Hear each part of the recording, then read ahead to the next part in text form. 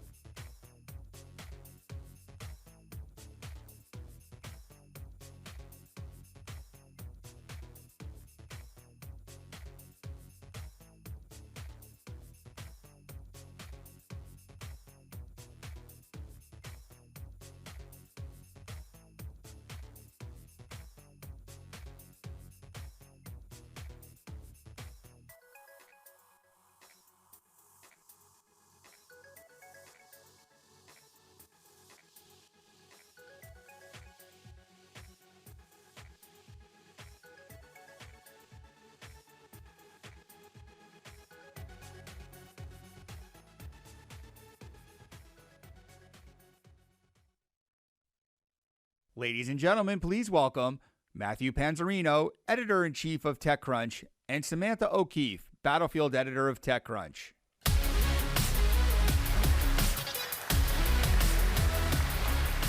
Hello, everyone. Good morning. Welcome to TechCrunch Disrupt 2016. It's wonderful to see such an amazing crowd here first thing in the morning. It's good because we have a packed program for you. We've worked really hard over the past few months to put this together. Well, really the last year. We kind of start planning these things as soon as we're done with the last one. And lots of folks have worked really hard. We hope over the next 3 days you'll laugh, you'll cry, you'll be informed. We've gathered some of the best entrepreneurs, investors, and founders in the world and liberally sprinkled the program with some unique personalities to talk to us about their paths to success, the shape of the future, and we've got giant fighting robots, so that is also a plus. That's always a good thing. And of course, we have a fantastic afternoon program, which includes the Startup Battlefield, which is the world's premier startup competition.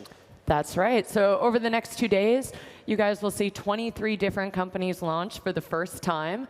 The companies this time come from across the US, from the Bay Area, LA, Austin, New York, also Illinois and Kansas. So got a little bit of everything. Well, I'll talk to you about it later. Okay. Also international teams from France, Hong Kong, and Lebanon. This battlefield continues to get more competitive. The people you see on stage today represent just over 2.5% of our applicant pool. So this is the cream of the crop. We're going to do a little something for everyone. We're going to be cutting metal on stage. We're going to be talking consumer health, transportation, manufacturing. We're going to train pro gamers better. And of course, there are going to be robots there as well. So that starts at 2 p.m. this afternoon. And don't forget, before that, to vote for the wild card. You can do that on your Disrupt app. And the wild card is one team that's out there in the startup alley exhibiting. You vote for them, and they might get on stage and a chance to present in front of all of you. So do that this morning, do that around lunch through the Disrupt app. It's going to be a great afternoon. Excellent. Well, we're going to get started with the programming right away. We'll bring out our MC to introduce the first speaker. But we hope you enjoy the show. Stay tuned. We've got an exciting program ahead. Thank you. Thanks. Ladies and gentlemen, please welcome your Disrupt MC and TechCrunch senior writer, Jordan Crook. There we go. What's up, guys? So happy to be back here. This is the favorite thing for me in San Francisco. This is it, literally. So you guys live in a great city. Congratulations. I just want to welcome you to the 75th Annual Hunger Games. We're going to have a blast. I'm just kidding. It's early, and you guys are never going to laugh at my jokes anyway, so I'm just going to give up on that. We have an amazing lineup. They already told you about it. A couple things before we get started. We're going to be using the hashtag TCDisrupt. So if you want to get in on that conversation, the best way to do it is go to twitter.com and search for @JordanRCrook and press the follow button. And that'll get you directly into that conversation. So go ahead and do that now. And without any further ado, I'm going to bring up our first guest. Please welcome to the stage David Marcus from Facebook Messenger and our moderator, Josh Constine.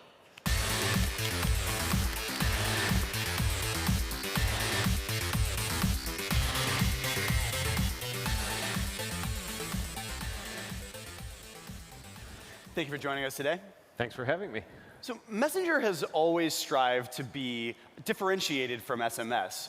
First, it really nailed group texting. Eventually, it embraced stickers, animated GIFs, and payments. So what do you see as the next big differentiator for Facebook Messenger? Well, we really like real-time communications. So as you've seen recently, we just announced and opened up to everyone this new thing that we call Instant Video that basically enables you to have ambient video, and it's almost like you unmute your video for the other person to see while you're typing, and you can start streaming in that little window while the other person can be in a bus or in a meeting and can still type and see you or see what you want to show them. And so we're going to continue investing more and more in real-time communications. And actually, one of the things that we haven't talked about previously is that we have over 300 million monthly active users of video and voice calling. And so that makes Messenger one of the biggest real-time apps in the world right now. That's incredible. You guys haven't even had video calling for very long. It only launched about a year ago, right? That's right. So tell me, audio and video helped get Messenger to 1 billion users, but many of your critics feel like that was only because you forced people to download Messenger and leave the main Facebook app. So does that ever feel like a hollow victory? Not really. I mean, we don't feel it's a victory or not a victory. It's like 1 billion users is a lot of users, but like this is not downloads. It's actually people using the app on a monthly basis, and the vast majority of them on a daily basis. And it's actually people communicating with one another and using the app to stay in touch and to build groups and to do a bunch of different things. And so it doesn't feel that way to us. It just feels that like we have such a great opportunity to serve 1 billion people, and we come to work every morning energized by the notion that we can build things and ship it, and then hundreds of millions of people, and eventually the full 1 billion people on the platform will get to use it. So it's energizing. There's surely benefits from having Messenger be its own app. There's a lot more room for extra features, but you're also cramming conversation into kind of a one-size-fits-all. And recently, you guys started to remove the ability to message from the mobile website. Don't users deserve a bit more choice about how they communicate with Messenger? Well, do you know any other mobile messaging app that have a mobile web experience? I guess that's a good point, but Right. still, you're also Facebook. You're the biggest thing on the planet, so I think like, you must be held to a different standard. No, but than I everyone think, else. look, I mean, the whole point of having a separate app is to create an ecosystem. Like messaging apps actually don't work if push notifications are not enabled for everyone. So on Facebook, not everyone has push notifications. On Messenger, everyone has push notifications. And so we want to make sure that like if you use Messenger, you can actually get people to respond faster, and it works because now when we survey our users, they actually tell us that they feel that people will respond faster on Messenger than on even text. And so that's actually great because the first thing that you want the messaging app to be is reliable, fast, and know that people will respond quickly.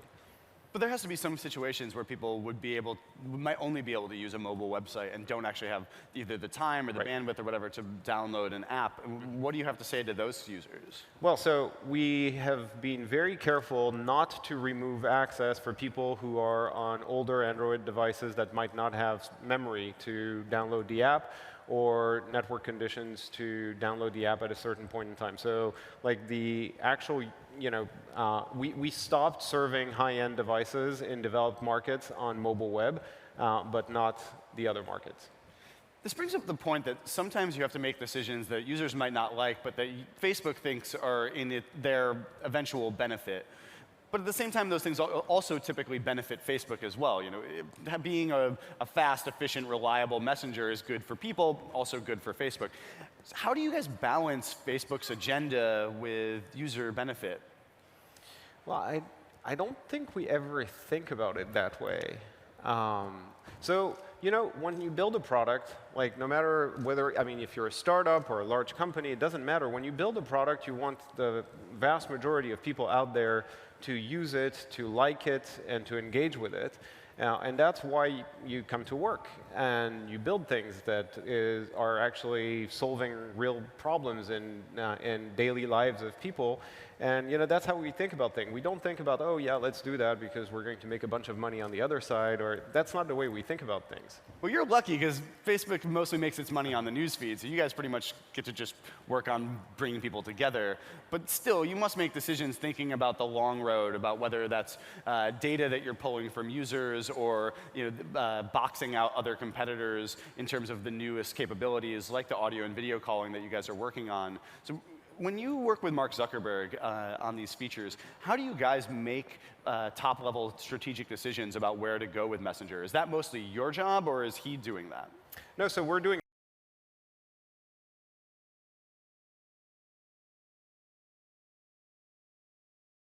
short and medium term, and has a very bold long-term vision as well.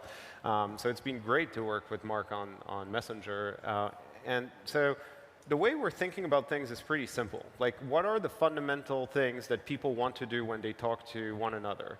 Like, they have one-on-one conversations, they have group conversations, they interact with businesses and services, and we need to make sure that we build the right experiences so that people use the product and find more utility in the product. And so we've invested in a lot of things that we haven't talked about. Like, for instance, in the last 6 months, we've invested massively in performance because while we added a ton of features, we actually made Messenger way faster. So like startup time, aggregate startup time on iOS now is sub 1 second, which is like, you know, out there.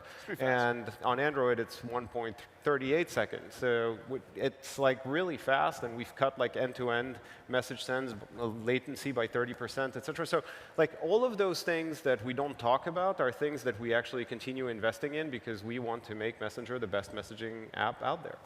You talked a little bit about wanting to be useful for people, but earlier this year you guys launched the Messenger bot platform, and honestly, it seemed a little bit half-baked when it first launched. What do you think was wrong or missing about the Messenger bot platform? Well, you know, what we want to do here is build an ecosystem.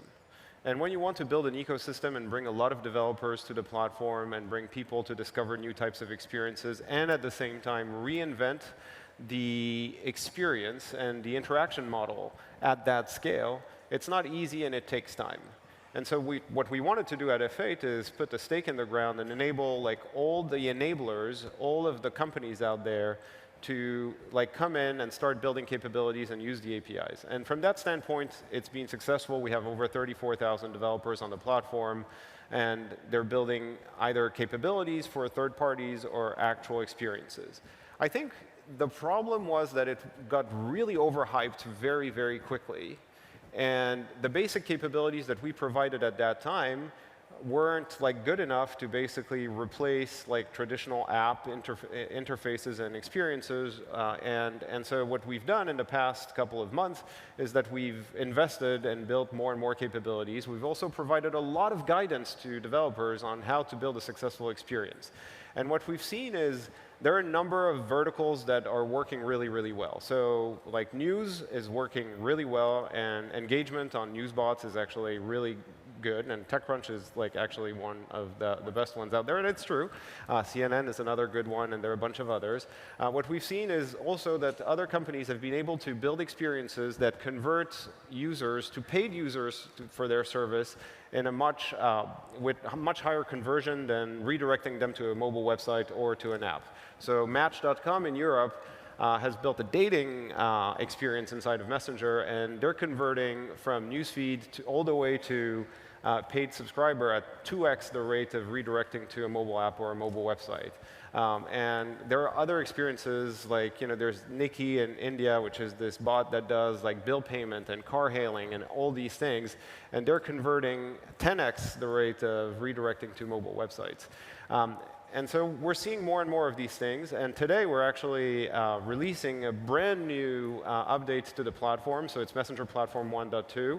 And it brings a whole lot of new capabilities for developers to build an even more engaging experience. Yeah, I was going to say that one of the things that I thought was the most lacking from the Messenger bot platform at the time of launch was the ability to make native payments inside of bots. And I was going to grill you about that, but it turns out you guys have actually built that now, right? Yes.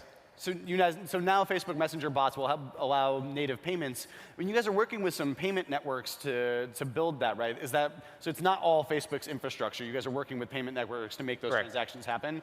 Yes. Now you used to work with PayPal. Is PayPal who you guys are working with on this? I mean, we're working with almost everyone on this solution. So like we're working with PayPal, we're working with Stripe, we're working with Visa, with MasterCard, with American Express, and Braintree, and so.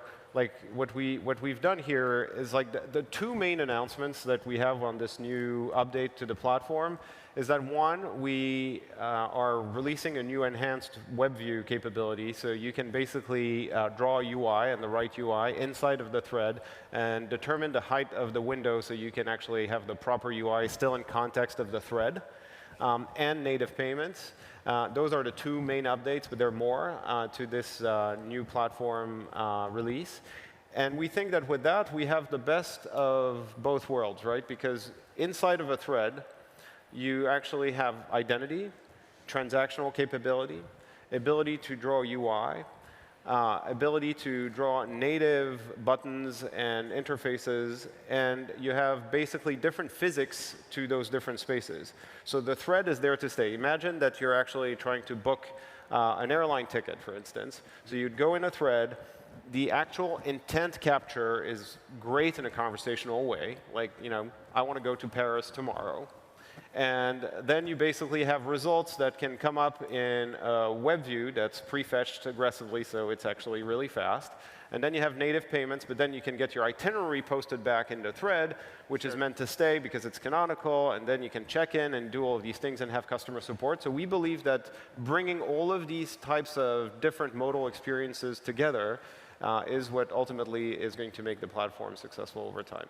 So you cited a whole bunch of those very critical aspects of it, but many of those weren't there when you first launched. Right. And honestly, what happened was that a lot of developers didn't feel like they had enough time knowing what the final functionality was to be able to build good bots. And Facebook's always going to be in the news. Everything you guys do seems important to people because there's just so many users. But for some developers, they might have only gotten that one big opportunity to make a splash or to make a first impression on users, and they didn't necessarily have the functionality that they needed. How long ahead of the launch at F8 did you guys give developers with knowing the final functionality?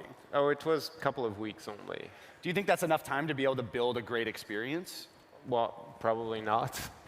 Yeah, because I thought that it seemed a little bit short. And in the end, it seemed like you guys were focusing more on the set launch date of F8. And did you guys end up prioritizing secrecy and making a big splash about putting that stake in the ground, like you said, over being able to launch a fully baked platform? I think the problem is that you can look at this different ways. I choose to look at it as this is a long journey, and you need to start somewhere. F8 is a great opportunity to get developers' attention. We have a lot of developers that are coming to the conference and that are starting to build. Now it's been 6 months-ish since we launched, and we have like 34,000 developers on the platform. We have a lot of middleware enablers that have built connectivity to our APIs and to our platform that enables big brands to start building great experiences. Like today, there's actually a really good bot that's launching, and it's the Absolut Vodka bot, which actually will get you a free drink in New York City and a bunch of other cities. Is this vodka? No, it's probably too early. And the way it works is really cool because you actually get from Newsfeed to Messenger, which is also something we're releasing today, which is destination ads and Newsfeed, so you can buy an ad and get people straight into Newsfeed and into Messenger and connect with people directly. So you combine like intent creation on Newsfeed and intent completion on Messenger. But so with the case of Absolut, like it actually tells you where to go to get a free drink on Absolut, what cocktail you want to have, get a code, you show up at the bar, you give the code to the bartender, he gives you your free drink, and when he gives you your free drink, you get a notification inside of the thread that offers you a Lyft ride back home.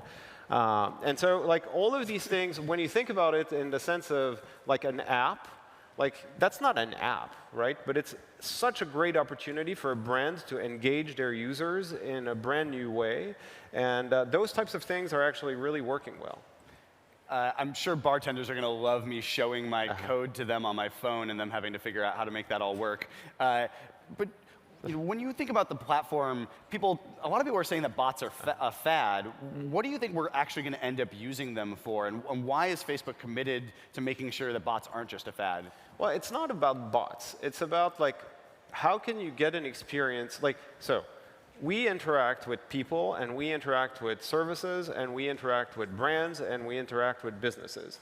So there are a bunch of different things that the capabilities that we've opened up in April are already really solving. So at the very basic stage, like customer service on Messenger, based on the APIs that we released in April, is actually really flourishing, and there's a number of large companies.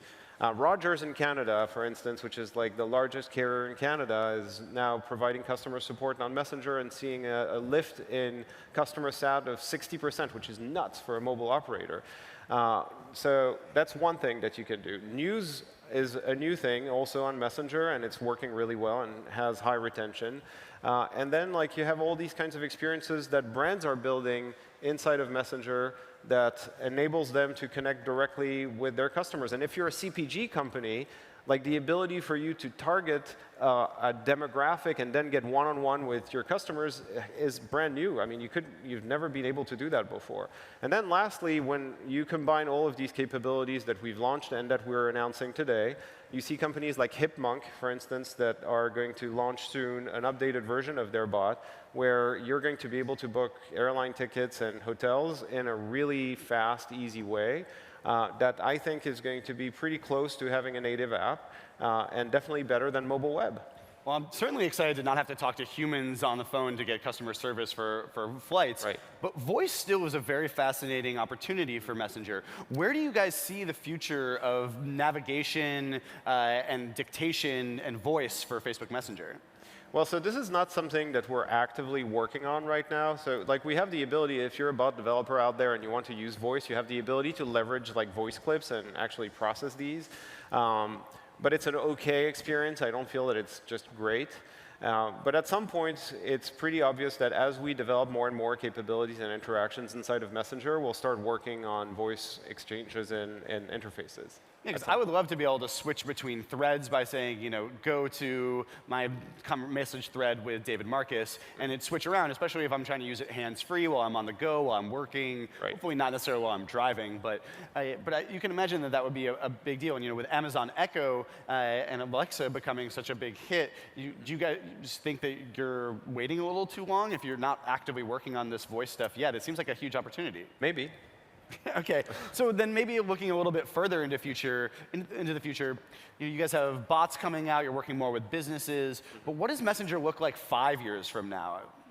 Well, I think, when you look at all of these entities that you interact with, it's bringing it all together. Like, can you bring your daily life on Messenger in a more organized way and actually have like the best high quality, high fidelity interactions with people, groups of people, businesses, services, and give an opportunity for developers to actually build a presence on a new platform and get distribution and adoption. So like, we're driving not only has Messenger gotten to over 1 billion monthly active users, but engagement as measured by daily sends inside of Messenger has grown tremendously in the last couple of years, and like we want to continue accelerating that trend and make Messenger a more essential part of the daily lives of our 1 billion+ users.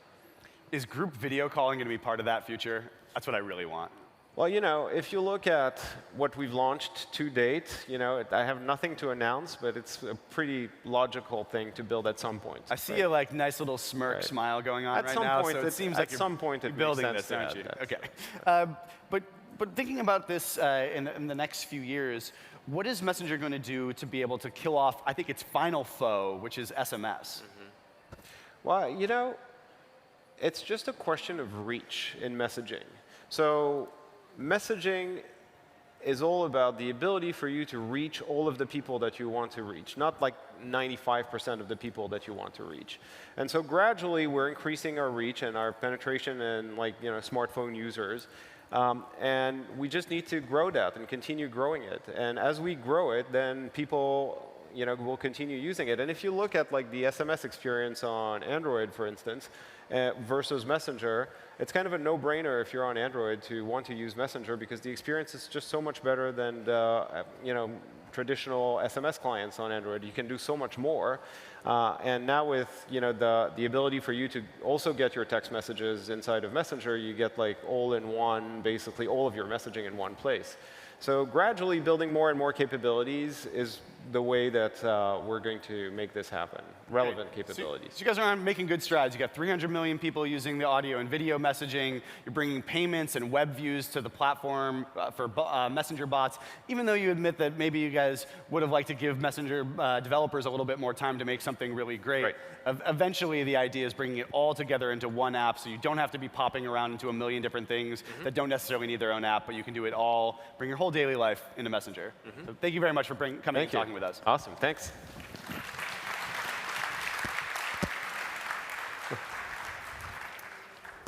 So unlike Josh, who looks very dapper, I've decided to dress down a little bit. I call this look startup chic.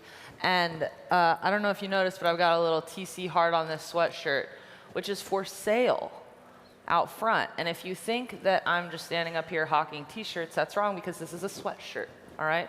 So go ahead and go buy one of those, but not right now, because we've got an amazing panel coming up. Please welcome our next guest, Jason Robbins from DraftKings, and our moderator, Fitz Tepper.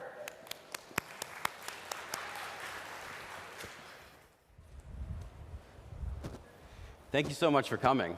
Thank you. You excited to talk about sports in a room full of nerds, including myself? You know, as I've said many times, I'm a nerd, so I'm at home here. We all are. So let's start with, who here has played on DraftKings before? So DraftKings is a daily fantasy sports app. What is daily fantasy sports? So Daily Fantasy Sports is a segment of the overall fantasy sports games where basically instead of playing for an entire season or a subset of that, you play for a day or in case of football, a weekend. Otherwise, it's pretty much the same as what typical fantasy sports fans are accustomed to. You pick a team of players as though you're the general manager. Those players get fantasy points when they perform in the games.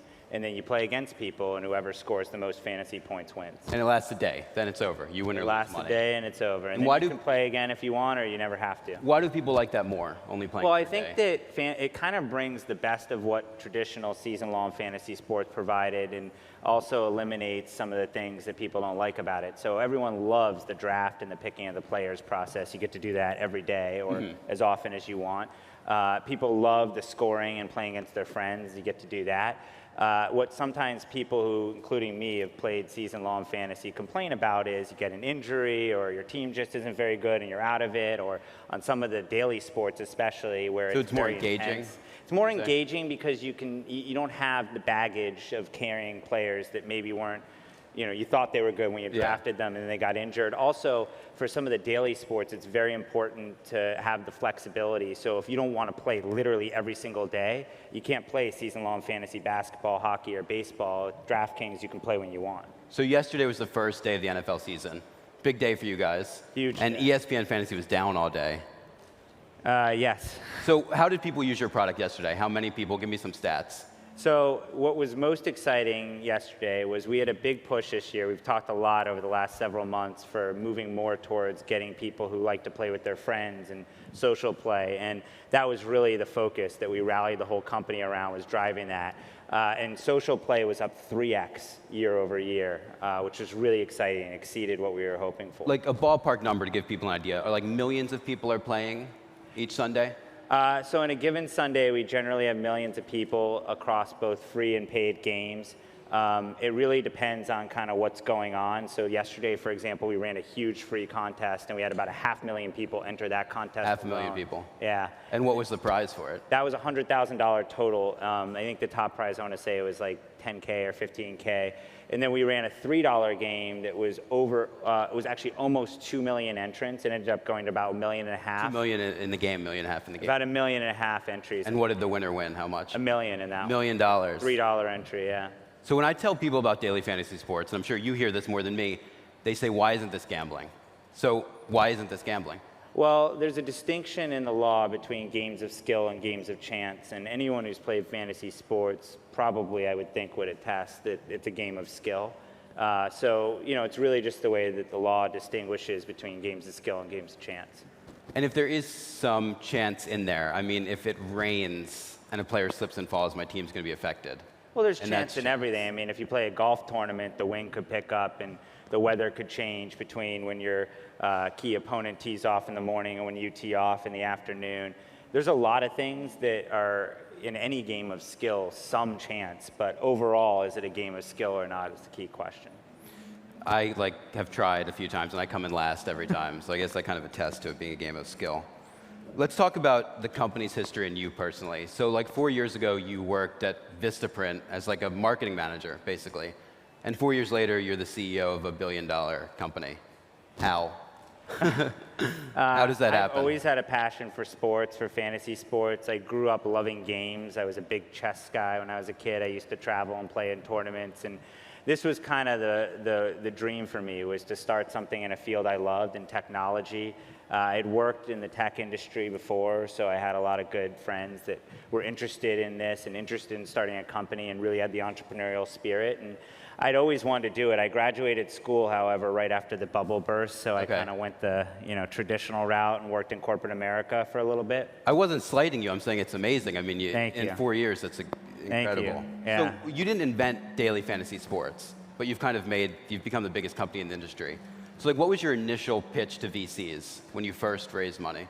I think it was emphasizing our backgrounds. We came from the tech world, we had analytic backgrounds, and we loved the game. So we felt like that was going to be really where we could differentiate. If you looked at the general market at the time, no one was really kind of putting it all together with tech, product, and analytics, and we felt like we could bring that to the table, and our backgrounds and our histories would allow us to be competitively advantaged in this space, combined with the fact that we just knew the industry as a consumer, and we had an intuitive feel for what we thought people would want. Was it hard to raise money in the beginning? Oh, it was very hard. The beginning fundraising was brutal. We ended up raising a small seed round from an investor in Boston, and then it was really hard to raise our A and B. We brought in a new board member, a guy named Woody Levin, who I think is here, who is San Francisco-based, to help try and get contacts on the West Coast, and ended up raising shout out? Yeah, it's he a shout out invested to for the Woody. Disrupt shout out? He did, and I also, while I'm at it, I have to give 2 more shout outs. I'm sorry. One is to my wife, whose birthday is today, so she let me come to this, which I appreciate. And then secondly is to Jeremy Kudon of Oric, who really over the last 8 months has helped us go from a tech company that didn't know a whole lot about legislative affairs and regulation to really being sophisticated there. And we're going to get into that, don't worry. Oh, I'm sure. We're going to talk all about that. So it was hard to raise money in the beginning. You had a lot of no's? Yeah, we had probably, I'd say, around 50 to 60 people said no before I got to my first yes. And then for our Series A, probably another 50 said no before I got to yes. When it came to our B round, I think, I mentioned bringing on the new board member. We kind of set it up well. I knew a little more by then. I'd never done this before, so I was just taking like a shots on goal approach in the first couple rounds. I was talking to anybody. One big piece of advice I have for people is target. Your time is the most valuable thing in the world. And what really made the difference in our B round is I pre-qualified investors. I said, is this something that would ever be of interest to you? And a lot of people won't tell you that up front.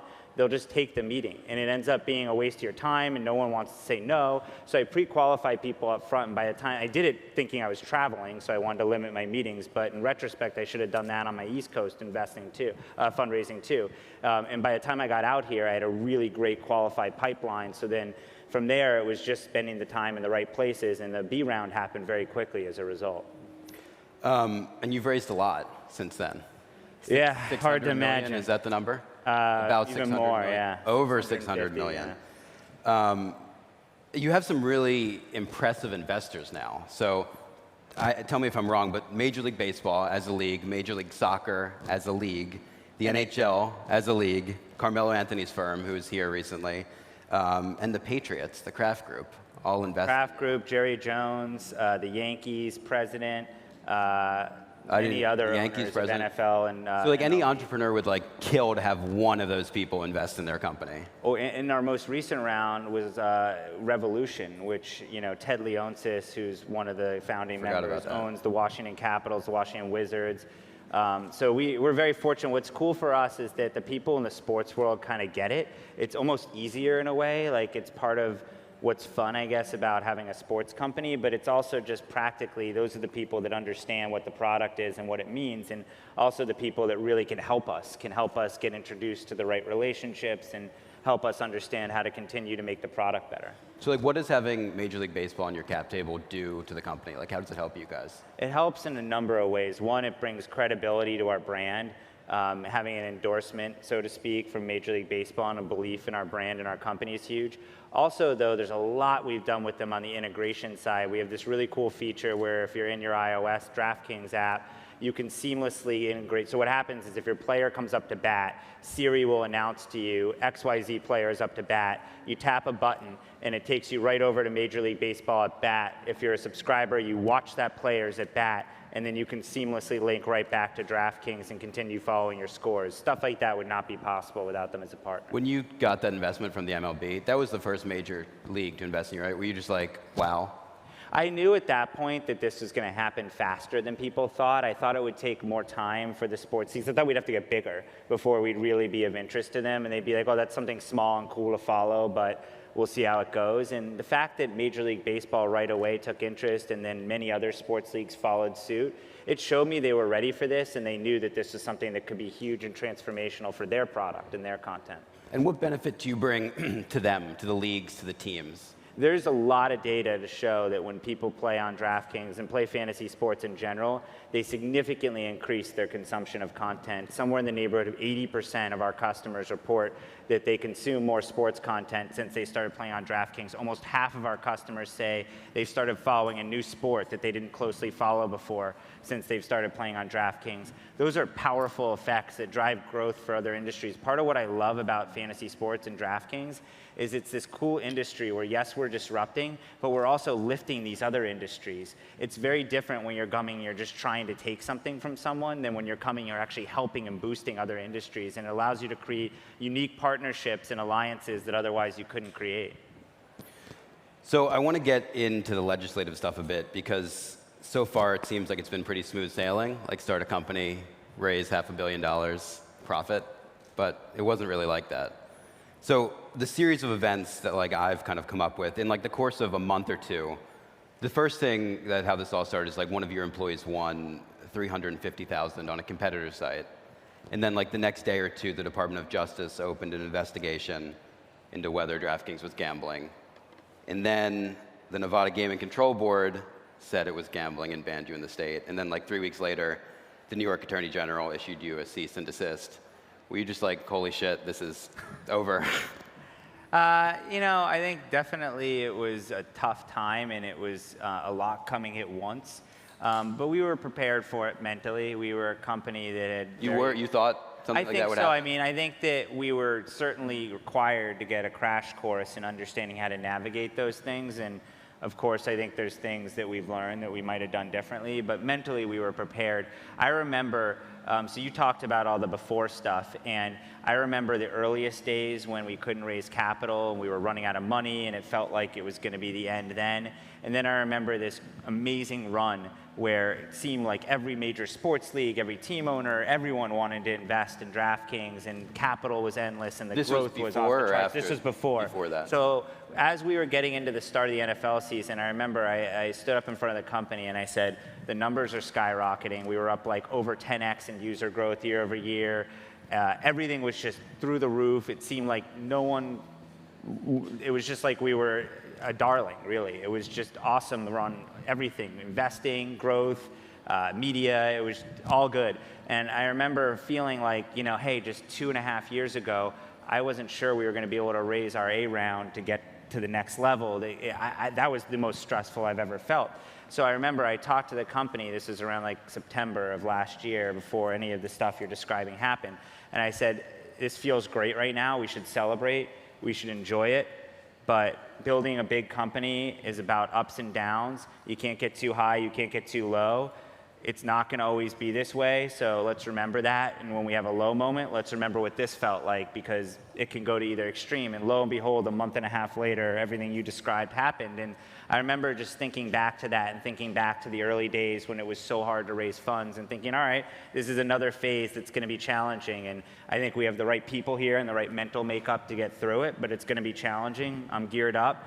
Team's geared up. Let's go and let's try to address the issues that are out there, and let's try to continue to build what we're building. And no one ever took their eye off the ball. The mission was always central to everything, what we were doing, the passion we felt for it. In some ways, it helped rally the company to feel like, okay, it's us against the world. And I think that actually really helped a lot in terms of pulling everyone together. And we had below average attrition over the last 12 months. The metrics are remarkable for a company that went through such a trying period. And I do think it really rallied everyone together because people are so passionate about the product and so passionate about our mission and what we're doing. You had some help. I mean, you hired lobbyists and probably some world-class, very expensive lawyers. I don't want to see your legal bills. No, I mentioned earlier Oric, which for anyone who's in a disruptive industry that might be regulated, they did a fantastic job. We had really, I think, an unprecedented run in state legislatures over the last 6 or 7 months. We passed bills in 8 states. That brings a total up to 10. it was amazing to see the response from the legislative community and listening to their constituents who were sending emails. In New York alone, there were over 100,000 emails, phone calls, social media posts made to key legislative officials. 100,000. More.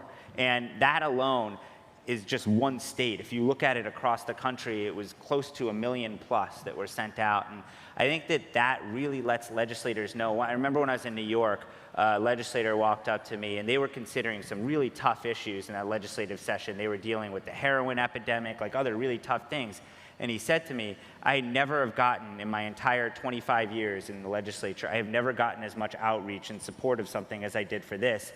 And that really meant a ton to me, that people cared enough, that they wanted this enough. And that's the difference, really, between why we've been successful and not. It had nothing to do with anything other than a great team helping navigate all that stuff, and then the support of our customers and everyone who wants to see us be successful.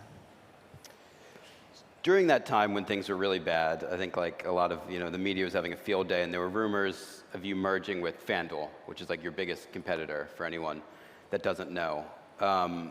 Were there talks between you and FanDuel? There's always been talks. I mean, I've gone on record many times in the last 2 years saying that I think it's an interesting discussion, and mergers are always tough, right? It has to come together in the right way, and it has to be something that you think is better than just an idea. It can actually be executed on. So there's always talks. Where that actually leads and when, we'll see. But we've been talking on and off for really the last year and a half or so. Is there a reason it didn't happen when you were talking last? I think just the devil's in the details. It's very complicated to put two companies together, let alone two that are in an industry that's so rapidly changing. And I think that when the time is right, there's potential for something like that, but it has to be right. And I think everyone sort of knows, right now is a really important time of year for us. I think it's been important for us to focus on the NFL season and making sure we're geared up for that. And we'll see if those talks ever go anywhere. What would the benefits be to a merger? I mean, immediately we would have a company that has more liquidity in our marketplace, which is the most important value to the customer. I think that's key. I also think the fact that there's just a lot of synergies on the legislative side, the legal side. I mean, everything you just talked about, we were double paying for the most part. So, there's a lot of synergies there, I think. And in terms of you got the MLB to invest in you and they didn't, was there like a rush to, is there a rush to kind of stake your claim in the sports world between you and them? I think maybe there's some of that, but I also think that for us, at least, it's more a focus on we're creating a new industry. We're trying to grow that industry. We're also trying to expand into tangent markets. And it's very important to have relationships with the leagues. They control the content. If they don't have a good relationship with us, then it really limits the things that we can do long-term with the content. For example, we just launched this app, DK Live, that I know we'll be showing later on the Facebook Live feed. And a lot of people ask me, well, how can you get video highlights and stuff like that in there? And we don't have that today, but eventually, if we want to be able to get those sorts of things in there, it's very important that we have close relationships with the people who own the IP, who own the content. So let's talk about DK Live, the app that you're launching today, basically. A lot of people are saying it's like a stab at ESPN, and you're trying to become like a media company. Are you? I don't think anyone does anything as a stab at ESPN. I love ESPN. A stab's the wrong word, but I mean. But I mean, listen, I think that for us, we just think of things less about who the competition might be and more about what does our customer want and what do we need to provide and what's a natural expansion point for us. And we looked at it and we said there are a lot of scoring apps out there. ESPN is one of them. But there's none that really cater specifically to the sports fan, the way the fantasy sports fan, the way that the Red Zone channel caters to that. The Red Zone channel is this channel on NFL Network, or part of NFL Network, that shows just highlights of key plays, and it's just so clearly designed for a fantasy audience. And we said there's a lot of scoring apps out there, and they're useful if anyone is following scores, but no one's really drilled in and said, how do we create an experience for the fantasy fan that's every bit as good as the Red Zone channel, but digitally and in this scoring app? And that was the goal of it. And I think no one's really done that, not ESPN, not anybody. So it's not about trying to compete with them so much as trying to provide something to our customers that we think we're well suited and well positioned to provide and fits with our overall brand and value proposition. But if you could create an app and custom content for people that aren't so much into fantasy, but they're huge sports fans, Is that a plus?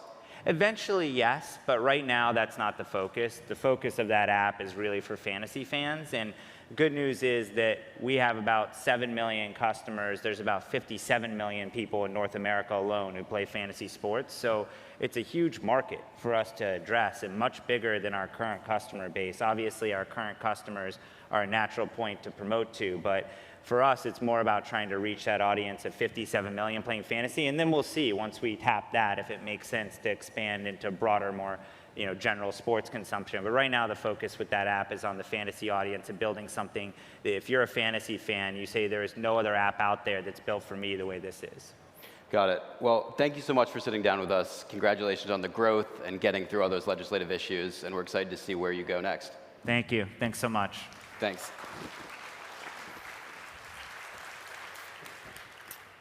If anybody happened to bring a fly swatter with them, we're looking for those, so go ahead and bring them to the front. Before we get into our next panel, I was just wondering, how many of you have been to a Disrupt before? Just a quick show of hands. Okay, we'll work on retention. Before we get into our next panel, I'm going to actually throw to a Crunchbase video, so please sit back and enjoy.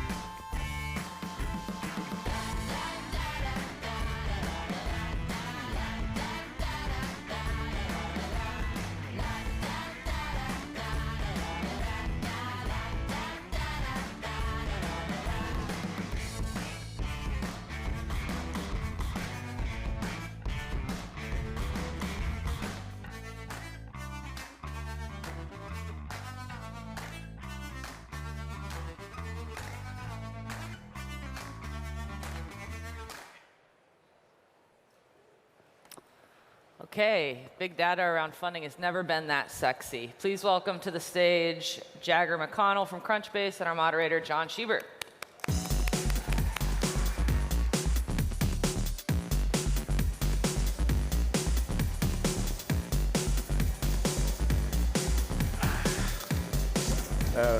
We switched seats. Hi. Thank y'all for showing up. I'm John Schieber. I'm talking to Jagger McConnell. Just a few housekeeping notes before I get into the meat of the interview. I have one of these handy little smartphones in my back pocket, and on that phone I have the Twitter. If y'all want to ask questions to Jagger about what we're talking about or what y'all just saw, you can tweet at me at my Twitter handle, which is my first initial J and my last name, which is right up there. Schieber, S-H-I-E-B-E-R, and I will pose your question to Jagger, should you want me to. First of all, congratulations on the new product. Thanks a lot. Really That's excited. nice. Yeah, and apparently you got 3 customers before even announcing. We launched it about 3 minutes ago, and someone has already, or 3 people have come on and actually purchased licenses. So we're excited about that people have it's already resounding and getting people excited about what we're doing here. Fantastic. I'm getting adjusted. That's good. That's good. It's fancy on the fly. So this is the first monetization of the Crunchbase product, and it's been around for a long time. Almost 9 years. Why now? So we spun out a year ago at the last Disrupt. So that was the start of this change of us becoming an independent company.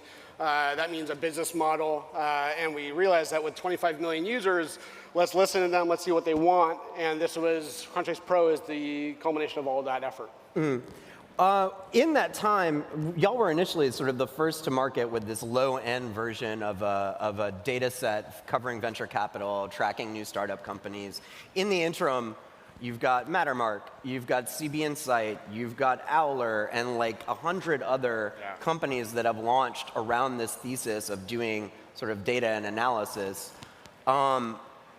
Would you have done anything differently? Like, do you feel like you've lost a competitive advantage by letting these guys take market share?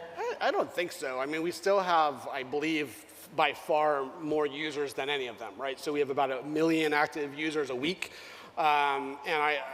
That alone lets us have, like the reason that people come to us is because our data is exceptional and that people expect to see it. We don't put paywalls up in front of the data itself. So we've democratized that data set and allowed anyone who's interested to go and get access to it. And now we've given tools on top of that, which lets you analyze that data and sort of extract the value that you're looking for from that data set. Well, so you have a number of users, but you have right now 3 customers, right? As of 5 minutes ago. I haven't checked it right now. We can check. Right, and I'm saying from like a customer acquisition standpoint, these guys have some paying customers. They are a little bit ahead.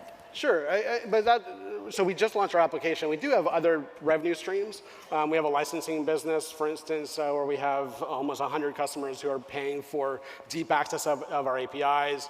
And we also, of course, have advertising as well. So this is our next foray into a new revenue stream.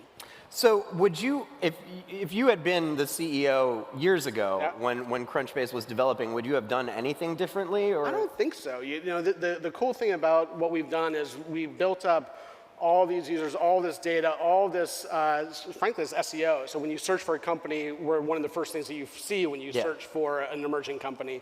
That's very hard to do when you're focusing on revenue and trying to build applications. That becomes the thing you need to pay the most attention to.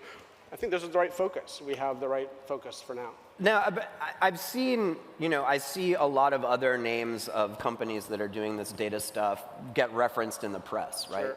So if I look at clips about Crunchbase and the ways that Crunchbase is used just by journalists, it's pretty minimal compared to sort of CB Insights or some of the others that I think hit a lot more regularly.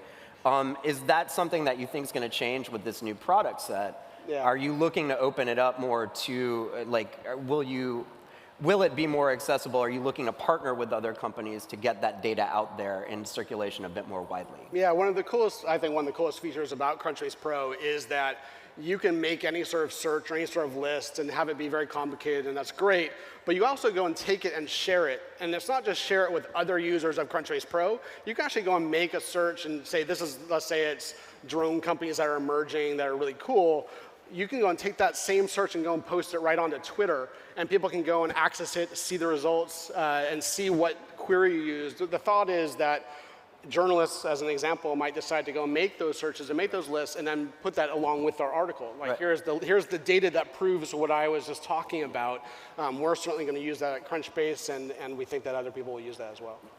I mean, I played around with it a little bit, and I saw some of the features. You have a couple of preset searches that are pretty cool. Yeah. Pitch me a little bit. When you look at the feature set, like what are you most proud of in this new version of the product? Yeah, I mean, we completely re-architected Crunchbase to support this. I think once you start playing with it and trying it out, you're going to see that it's extremely fast. So when you're doing these queries, things that you would expect to take many seconds are almost instantaneous. So speed is super exciting for us.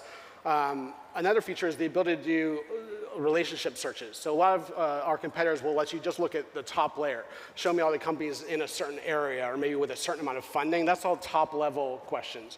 We let you go and navigate the entire graph. So you can ask ridiculous questions. So you can ask up to 9 joins if we want to nerd out for a second, 9 joins and 25 different filters. What that lets you do is ask questions like, show me all of the companies that have women founders who used to work at Salesforce, who went to Stanford, and ask this ridiculous question and get answers back in seconds. And we're really excited about that.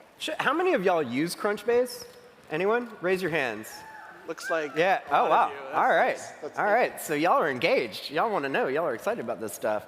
And yet my Twitter, sadly empty. Come on, guys. Come on, guys. Y'all must have something. They're all just trying it out. They're buying it right now. Right. They're coming on and buying it. Well, so one of the problems that I had with the data set is that it was, when I first played around with it, continually, actually, consistently when I played around with it, really dirty, like really dirty, fuzzy data. What are you doing to clean that up, and what sort of confidence should people have in the searches that they're getting now? Should people think about it as just sort of a picture in aggregate of what could happen, or is it? That's a good question. Yeah. So, you know, the last year we've completely changed how we do data and how we get data into Crunchbase.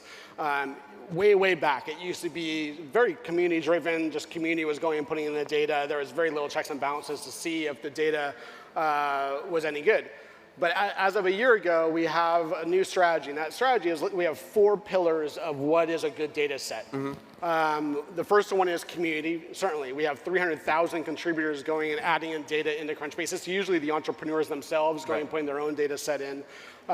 We have an amazing partner network. We have 2,700 VCs that go and send us their portfolio data. And that's the stuff that it's hard for anyone to replicate, right? That takes 8 years, 9 years to go and do, is form all those partnerships. So we get this primary stream of data directly from VCs, which becomes a check and balance already between the community and what the VCs are saying. The third of the 4 is automation, machine learning, AI, crawling, all of that, to sort of figure out what is happening in the ecosystem that might or should be in Crunchbase. And we go and check and see if it makes sense to have that be in there. The people doing that checking and the systems that are doing that are our research team. So we have a vast research team, probably much larger than most people expect.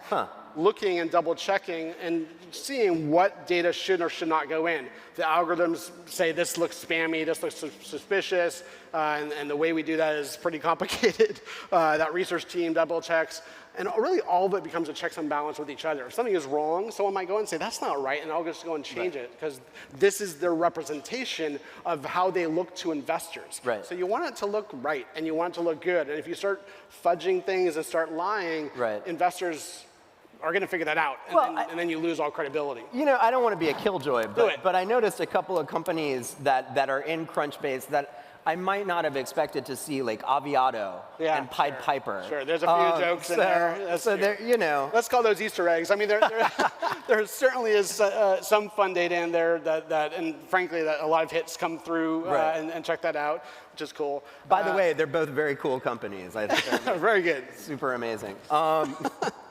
Well, so what have you done to clean up the data set? Walk through that a little bit, because I think when you look at working with data and you want to set these things up, I know it's a low-cost product. What, it's $29?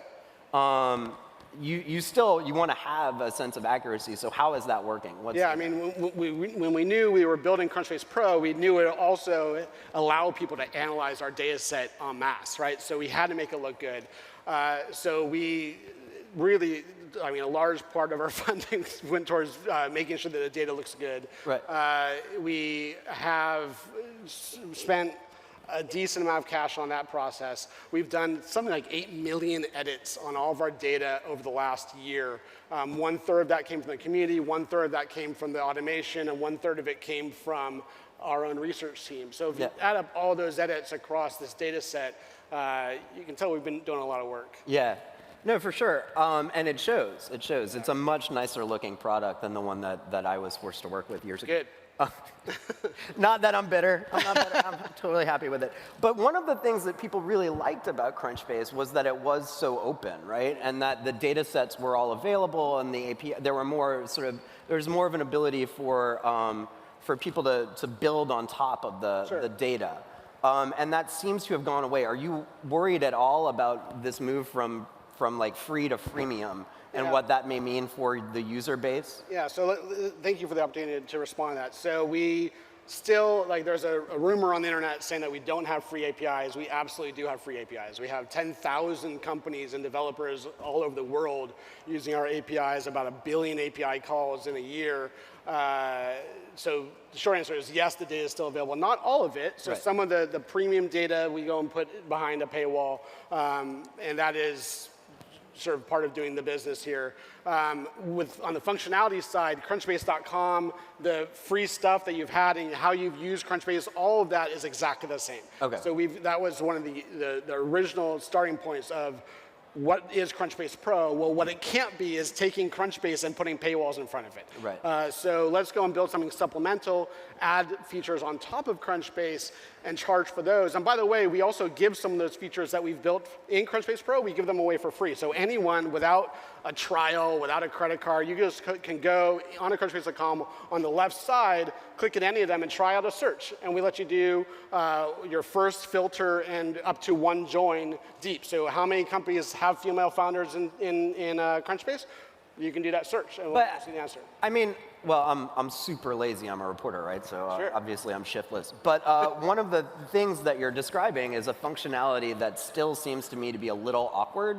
Like, I remember at another company that I used to work at previously, I had access to a database set, and those queries were a little bit smoother. Is there a way to refine that process? Is that something that y'all want to do? Or? Yeah, I mean, I think this is our MVP, right? So we're launching the product, we're going to listen to what our users say, iterate. We're in a world where we can iterate on weekly releases now. Yeah. We've been in stealth mode for the last year, so like, what has Crunchbase done lately? It looks like nothing, but now we've launched this product, and now that it's out there, we can really release new features, make changes, and streamline it pretty quickly. What we have right now is a tool that is very, very powerful. You certainly need to sort of play around with it and sort of learn how it works. But once you've done that, we think you're going to be pretty happy with what the sort of questions and answers that you can get out of Crunchbase. Well, so I've been beating you up a little bit about my problems that I have with the product. But what do you see as some of the things that need to get done to improve, to make it better? Yeah, I mean, I think right now we challenge our users to say, hey, do you think the company you're looking for is in Crunchbase? And oftentimes the answer is yes, but sometimes the answer is no.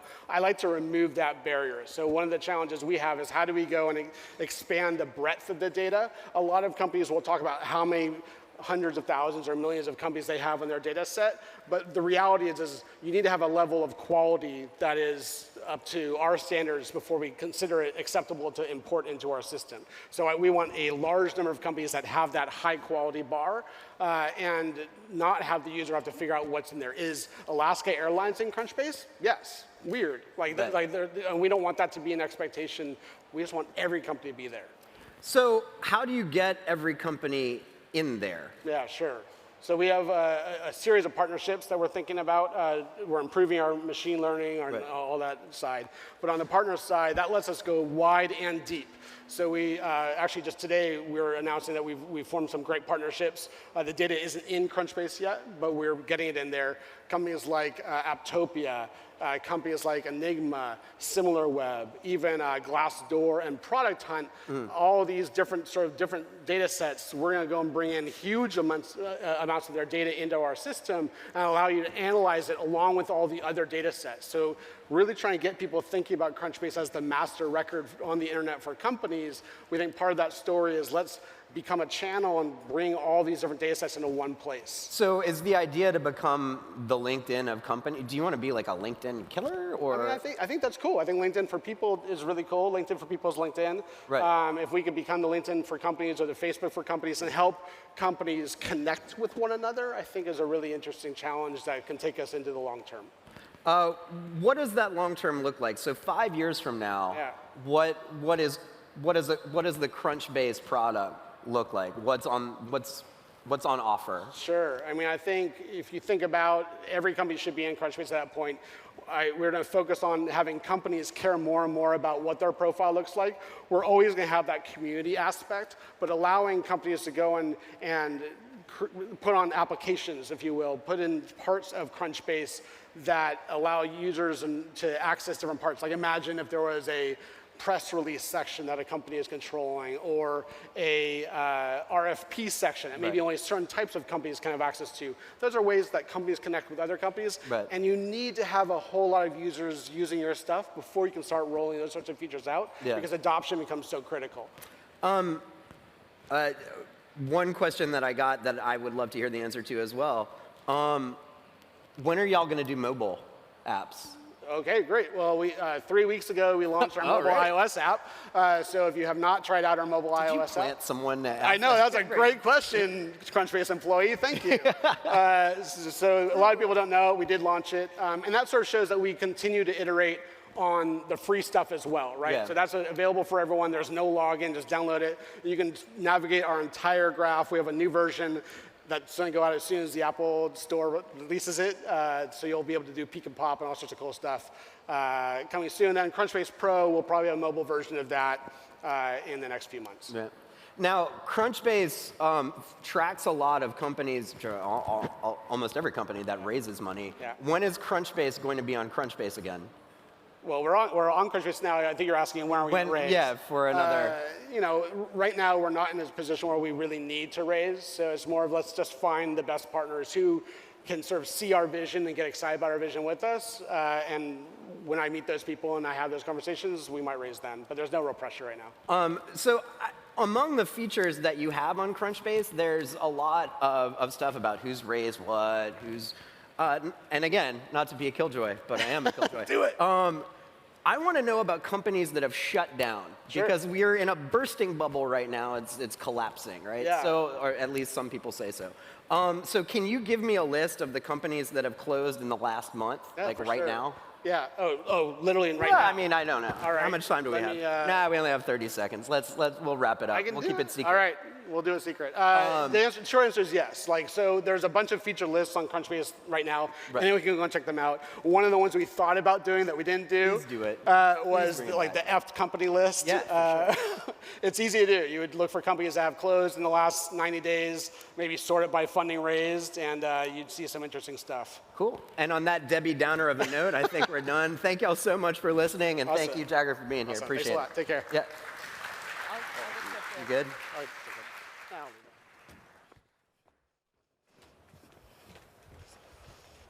Thanks for dressing up, Jagger, by the way. All right. We have, like I said, an incredible, incredible lineup for you. And our next panel is an amazing reminder of that. Before we get started, I do want to remind you, we have Alex McGillivray here. He goes by AMAC. So if you hear AMAC, that's him. Now my duty is done. Please welcome to the stage Megan Smith and Alexander McGillivray from the United States government and our moderator, Kate Conger. Have fun.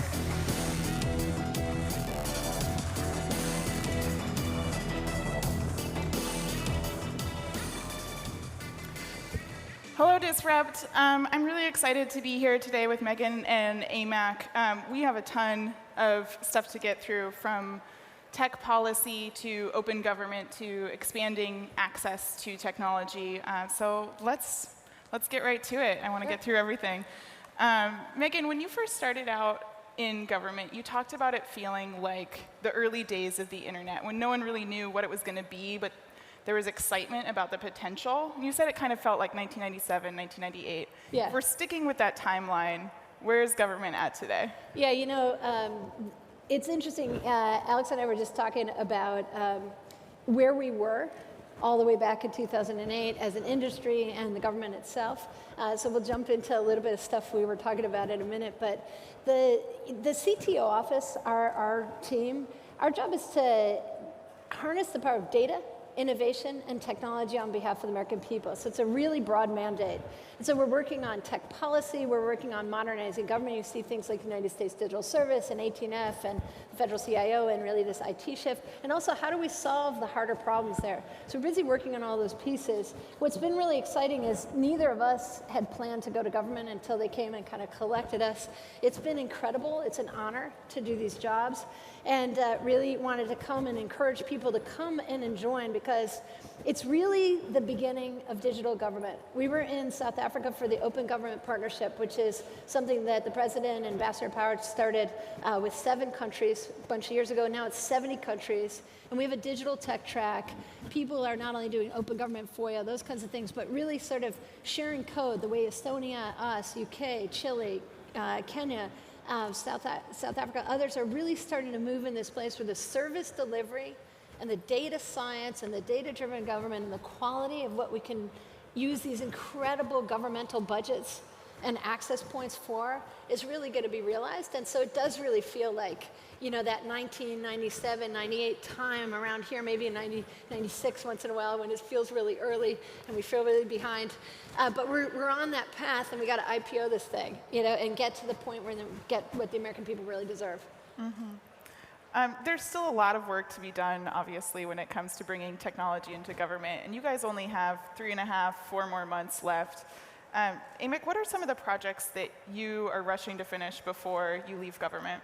Yeah, so many of this stuff is not just government projects, but it's really what we as an American people are trying to get done. So it's everything from cybersecurity, making sure that we're tackling inequality, making sure that we're working hard on some of the more interesting longer range things like artificial intelligence. And all of it is stuff that we're like rushing to get done. There's another great thing I would raise is some of these policies, we've already rolled out the policies, now we're in that implementation phase. So the federal source code policy is a great example where we need the help of this audience to really make sure that the pilot program we have in terms of open sourcing more federally funded, federally developed software is successful as we do that pilot program in the next 3 years.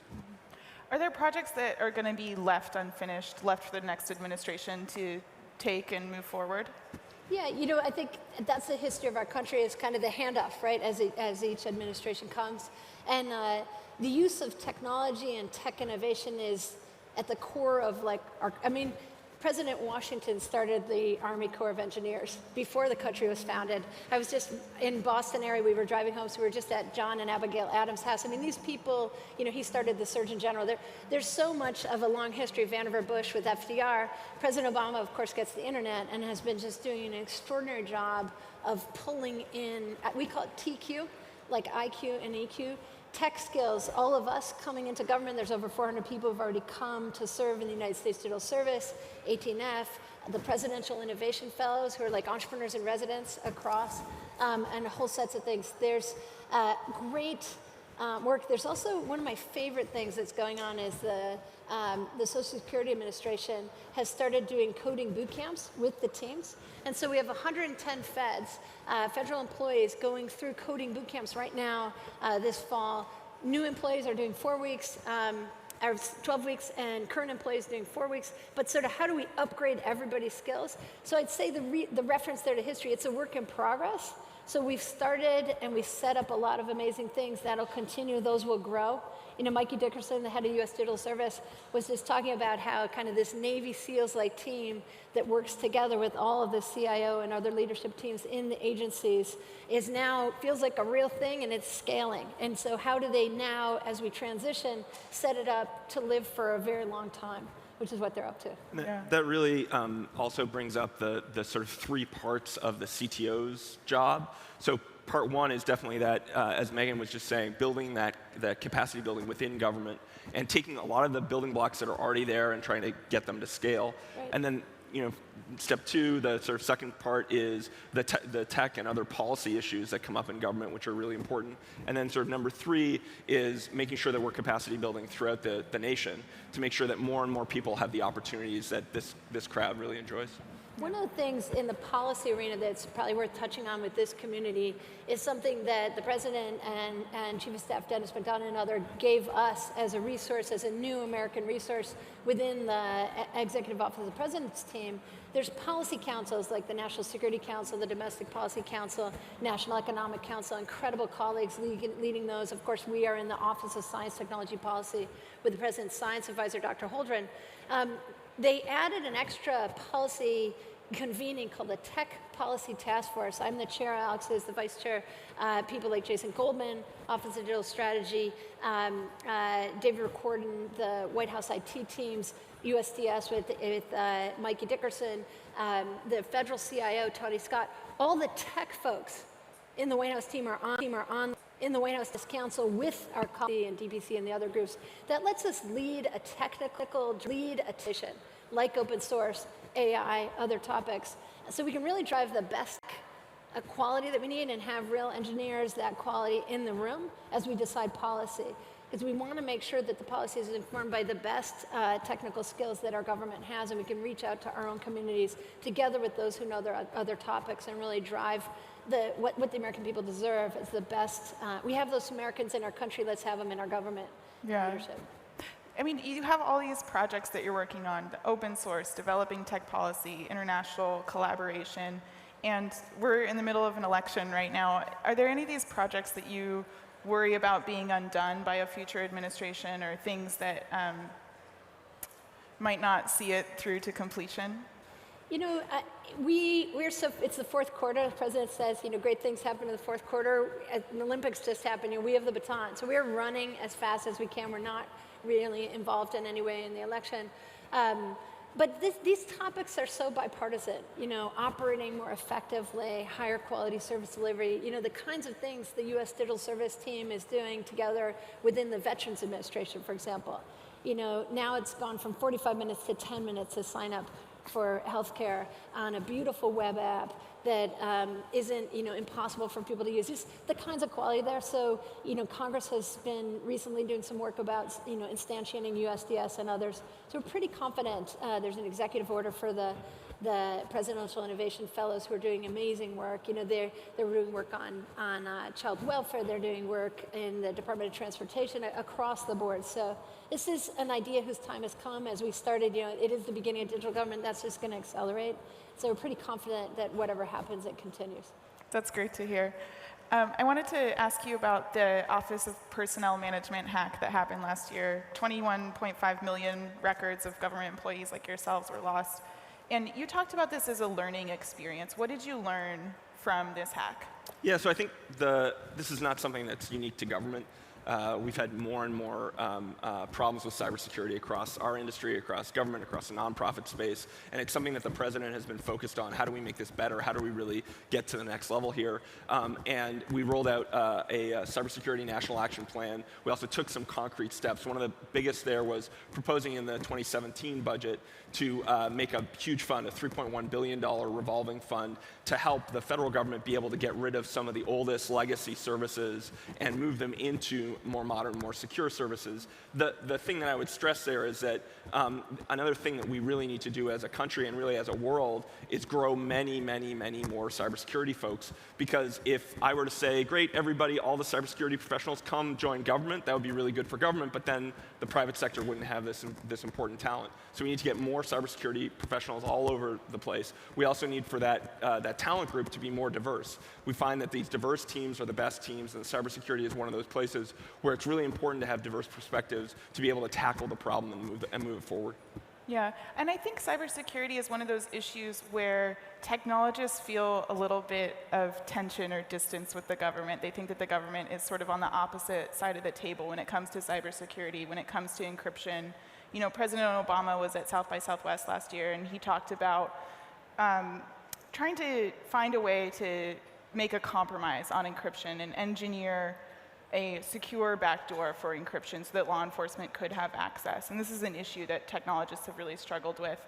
And Obama said that it was not something that he had the expertise to design. You have a little bit more engineering expertise. Do you believe it's possible to design a secure encryption backdoor? I think the first thing I would say is that the sort of premise of the question that we're on opposite sides here, I think is a little bit wrong. The government and techies believe that encryption is one of these 21st century marvels. It's one of the only things that gives a defender this asymmetric ability to be better than an attacker. So that's great. That's something that the government, that even the folks that have spoken out on this in law enforcement believe is a really important foundational building block for what we do every day online.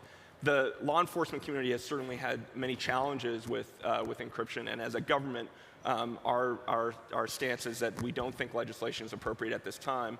But the issue of what are we doing both as a tech industry and as government to go after the bad guys to make sure that we can still protect the country, that's something that there's no disagreement between tech and the government about. That's something that we all think is a good idea. So I think that's how I would come at the problem, as opposed to so much of the oppositional.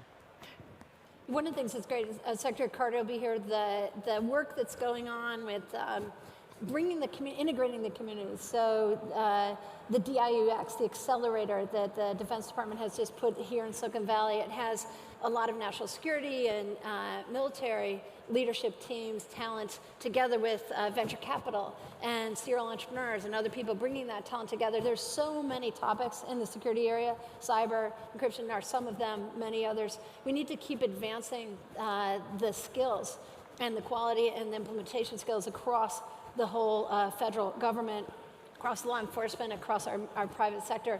So having meeting points like that, very important. So he'll probably talk more about that in specific, but it's one of the areas. And then the other one, I know you have some young women here, part of the Let Girls Learn. The First Lady's Let Girls Build initiative, and they've been working on hackathon and tech, really fabulous.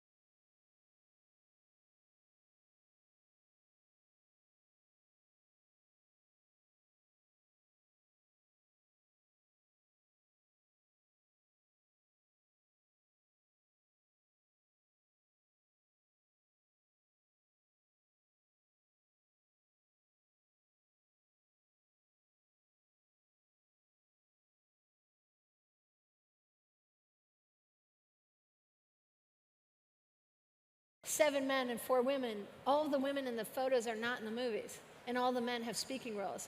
The only recent one was Joanna Hoffman, who Kate Winslet just won the Golden Globe for playing her in that Jobs movie. I remember Joanna coming out. She's a physics grad from MIT. She's from Eastern Europe. She's super tough. She was the only one who would spar and really challenge Steve and really move things forward. Her son said, "Mom, did you really iron Steve Jobs' shirt?" And she said, "Jeremy, I've never ironed a shirt in my life except once for you when we were late for something." So this like microaggression, unconscious bias that's all around us. You know, the line in that movie about Susan Kare, who designed all the graphical user interface for the Mac that became Windows, that sits in our phones. The line is, Susan Kare made the bag. It's just not true. Katherine Johnson, the new film Hidden Figures is coming out. So we need to fix the public record of the truth. We need to know that black women calculated the trajectories for Alan Shepard, John Glenn, and the Apollo mission. It's not been in the movies. So we need help from Hollywood, from media, from ourselves, for the Wikipedia record that's not correct. You know, women, Grace Hopper invented coding. Most people don't know that, but they've heard of Edison or they've heard of the Wright brothers. Let's make sure they've heard of Hopper or Carver. Yeah, I think that's great.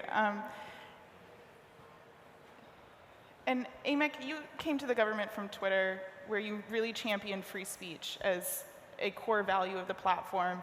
And you know, now we have Hillary Clinton talking about Twitter being sort of a birthplace for the alt-right movement and a place where women and minorities are experiencing harassment. How do you balance free speech with encouraging diversity, with supporting minority candidates who might experience harassment or experience microaggressions as they enter the industry? Yeah, so it's a great question for the 5 minutes we have left. I can totally, completely tackle it. I think it's one of the hardest things we have to deal with as an internet community. We want many, many, many different voices online. We want to hear from lots of diverse viewpoints. Yet, as Doc Searles wrote in the new Clues, there's this worry that the internet is becoming weaponized. And it's definitely not something that, as a government, there's a lot for us to do there, but it's a fascinating problem, one that we as an industry have to tackle, and not one that I have a ready solution on. There are lots of people doing really good work in this space, but I think it's a really important thing for us to focus on. Yeah. One of the things the Vice President has been doing an extraordinary amount of work around It's on Us and things like campus sexual assault and culture change. He was on the Oscar stage with Lady Gaga and others talking about how we need to adapt, we need to change our culture. And it's interesting to juxtapose that with the meeting today in the White House on next generation high schools. And so that included everything from active learning to also emotional intelligence and presentations and work that people are doing really in this country to help our young people get the kind of tools they need to be in, you know, these guys are going to live 100 years. You know, what are the kind of tools they need to be adaptive learners, creative, et cetera, for the national competitiveness, for the possibilities of the future that include getting along across the board. So these are things that we're very mindful of and we're driving hard. A lot of times one of the methods we use is not unlike venture catalyzing, where you do scout and scale. You're looking for somebody who's already got solutions to these problems, and you're trying to have them. So an example of that work in the area of justice and technology, we found that there were several jurisdictions who were already doing very interesting work with data. And so DJ Patil, who's the U.S. chief data scientist, has been driving this with his team together with Valerie Jarrett and others on criminal justice reform. An example would be Miami-Dade.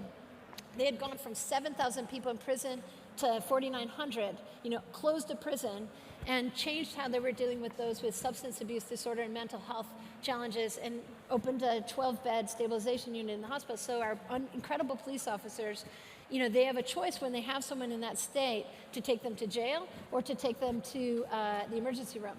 And so now they have an option. And so of 50,000 calls that 911 and the police were trained on that presented this way, only 109 arrests. So now we have an initiative of them, Camden, New Jersey, doing interesting things with data science and solution making and justice that requires all of these tech skills and policy skills, amazing operational skills, police force. We now have different ways to do this, and we have a data-driven justice initiative that the president launched.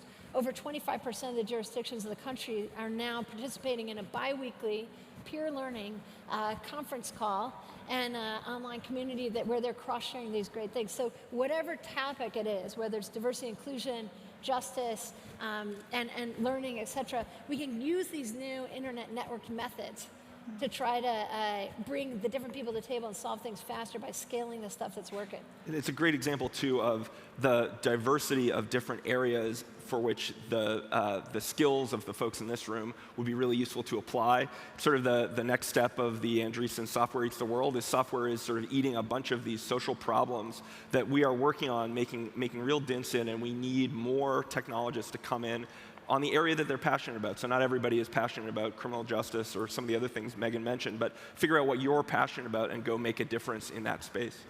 I'm really glad that you brought up open data, actually, because I was hoping we'd get to it. And as Amak mentioned, we're running a little short on time. But one of the data sets I think Americans have really craved over the last 2 years has been data on police killings and uses of force. And you mentioned the Data Justice Initiative. I think when we're looking for this data right now, we're having to look to news outlets like The Guardian who are trying to count these incidences. Can you explain some of the challenges that you've had in releasing this data at the federal level? Yeah, well, one of the great things is there's leadership, again, Scout and Scale, Dallas, the police chief and leadership in Dallas, the leadership in Los Angeles. We're already releasing use of force data, officer-involved shooting, sets of data, about 12 data sets. And so we now have over 60 jurisdictions in the Police Data Initiative. This is an open data transparency initiative that goes with data-driven justice. It's more of an enterprise, internal data cross-sharing. And so now these jurisdictions are committing to opening these data sets and engaging the community, which will include tech folks locally as well as those in this community practice nationally. It was started by 2 Presidential Innovation Fellows noticing the work that was already going on out in the country and having leadership, police leadership meet each other and realize that they could do that too. So we build a movement around transparency, inclusion, and the kind of data science that helps us see where real challenges are. And we hope to do that, across every topic. Of course, all of us on our phones have amazing weather data and mapping data from US Geological Survey and NOAA. We want to think about every agency as we release, like Census has the Opportunity Project, and they've released a city software developer kit, so opportunity.census.gov. And great companies like Redfin and Zillow are stepping up to add apps. So Redfin has the Block Score, now they have Opportunity Score. Opportunity Score is helping you know if you should live in a place, how are the bus routes? What's going on with Head Start? What's going on with jobs here?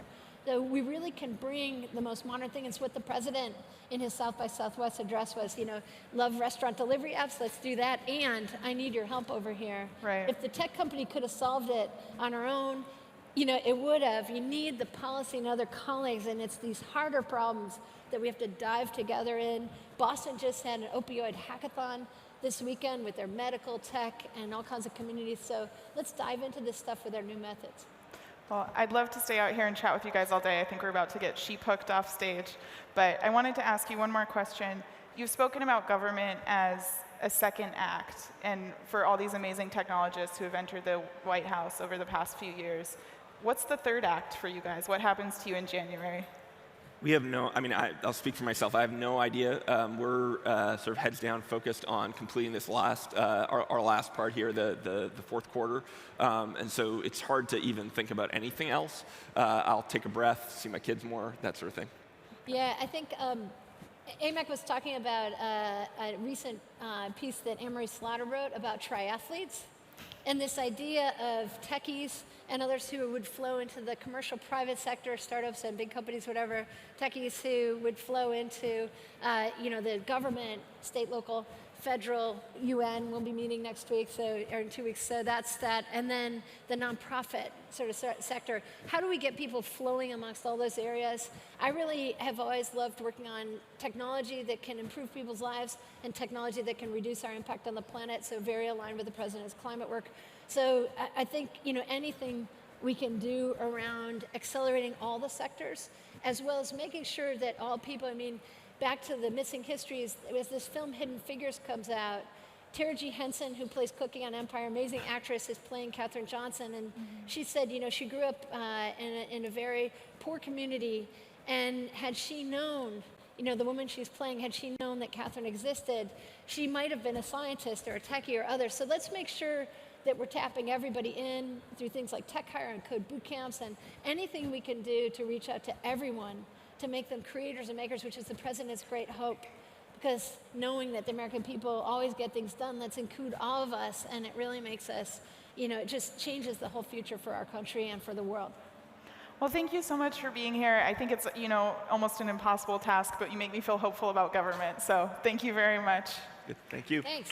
And come work in the government.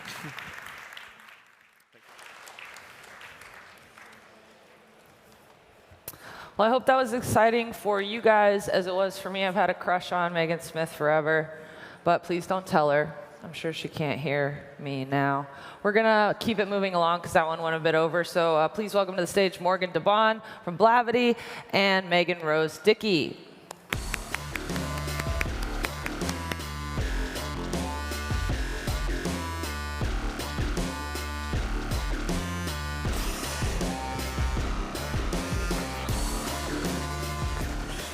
Hey, Morgan, thanks for joining me today. Thanks for having me. So the stats are pretty harrowing. Between 2012 and 2014, the amount of venture funding that went to black women was less than 1%. So I'm really excited to be talking to you today. I think that you're a true unicorn in the tech industry, a black female startup founder and CEO. So tell me about the last time you tried to come to Disrupt. Yeah, great question. So 2 years ago, so Blavity's 2 years old, or about two and some change. And so when we first started Blavity, I applied to get a scholarship to come to TechCrunch Disrupt, and I was declined. So I'm excited to be here and for the first time to be on stage.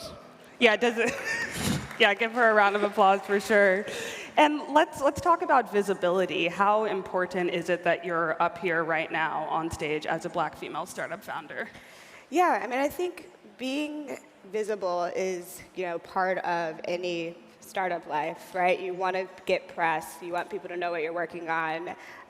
If you want to be a thought leader, you want to be seen. And I think for Blavity specifically, because part of what we do is educate and inform as a media company, it's important that people know who I am and they know what we're working on. And I think, thinking about diversity in general and startup diversity, when a lot of my DMs and messages from people, they're inspired by seeing an all-black startup team and seeing a black founding team, and me as a black female CEO. So yeah, I think it means a lot. Definitely. I'm going to keep talking about how you're black just for a little bit longer, then we'll move on. So you recently, actually, you're on the verge of closing a pretty significant seed round. What was that experience like for you? Yeah, it's been a journey. Media is hot and also not hot at the same time. Right. So when I first raised our pre-seed, it was tough. I started and realized that I wasn't ready. I wasn't emotionally ready to go through that mental process of putting myself out there every day, 20 meetings a week. And so we stopped and really made sure that our metrics were aggressively overachieving for the stage that we were in. So, we had almost 1 million monthly unique visitors with no funding. And so once we got to that stage, I spent a lot of time trying to find partners and investors that really aligned with our mission.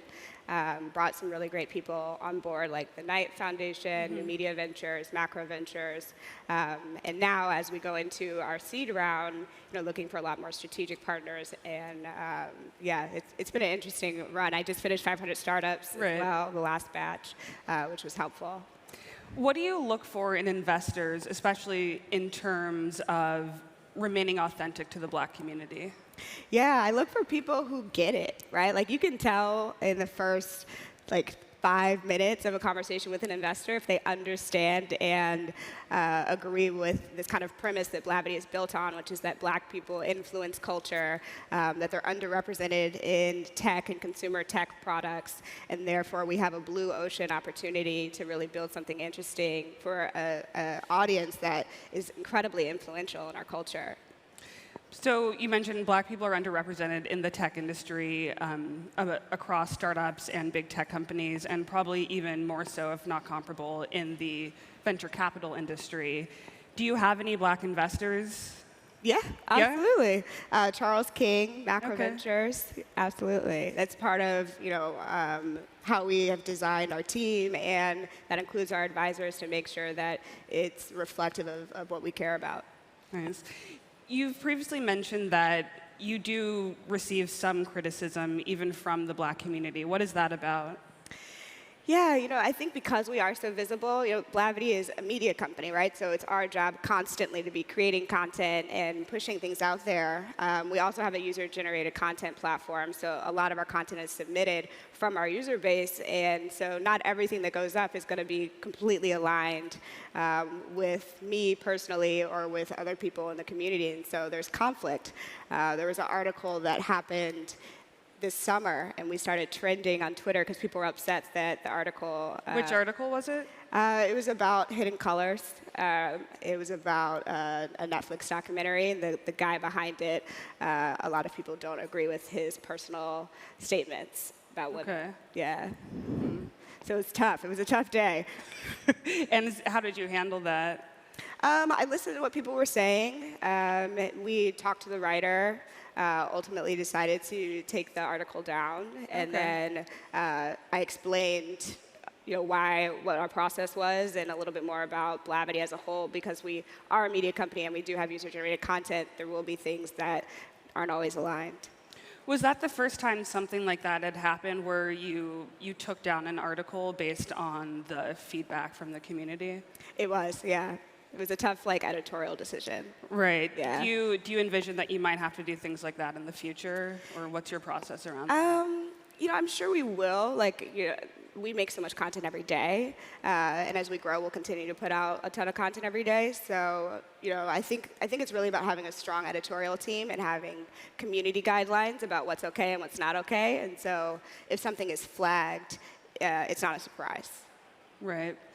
Blavity is all about creating relevant content for black millennials. How do you determine what's relevant to them, or to us, to me? Right. That's a great question. I think it's really about listening to what people are saying and then enabling them to actually speak for themselves. So, for example, a lot of our writers are from all over the country. They're remote. They can write on any frequency. Anyone at this point can sign up for an account. That's a new thing we just launched today, which enables anyone to create content and put it up on Blavity. And so that helps us stay relevant, where it's not just what's happening in the newsroom that morning. So we'll move towards our editorial team doing a lot of the high-quality pieces of content, and that you can't necessarily just write off, the spiff. You need research, and it needs to be validated, et cetera. And then the majority of the content that you see will ideally be from our users and will be relevant. What percentage of your content is from full-time staffers versus user-generated? It's about 40% is our editorial staff. Okay, got it. So, also just in terms of relevance, what have you found is relevant to black millennials? I wonder if are you just trolling black Twitter, or what have you found? Well, black Twitter is amazing. So I think our content ranges from essays, a lot of thought pieces and reactions to what's going on. So if Beyonce comes out with an amazing album, Lemonade, a lot of essays about everything, and all the way to serious topics. So for example, one of our community members was a law student at Harvard, and they woke up one morning and saw tape on all the black law professors' faces. And so instead of, reporting that to CNN or New York Times and then someone coming and reporting on it, she actually decided to write an essay and put it up on the site, and that's, how the story got out to the entire country. Right. And a lot of the, or maybe not a lot of the content, but if someone goes to Blavity.com, they're, depending on the day or what's happening in the world, they might see some content about police shootings of unarmed black people. Yep. What's your editorial strategy around around those kind of really terrible events? Yeah, I mean, those are rough days. And I think usually what we try to do is find people on the ground in that city who are participating as activists, protesters, and we try to give them the tools so that they can tell the story from their perspective. We spend a lot of time working closely with different activists in NEDA, DRE, et cetera, and making sure that we're supporting and that we can help distribute messages that need to get out. In the event that there's a video associated with the shooting or murder, do you run those videos? We used to. We've stopped. So we usually do some sort of trigger warning and then leak out to the video. I think as a community, and a Black community as a whole, I don't think it's helpful anymore. I think we know what it looks like. We don't need to see it again and again. Yeah, I know. I actively avoid those videos. I just know that I can't emotionally handle that that sort of thing. Although Blavity aims to reach Black millennials, I know of some people who are white who read the site. Yeah. My boss, I won't mention his name right now, but he loves it. He absolutely loves it. What do you want white readers to get out of Blavity? I think that Blavity's mission is to portray and to create an opportunity for the diversity of Black diaspora and energy and creativity to shine, and to put the power back into our hands to decide what we want to talk about and how we want to talk about things. And so, my hope with anyone that's engaging with the platform is that they're open to perhaps changing their perception of what the Black world and Black interests and Black news and Black creativity looks like. I get a lot of email. We have a daily email that goes out kind of like the scam. I receive it. Love it. Right. Super funny. You guys should all sign up. And so it's an automated email once you sign up for me that's like, hey, welcome, typical startup thing. Right. But most people don't know that it's automated, so they respond. Okay. And I get a lot of white women in Kansas City who are like, hey, am I allowed to be here? I've got a Black child or a grandchild or I'm this teacher, and I think it's fantastic. I mean, those are great emails to receive, and kind of I think speak to the power that Black culture is mainstream culture and it is accessible, and that Blavity is something for everybody. Right. So I imagine then the white woman from Tennessee, you told her that yes, you are allowed to read this site. Absolutely. I'm like, glad you're here. What's up? Right. Yeah, so you mentioned earlier that today you've actually launched a new version of Blavity. What's so special about this version? Yeah, so Blavity was originally on WordPress. And what we've seen in the last 2 years is that the Blavity audience likes, comments, and shares about 4 times more than the average user online. And not only that, they like to talk to each other. So our comment section is just ridiculous. It's essays on essays. Is it so productive? Funny. All productive. Okay, that is not my experience here. Crunch. I think that we've created this really cool space where people feel comfortable and they feel like it's an invitation to have a discussion. And so we wanted to take that a step forward and build a platform that allowed people to do that better. And then also, most of our users are actually on a mobile device. About 80% of them are visiting us on a mobile web version of the site. And so we needed to update it so that it was a cleaner, smarter version on mobile. And then also enabling people to create content themselves and not have to go through our editorial team to get up on the site. Right. And you mentioned on our prep call that you felt like you needed to first launch a media platform before even really touching tech and building your own platform. Why is that? To be honest, Megan, I thought that, and I think it's true, I think that I had to be exceptional before someone was going to take a risk from an investment perspective to say, okay, they want to build this like mega platform, social network, media company hybrid. And I knew that, and I'm a non-technical CEO. I've got a CTO, Jeff, and other co-founders who are fantastic. But we needed to show that we could build a really large audience that was incredibly engaged, I think, to be able to tell a compelling investment story. Got it. And also, as part of the company, or what's happening in the next couple of months, you are launching Afrotech. Yes. And I will actually be there at that conference. What should I expect? How will it be different from Disrupt? Yeah, so part of Blavity's kind of community building strategy is events.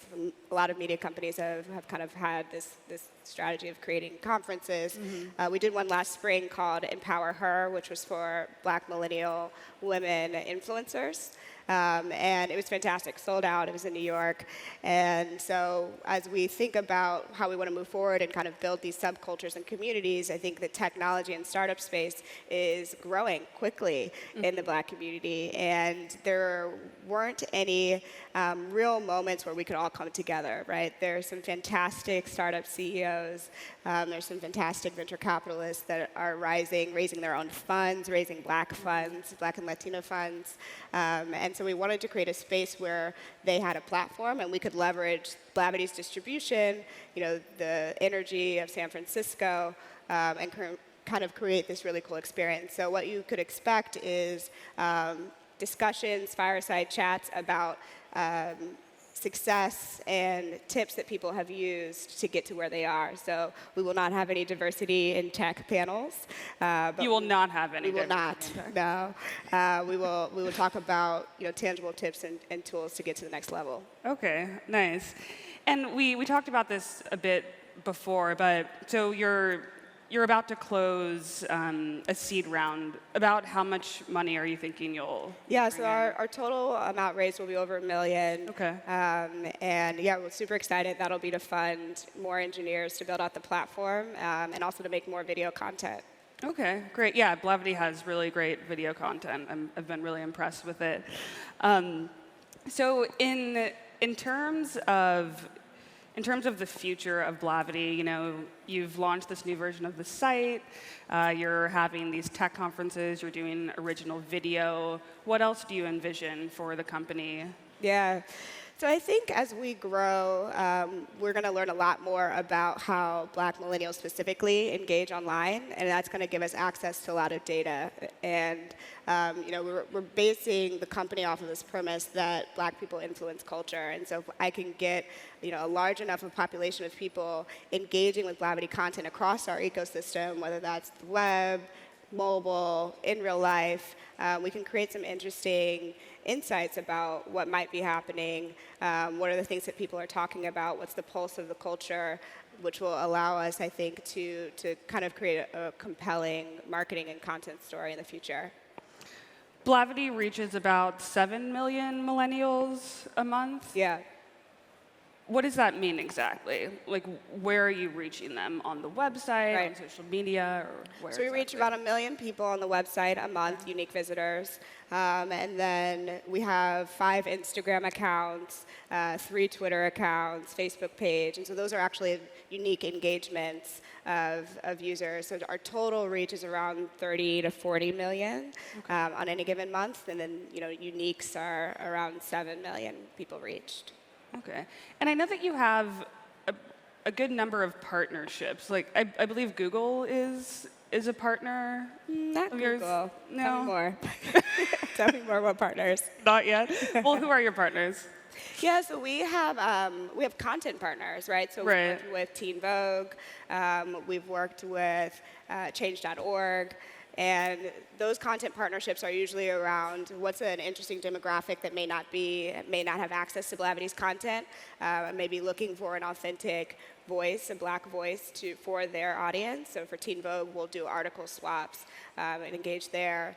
And yeah, we've worked with the White House on different things. What have you done with the White House specifically? So whenever they're doing like Black-specific announcements, we'll make sure that we have access to that. When Obama pardoned a bunch of prisoners this summer, we had the original statements and thank you letters from some of them that were released on the site. Got it. So, in your experience with Blavity, what's been the hardest challenge? You've gone from bootstrap to now being funded by institutional investors. I think the hardest challenge has been building in public. It's a very intimate company, right? We're building something that is a direct reflection of problems that I face, that my team faces, that you face, that our audience faces, and so there's a lot of emotions in everything that we do, everything that we create. It's a beautiful thing because that's why we've grown so quickly. Right? But I think it also is very difficult because I open myself up to criticism anytime we release anything. And people can come up with some very valid arguments. And I think it's made us stronger. I think it's made us more resilient. And it's personally made myself more resilient, I think, and open to feedback. But it's tough sometimes. Right, yeah. And Blavity covers a lot of heavy topics. How do you ensure or foster the emotional stability of yourself and your writers? Yeah, I think like self-care and being really flexible so people can work from home. If something's happening, we'll say, you're welcome to work from home, just check in if you don't feel like coming in today. I think personally, I have amazing co-founders. I've known my co-founders. We all went to college together, so I've known them for 6, 7+ years. Some of them are in the crowd. And so if there's days when I'm like, I just can't deal with it today, right now, I'll call them, and we support each other that way. But I think for any startup CEO going through this process, it is emotionally draining, and it is really difficult. And so you have to be proactive in taking care of yourself. Nice. Well, I appreciate your work, and I'm looking forward to the Afrotech conference in November. Yep. I will be there. Thanks so much. Thank you. Thanks for having me. Yep.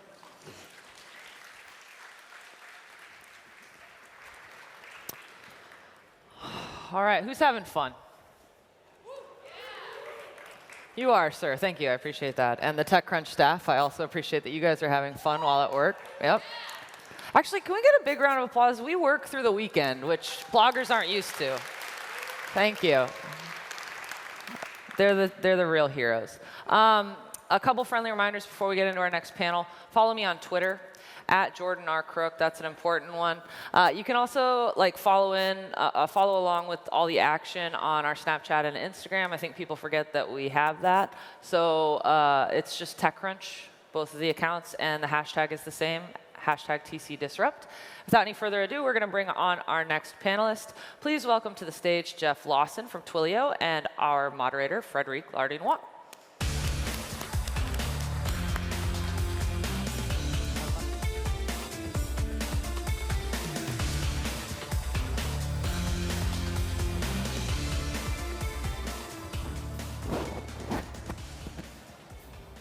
Feels like we've done this before.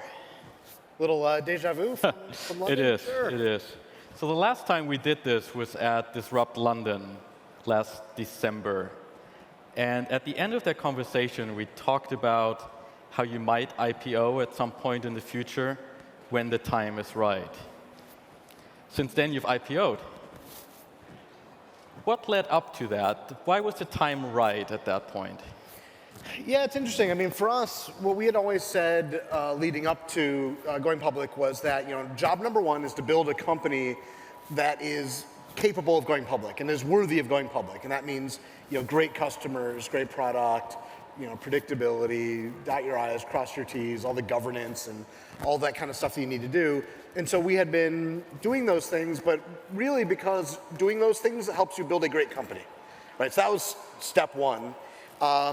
And then the other thing I'd say is I think that we made a lot of decisions along the way that, as entrepreneurs, allowed us to have a lot of flexibility in when we decided to go out. And that's actually one of the pieces of advice that I've given to some entrepreneurs since, is that when you make decisions along the way, like, for example, about the kinds of investors you bring in and at what terms and all that kind of stuff, that you really want to maximize for future flexibility. And for us, that meant not raising money at crazy valuations that didn't seem like they were in line with historical norms, or raising money at with terms that could limit you down the line if your execution is anything but like absolutely perfect, right? So we always sort of optimized our decision making around what's going to give us the most future optionality as an entrepreneur and as a CEO. And this is a case where I think it worked out in our favor, because in a year when a lot of companies haven't been able or haven't wanted to go public because of some of those things, like reality had to catch up with some of the previous fundraising rounds and things like that, we had the ability to go out. And in, at this point, it's like it's actually neat that we were able to do that. You were the first of the unicorn companies, this year at least, and a Silicon Valley tech company to IPO. That took a lot of guts, maybe? I mean, why did you feel you were the right company at that time to go out? Well, I'll start by saying, why go public in the first place, right? Because actually, it's not really exclusively a matter of like why go this year, but really why go at all. And then you could ask why this year versus the future. And for me, there's two things. One, if you raise venture capital, you really are making a commitment to your investors that you're going to give them a return if the business works out. That means one of two things: getting acquired or going public, essentially. And did you have the option to get acquired? We were always focused on building a business for the long term. And so to me, non-answer. That's one. Why you go public is because you raise money and like essentially you have signed up to give your investors a return. But then the second thing for us, and like why now, which was I believe, and we've always built in the company this notion that trust is the #1 thing you sell as a cloud company, and that can be software as a service, but even more importantly as a developer platform. You're saying, hey, customers, trust us with your applications, right? Trust us, build on top of us, and know that we're going to keep delivering for you. And the best way to deliver on trust and to show that customers should trust you, I thought, one of these great things you can do is actually become a public company for two reasons. First of all, your business is laid bare, right? Everybody can see the details of your business and know that you're committed to it, know that you're healthy, know all these things. And the number two is people know that public companies are run as tighter ships than private companies as a general rule, because you have to be. And that should also help engender trust with your customers. And so those two things said, I think that going out at a time when not a lot of companies are going out is a fine thing to do, because that will also continue to accelerate our trust with our customers and our leadership in this market. Sure. Did you get any pressure from your investors that it was about time to IPO? No, they were fantastic, right? It was completely the management's call about when to go public. All right. Talk to me a little bit about the timing of this, because it was June 23rd that you IPO'd. That was the day before the Brexit. Did that have any influence on your decision making? You knew it was coming. It was no surprise it was coming. We didn't know what the result was. You look at these timing windows, and there's all these like windows of when you can go public because of all sorts of events, both internal to the company of like when your quarter ends, but also when investors are available. Like you can't go public on the 4th of July, right? Like it's, there's like these windows where the timing works out between the market and the company. And when we had looked at this window, we had not taken Brexit into account. And I'm not even sure if it's like we didn't notice it or the Brexit date wasn't set yet. I don't remember the details.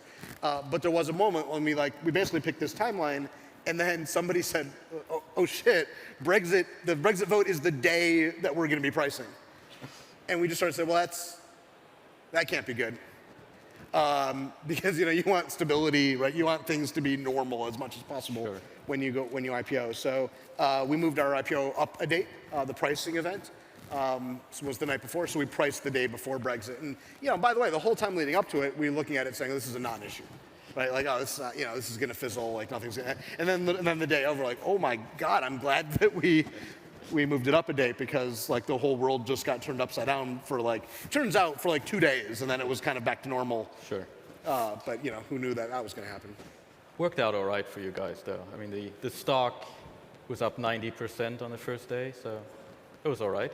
What has that changed for you as a company now that you're public? How do you go about your business differently now that you're a public company? Yeah, I mean, nothing changes. I think if you let the existence of a visible stock price change how you think about building the company, then you are destined for problems.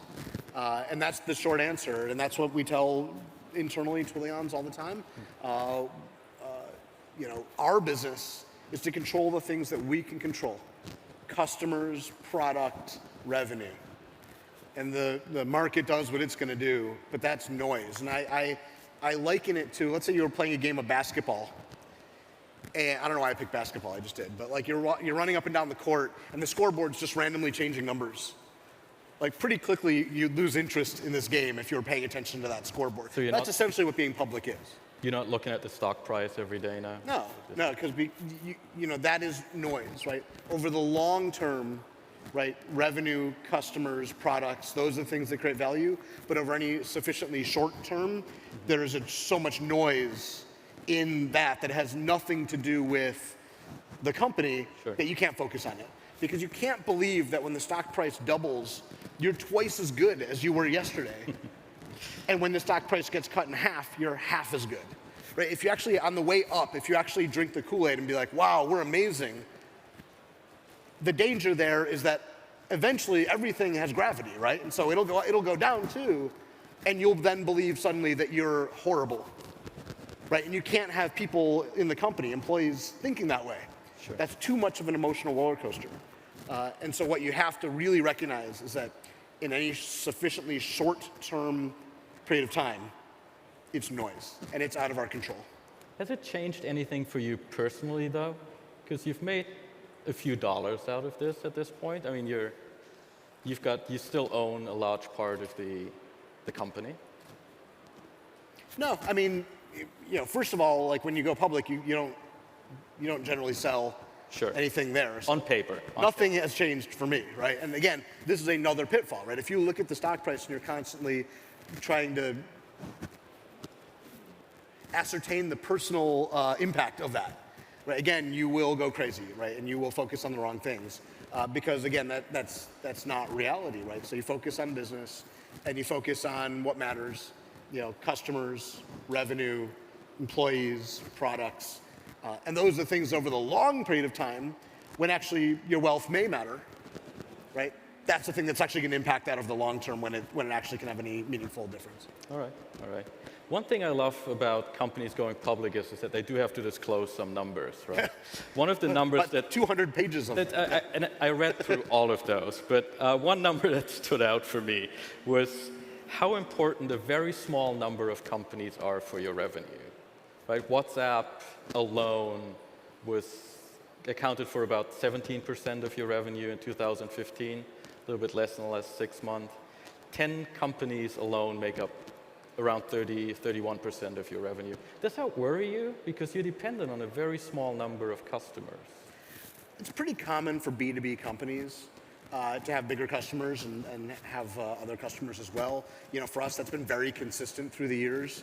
It's been about 30% of revenue coming from our top 10, and that's been very consistent. And then WhatsApp, you point out, we don't really put them in that category as much. I mean, they're what we call a variable customer, which is their usage goes up and it can go down, but is not, the way we do business with WhatsApp is very different than the way we do business with nearly every other customer. We have 30,000 active customers and 9 who exhibit this variable behavior where their usage goes up and down very rapidly.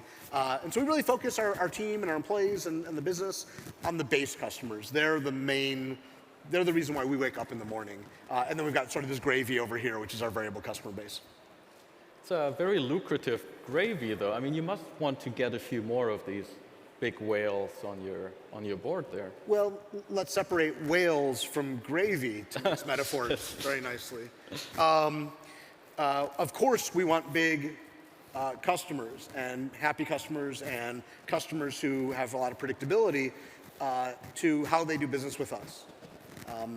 We don't go out of our way to find more customers who are going to be large and unpredictable. Right. And that's the distinction that we make between the variable customers, wherein their usage of us essentially can vacillate pretty big, pretty large, and customers for whom we've got a very nice use case that consistently grows in line with their business. And we're really focused on the latter. Sure. But still, you did release the enterprise plan earlier this month. Yeah. So you are going after the bigger enterprise customers too, which is different from your regular model of really selling directly to developers and then kind of getting to companies that way. I don't think it is. What we are already seeing in our customer base is that the focus on developers pays off in a wide variety of companies, right? So developers are becoming influential in every kind of organization because every company is having to now build software in order to differentiate in the market, right? Software has moved from that back office to the business model of nearly every company, right? When's the last time you walked into a bank retail branch? No, like the mobile app is the bank to you now. Right. And every company, I mean, I love this stat. Nike employs more software developers than shoe designers, right? Goldman Sachs employs more software developers than Facebook, right? And the stats keep going on where every company is becoming a software company. And as they do, developers are influential in those companies. And so the fact that we focus on developers allows Twilio to get brought into these companies that, 10, 15 years ago, you might have had a very heavy-weighted top-down sales process through a CIO that is now being influenced by developers, bringing in a tool that they use to solve a job. But what you still need to clear are some hurdles around regulatory, legal, compliance, et cetera. And that's what an enterprise product for us does. It makes it so that when the developer inside of, say, a large bank wants to use Twilio, but there's a security or compliance team somewhere that says, hey, look, we need to have these things. We need to have auditability. We need to have a single sign-on. We need to have all these different things in place. Well, now Twilio for Enterprise allows the organization to say, yep, we have all those things we need in order to make sure that we can actually go to production and adopt Twilio and be successful at scale. Right. Are you increasing your enterprise sales force, though? Are you trying to sell directly to the enterprise? We've had a sales force for a long time that has helped customers to adopt Twilio. What we are seeing is that, of course, in a large enterprise, the developer will bring us in, but oftentimes you need a salesperson to close that. But what's interesting is that this isn't your typical enterprise, heavyweight with lots of golf and shenanigans. It's not that kind of traditional enterprise sales process. It is a relatively light touch, developer-led approach. Right. So when the developer builds the prototype without asking anybody, right, on their own credit card, and then they show it off internally and say, hey, that problem we're trying to solve, I've been playing around with some ideas, let me show you. And the business says, wow, that's great. Let's put it in front of customers, right? Now you've got maybe some compliance or security conversations to have. But instead of it being hey, let me just walk in with purely sales collateral is all I have to tell you about, right? And put me up against 5 other competitors who are all going to do RFP responses and this whole thing. The one where the developer's already built the thing and shown that it works and adds value. That's the lowest risk, least friction approach for the business. And our sales team is there just to help the developer, in many cases, navigate their own organization and how they buy in order to get that prototype turned into a trial, turned into a full production rollout. We talked about enterprise, but let's talk about the long tail as well, the other 30,000 users you have on the paying users you have on the platform. How can you keep growing? Because how do you get more of those guys onto your platform? Yeah, well, we announced back in May that we have over 1 million developer accounts on Twilio, which is a metric we're really proud of. But you also have to realize there's 20 million developers in the world. So we've got 5% of the world's developers, and that number is growing. I think the numbers is going to be 25 million by 2018. Right? So it's you've got a very large number of developers in the world, and so we're focused very much on continuing our developer outreach, getting into new communities, and developer communities arranged geographically, so getting into EMEA and APAC and LATAM, and also investing in communities not around geography but around languages. and getting into, deeper into the Java community, deeper into the, Microsoft community, deeper into a bunch of the different ways in which developers identify and learn from each other. Well, our goal is to embed and become a part of those communities and let those developers know about Twilio. And while we've got 1 million developer accounts today, we've obviously got a lot of headroom because there's a lot of software developers in the world, and that number is just growing as more and more of the world becomes dependent on software. We're there to arm them. Sure. You talked about geography. What about the Chinese market, which is exploding, but you don't do a lot of business there right now? Yeah, we don't do a lot of business in China, in particular on the domestic market in China today. And that's a really hard decision because there's a lot of pull. There's a lot of reasons to say, wow, there's a very large market. There's a lot of money to be made. But at the same time, I mean, you look at what happened to Uber, right, going into China. You look at the fact that, Amazon retail, I don't think is in China, 20 plus years after they founded the company. And there's a reason for those things, is that it's a very hard market. It's not like a lot of other markets where you can just kind of run your playbook, hire some people locally and figure it out. Like, you have to be very deliberate, or it will be a huge time and investment sink that you may not see any return on. And so being very deliberate in your decisions to enter China, I think, is important. And there's very few success stories of technology companies going to China that people point to. I think LinkedIn and Evernote are the two that continually get pointed towards. But that's it. There's not a lot of success stories. All right, let's switch gears a little bit and talk about product as well. The one hot topic in messaging is bots. And I know you have an opinion on bots, but developers want to use them. What is your take on this whole bot hype? Yeah, our take on bots is best summarized by a GIF we made at our conference back in May, or a little video we made, which basically went, bots, bots, bots, bots, bots, bots, bots, bots, bots, bots. Like, there's a lot being said about bots. We're not sure what the substance is behind a lot of it, though. And you can just say the word bots a lot, though, and it gets people's attention. But I think the killer app for messaging is not likely at this point to be bots, I believe. I believe there is a much better killer app for messaging, and that is content. I think the early experience people have with bots is really an IVR-like experience, just over text. And when we talk to customers, a lot of people are finding that's frustrating. And the AI isn't quite there yet to make it not frustrating. And we may get there.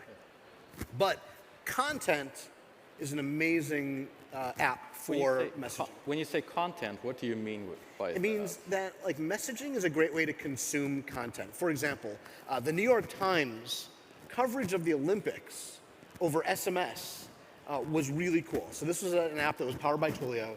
And the New York Times did their coverage of the Olympics over SMS. And this meant that you got pushed a story a day. Another example here is Purple, a really cool company that's doing a daily news story initially about the election, but pushed to you via messaging. And what's really neat about it is that there's two things. One is it's very personal. Like, that New York Times coverage wasn't the New York Times. It was Sam at the news desk giving you his experience being in Rio. And that is a really cool experience, which is different from just a publication telling you stories. And I think messaging is allowing for it to feel like you're texting with a friend who happens to be at the Olympics, rather than consuming coverage from a major publication. And I think that intimacy is a very cool, natural part of the channel. And then the other thing that Purple does a great job of is this choose your own adventure. This idea that they're going to send you a headline a day. What happened in the election today? And if you want to learn more, reply with this keyword. And then you can drill down into that story and keep going further and further, or back out and say, that story isn't of interest to me today, so never mind, right? And that sort of choose your own adventure style of content is really, it's very engaging. And I think that this, coupled with more corporate use cases about, imagine that's cool for the Olympics, but imagine you sign up for a product. And the company sends you a message that says, hey, thanks for signing up for our product. If you want to learn more about this feature, reply this. If you want to learn more about that feature, reply that. And then you can kind of self-select into learning more about a product or service that I think is a really engaging form of content that's better than just getting a bland and drip email or retargeted ads or whatever. Like, it's actually a really engaging way for a brand to interact with a customer using content, but also in this sort of choose your own adventure way where people self-select into what they want out of that experience. And I think that's killer, and that's available today. All right. We're out of time, so the next time we sit down here, we'll talk about what Twilio did in the last 12 months to make bots better. Awesome, Frederick. Thank you. Thank you.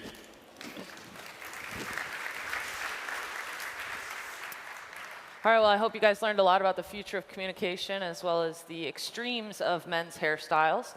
We have about 10-minute break, so please take care of what you need to. And remember to check out the Startup Alley companies.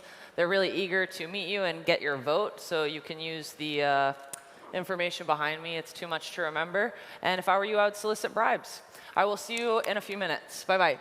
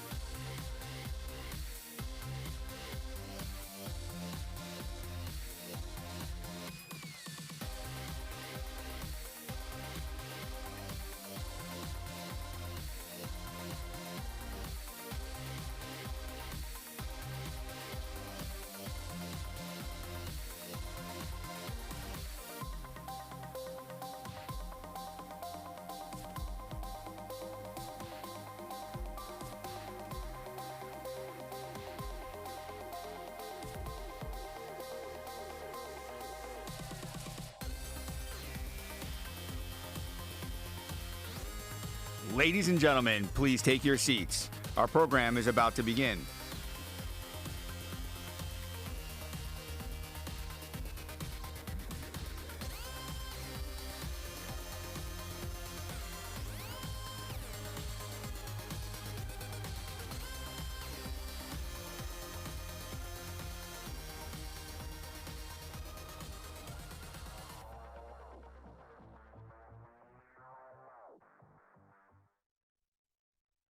Ladies and gentlemen, please welcome back your Disrupt MC and TechCrunch senior writer, Jordan Crook. I appreciate you. What's your name? Sam? You're my new favorite. Hold on to that. Take it with you to the bank. All right. We're going to roll right into our next panel. Who here uses Slack? OK, I got a little a special treat for you. If you type in the Giphy/Giphy Bango, B-A-N-G-O. Try it a few times. You're going to get yours truly in your feed, and that's a precious gift. Please welcome to the stage our next panelist, Leslie Miley from Slack, and our moderator, John Schubert.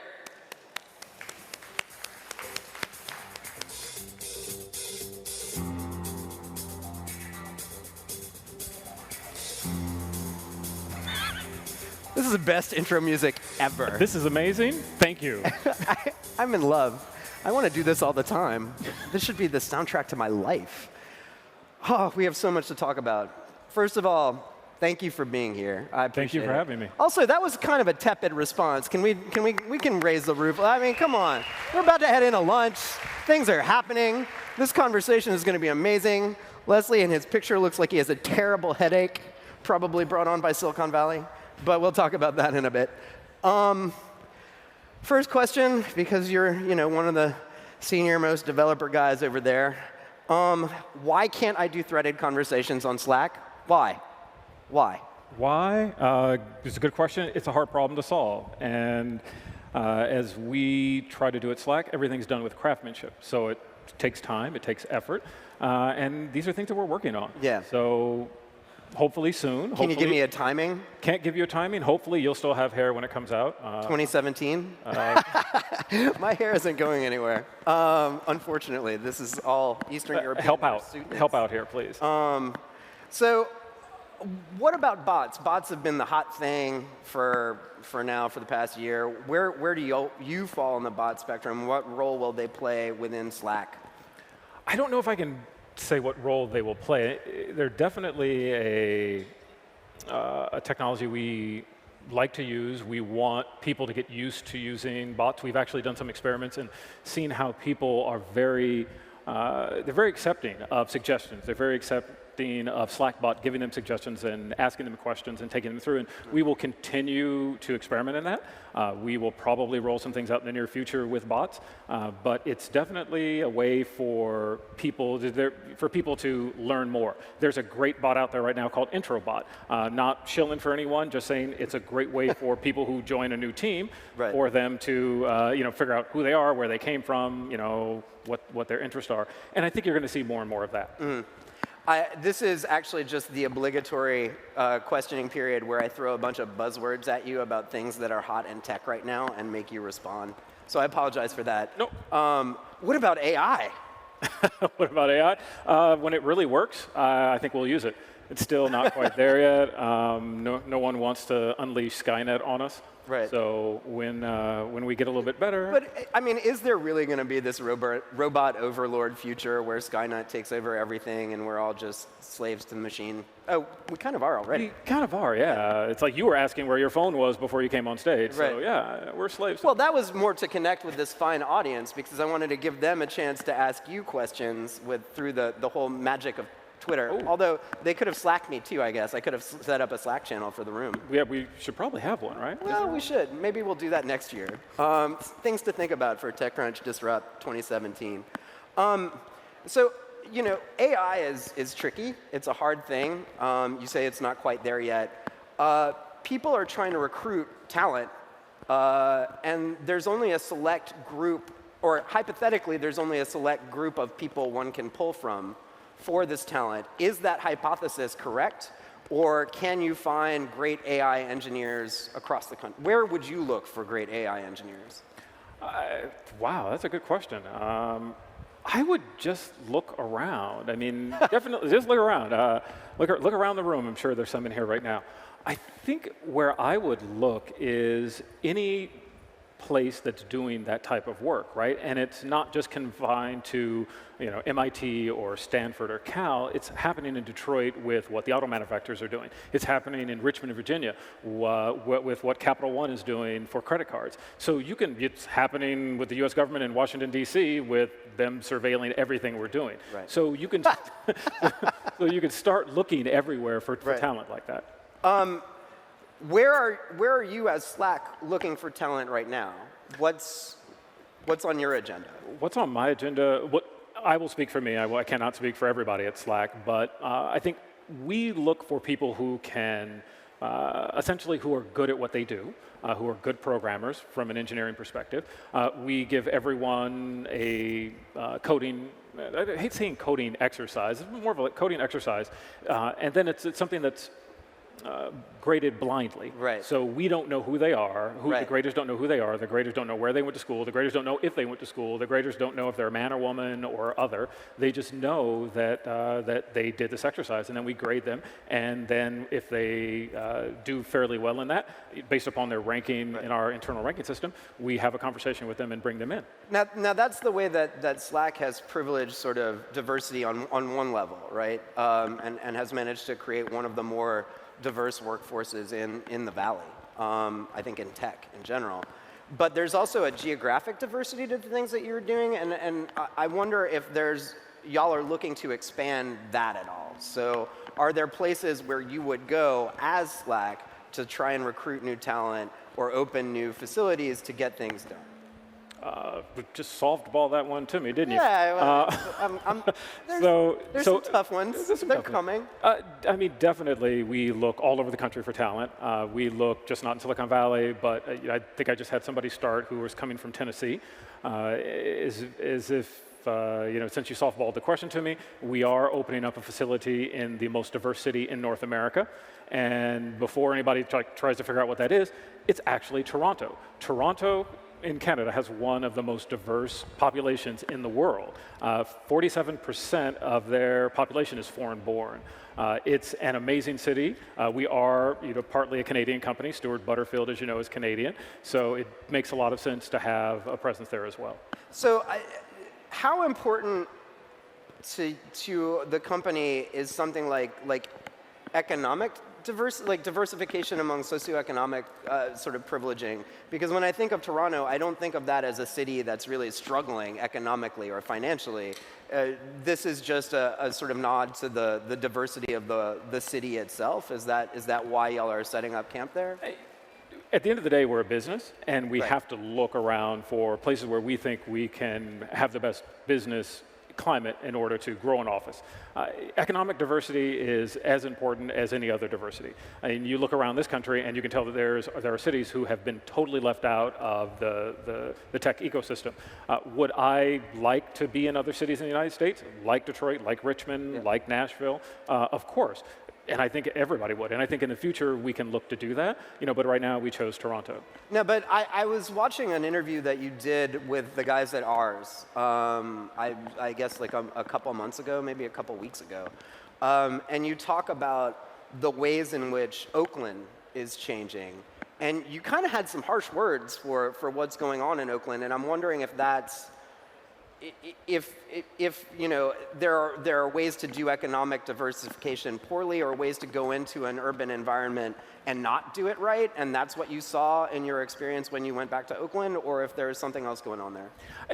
I mean, you look, we're in San Francisco, so let's talk about San Francisco, which is a really good example. You look at the mid-market area where Twitter is, where several other companies, where Square is, where Uber is, and you see that there's been an increase in economic activity, but it's really at the high end, and it has really left people at the low end out. Right. That area hasn't changed as much as it could, and I think that's not to blame San Francisco, but that was not done as well as it could. Oh, please, if you want to blame San Francisco, please, by all means, go ahead. But at the end of the day, you look around, you're like, yeah, you have great companies that are now restaurants, but it's really serving a demographic that is not the demographic that's been living in those areas for decades. And the same thing in Oakland. And I think that we in tech have a great opportunity to do more than just move in and gentrify, right? We can actually be part of the solution. Right. We can actually engage the neighborhood. We can actually help people, like a rising tide lifts all boats. We can raise everyone up. And we need to do it more from how do we get people in this neighborhood into good paying jobs? How do we improve their economic condition? Not how do we give their schools computers? Or how do we open up a place where people can go and play? That's great, right? But you really have to raise the entire neighborhood up economically. You've actually said that Silicon Valley is hostile, like actively hostile to diversity. How has that not affected the way that things work at Slack? Is it this blind sort of admissions test that you do up front, or has it affected Slack? I think it's that. I think it's the intentionality that people at Slack, from Stuart to everyone else, has. We have conversations at Slack I've never had any other place about how we're doing hiring and who we're hiring and why we're hiring them. We don't take things like where you went to school into consideration. We could care less if you went to Cal, Stanford, MIT, or if you went to San Jose State, San Luis Obispo, or University of Miami. We don't care. So, and this is something that has been ingrained in Silicon Valley. We want graduates from these schools. We want you to work at these companies. And we don't care about that. And I think that has been a huge part. What has also been a huge part is that once you start at a very early age and very early development in your company, it makes it easier because you're not starting from way back. Facebook, Google, Twitter, thousands of employees, and they are just so far behind. And then they also have reputations. People walk in and they don't see anybody that looks like them. Why would they want to work there? Right.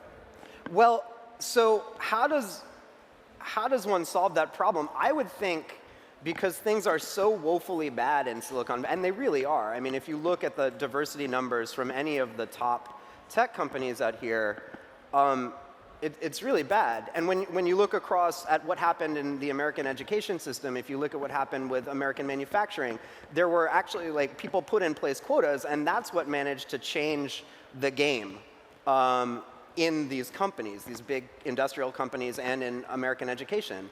Why would Silicon Valley not look at that as a very simple solution to what is, in fact, an endemic problem?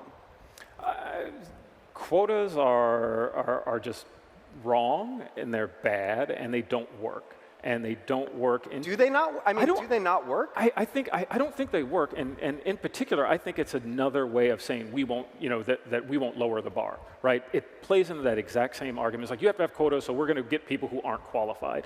And that is not what anybody's saying. What I'm saying, and I think what other people are saying, is that we want, one, a level playing field. You need to have a level playing field. And how you level the playing field is that you don't go to places like MIT, you don't go to places, and focus on MIT and Cal and Stanford and CMU. You don't focus on places that don't have diversity, right? So that's not about quotas, that's about leveling the playing field. If you want to talk about quotas, you look at the ethnic diversity of any of those universities, and that's a quota for people who are white, that's a quota for people who are Asian, right? So I think you don't, I don't want to have to talk about this again because I don't believe in quotas. I think they're inherently wrong, and I think they're realistic solutions that don't have quotas attached to them. Right. I mean, I understand that, and to a certain extent, of course, there's got to be a better system. It's a pretty blunt instrument. But at the same time, I mean, I've seen other interviews with you where you talk about the sort of endemic and systemic nature of privilege and how people need to actually step back from the table to make room for other people. I think you talked about that in the Ars interview. And I think that, I don't know, maybe this is a really tough issue to talk about, but I think it's important to do so. And I just wonder what the space looks like, how that stepping back works when privilege is so institutionalized that it's not even something that most people recognize. I have a data point to bring up. There's an organization called forward.us, fwd.us. It's a group set up by a diverse group of entrepreneurs, Mark Zuckerberg, Vinod Khosla. You look at the page, it's probably looking much like diversity does look like, and they are looking to raise the H-1B visa cap, which I support, strangely enough, right? I think it's a great thing. Let's do that. But they got together to raise the H-1B visa cap. The lobbying firms for these companies, that are supporting there spend anywhere between $3 and $4 million per quarter on lobbying. $3 to $4 million per quarter. So you're looking at up to $12 million a year on raising the H-1B visa cap. Why don't we have something like that for increasing diversity and increasing inclusion? Right? I think that's a place where you can start. You get the people who are doing something like that, and apply it to the United States, apply it to less diverse areas. And you can take the, another data point that I'm going to try to tie two things together. Facebook, 37% of their engineering team is Asian. Google, it's upwards of 40%. Twitter, it's 37%. You look at the amount of money they spend in Asia overall, anywhere between 25 and 50 million per year since 2012. Is it any wonder they have those percentages of Asians? No, it's not. So what if we were to spend that here? What if we were to spend that in Detroit? What if we were to spend that in Richmond? What if we were to spend that in Washington, D.C.? Would we have a more diverse workplace? I think so. Well, isn't that sort of a matter, just playing devil's advocate, isn't that sort of a matter of market expansion as well as anything? Like, you look at like, these companies are trying to go abroad and internationalize and like grow in global markets. And a way to do that is to set up, research centers and things like that and reach out to those countries. Maybe I'm conflating two issues and confusing two interviews that you did. I did a lot of research for this, I'm sorry. If the market is so saturated in the US, do these companies need to set up shops in all these different areas to reach out to these communities? They don't need to set up shop at the same scale, right? Do you want to put 2,000 people? Probably not. You don't have to. Could you put 200? Definitely. Right. It's a drop in the hat for Google. It's a drop in the hat for Facebook. And it's actually cost competitive. These areas are cost competitive to areas in India and areas in China. I've had teams, I've managed over 100 people in India. I know what the cost structure looks like. And you could do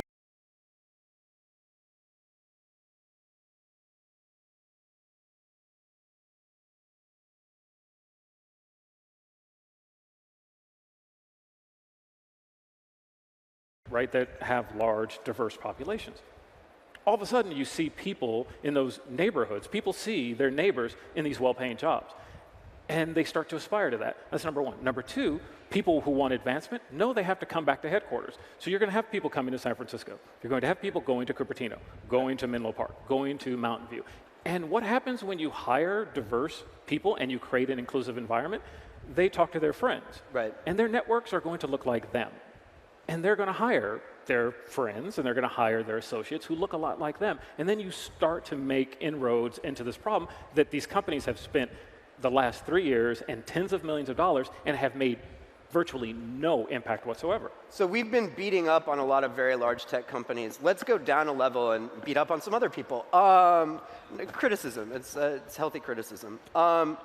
Is the same true of the entrepreneurial community? When you go down to startups and you look at what's happening with entrepreneurship and investment from VCs into tech startups, would you advise young entrepreneurs to stay in the Valley to build their companies? Good question, and probably not. It's hard to encourage someone to stay in a place that is hostile to them. And I said this, and I'm going to keep repeating it. When you walk into one of the offices in Sand Hill Road, and people have a preconceived notion about who you are based upon how you look, whether you're African American, Hispanic, or a woman, or a woman, entrepreneur like Morgan, who was up here a moment ago, who talked about her struggles in fundraising. She has an amazing platform and an amazing market opportunity, and it's very difficult for her to get funding. Yep. So why would you stay in a place that is hostile to you? Right. There are smaller markets. There are private equity firms. There's to shout out to Power Moves New Orleans. In New Orleans, there's Startup Detroit, Invest Detroit. There are small communities there that can actually help. And I can't remember the gentleman's name, but a year or so ago, he actually said if I was going to create another startup, I'd go to Detroit. Right. Well, it might have been Dan Gilbert, who was kind of. Thank you. I couldn't remember. I'm bad on drumming names. for Detroit because, well, I mean, he'd be the only investor in town, right? Because there are these markets that exist, but you know, the capital that's there isn't as extensive. I mean, that's just a given, right? You're right, but if the capital's not available to you, the capital's not available to you, right? So if you walk in and people are just like, oh, well, and this has happened, and I am an advisor for some companies. I mentor entrepreneurs of color, and I've heard stories where people have gone in and said, yeah, you need a male co-founder. You need to get more white people in your team because having a team of 6 black people doesn't look good. You know, I've heard these stories from people, and things that will never be said to an Asian or a white co-founder in Silicon Valley, ever. So does that mean that one should just try to ignore that capital completely? Or is there a solution, or is it just so entrenched here that people should just not worry about it at all? Silicon Valley follows. So VCs follow, and they do fast following. So if you have a big hit someplace else, whether or not it's a person of color, and I hope that it is, VCs will follow. They'll show up. You know, Rodney Williams at Listener, if he goes big, trust me, you know, they will follow. And this is what needs to happen. And I hope it does, because I think that's the fast track. Well, we are almost out of time, and I think we can just end it there. This is an incredible conversation. I hope we get to continue it over many other events like this one and just in person. It's a pleasure talking to you, sir. Really. Great talking to you. Thank you. Thank you so much.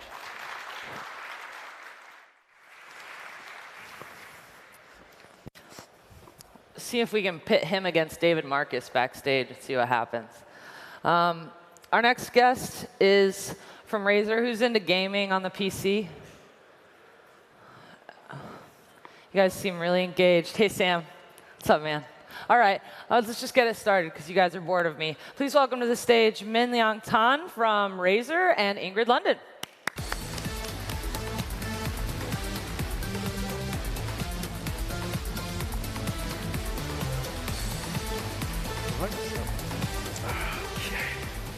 Hi, Min. Hello. Thanks hi. for taking some time to come. Thank you for having me. So, Razer. You guys have built Razer as big peripherals hardware company for gamers, by gamers. You're doing, gamer is your thing. Now you are doing something a little bit different.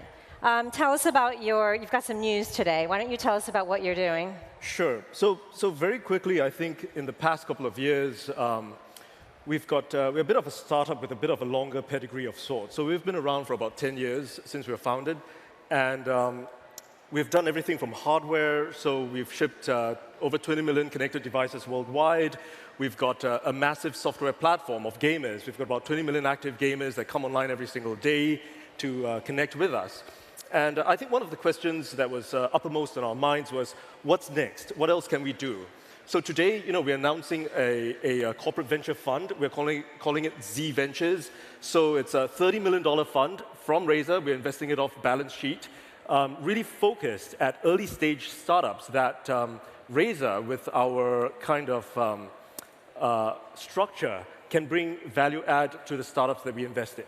Right. Would you say that this is Razer's way of trying to diversify itself? Because if I recall, the Z Ventures is doing stuff in robotics, but also stuff like e-commerce, supply chain management. It's a real soup to nuts kind of investment thing. So what are you guys doing? So I think there are a couple of different focuses over here. The first of which is, I think we're looking at startups that Razer can bring value to. We know that there are lots of startups with a whole lot of exciting technology, solutions, products. So for us, we're really focused on companies that Razer can help. So we're not a traditional VC by any means. We're looking at, for example, we've got our user base that we want to bring across to startups out there.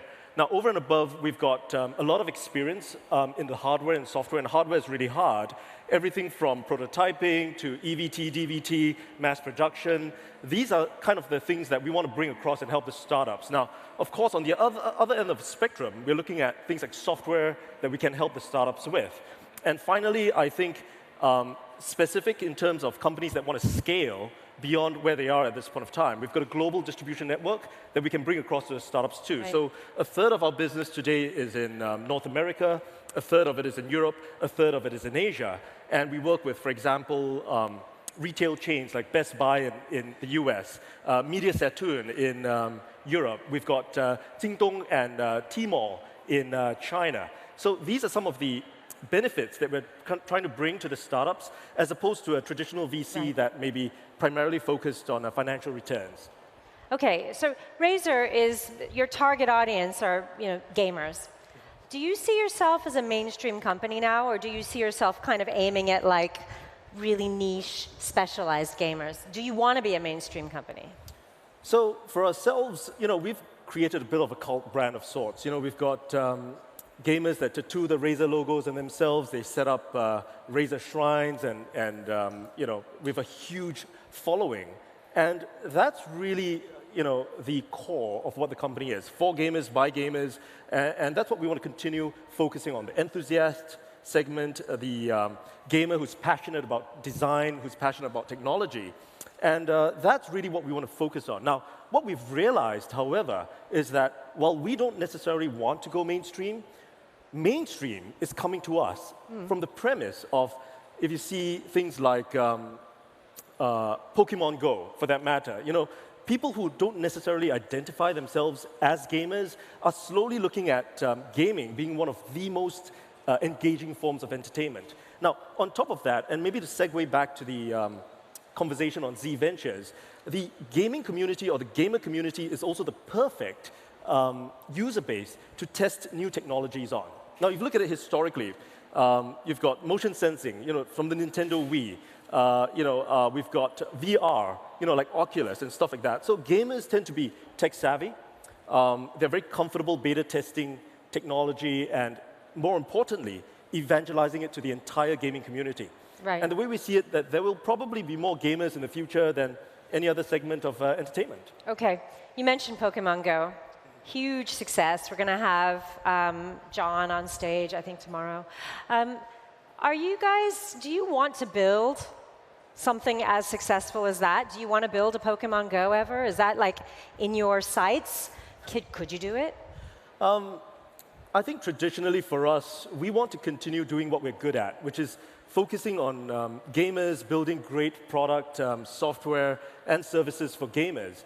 And that's what we're going to continue doing. And when we first started 10 years ago, gaming wasn't a buzzword, right? Hardware was even worse. Try pitching anybody 10 years ago about hardware, and people would go like, no, that's not something that we're interested in. Today, hardware is seeing a renaissance of sorts. Gaming is getting a lot of prime time because there's PC gaming, there's console gaming, there's mobile gaming.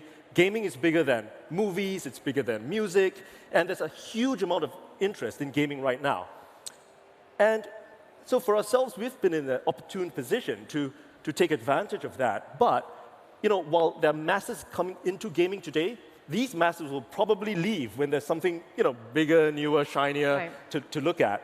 Ourselves, we know what we're good at, which is designing stuff for gamers. We're always going to be doing that. Whether the industry is big or whether it's small, that's what we're good at, and that's what we'll do. Okay, does that mean you don't want to build a Pokemon Go? Or yes? I think if it comes along, and if it's something that we can build for gamers everywhere, and look, there are 2 billion gamers out there right now. I know. Probably did you look at that and think, damn it, we should have done that. We could have done that. Did you have a moment like that, or did you think, oh, that's so cool, let's build a little communication layer on it, which you guys did? Well, I think we just build stuff that we like. We started off as a peripherals company, and candidly, because I travel so much, and I was looking at, for example, gaming laptops in the past, and they weren't really gaming laptops. They were big, heavy, and thick. And so today, we built a team in the past couple of years, and today we make probably some of the best gaming laptops in the world. And that's what we do. We like to build things for ourselves, and I see a Razer gaming laptop there, which is great. And we're really taking over, the world in the sense where there are gamers out there, and we are really hyper-focused on the gamers. And that's what we do. Okay. What do you think the next generation of games is going to look like? So that's we could be here all day. In 10 words or less. Sure. I mean, you guys are doing stuff in VR. You know, you're doing really amazing stuff. Is it all going to be in VR, or are we going to be, you know, obviously mobile games are massive right now, but you know, we've still got a lot of consoles. Sure. Where's the hockey puck going? Where are you guys going with that? Do you Sure. think? So gaming, I think overall, or gamers as a demographic, it's not just growing horizontally in different geographies. Right. So, you know, traditionally in the past, it was the US, Europe, Korea, and stuff like that. You've got China now, Southeast Asia. These are, you know, new geos that gaming is growing really quickly everywhere. But you're also seeing gamers, the demographic growing horizontally. Gamers are getting older, you know, as a whole. You know, gamers are more familiar playing different types of games. And even today, a 2-year-old is swiping on a tablet, you know, right away. So given the whole proliferation of the entire stack, we think gaming is going to go ubiquitous. It's going to be everywhere. Right. It's going to be a lot more pervasive. And definitely, I think immersion is really the key. It's about VR. It's about having the most immersive gaming experiences out there. Now, be it whether it's an MMO that you play on the PC that gives you a call on your mobile phone that tells you to go back to the game, or you know, different layers of VR. I think immersion is the key. Okay. Now, just go back to Z Ventures for 2 seconds. One of the categories you guys are doing in there is robotics. Are you guys building a robot? So we are excited about robotics. So at Razer, we've got internal labs that we try all kinds of different things. And you know, you may have seen at CES, we tend to you know, be at CES in a big bang of sorts. Yeah. And we're always looking at new things, looking at new interfaces of sorts. We think robotics is an exciting new area that there's a huge amount of innovation. And I think for us, because we see it as a confluence between software, firmware, and hardware. And that's something that we can, as a company, help new startups, and that's one of the areas that we're looking at. I'm going to take it as a yes. Okay. Now, a little bit about Razer itself as a company. Now, you mentioned all of these new areas. There's also a lot of new companies coming into the space. Who do you see now as your biggest competitor? So that's an odd question of sorts, because I think we are pretty much a different company in the sense that we represent probably a company on a newer wave of things that everyone's kind of seeing at this point of time. So traditionally, companies back in the day would be great at a certain thing. So for example, they're great at making peripherals, or they're great at making laptops, or what have you. And these traditional companies would then say, okay, I'm going to carve out, you know, a segment for productivity. I'm going to do a productivity mouse, for example, or laptop. Right. I'm going to do a gaming thing. I'm going to do something for designers. I'm going to do something for I don't know, sports people or what have you. But that has changed. Ourselves as a company, we've evolved to really look at the user, and with greater affluence, with greater focus on getting great experiences, we see brands like that coming about. You know, action sports brands. You know, brands that will say, okay, I'm going to figure out how to do these different categories for one person. Whether it's somebody who's a cyclist, or somebody who's excited about or anything. Like for ourselves, we're focused on just one person, and that's the gamer. Now, the thing is, do we have competitors in the peripheral space? Yes. Do we have competitors in the laptop space? Yes, right? Do we have competitors, for example, in the software platform space? Yes. But there isn't a single company that is just hyper-focused on the gamer to provide all of that. So we don't really have a competitor of sorts right now today. And not today. Not today. Yeah. What about Amazon, though? You know, they've made a massive investment in Twitch. They've acquired Twitch. Yes.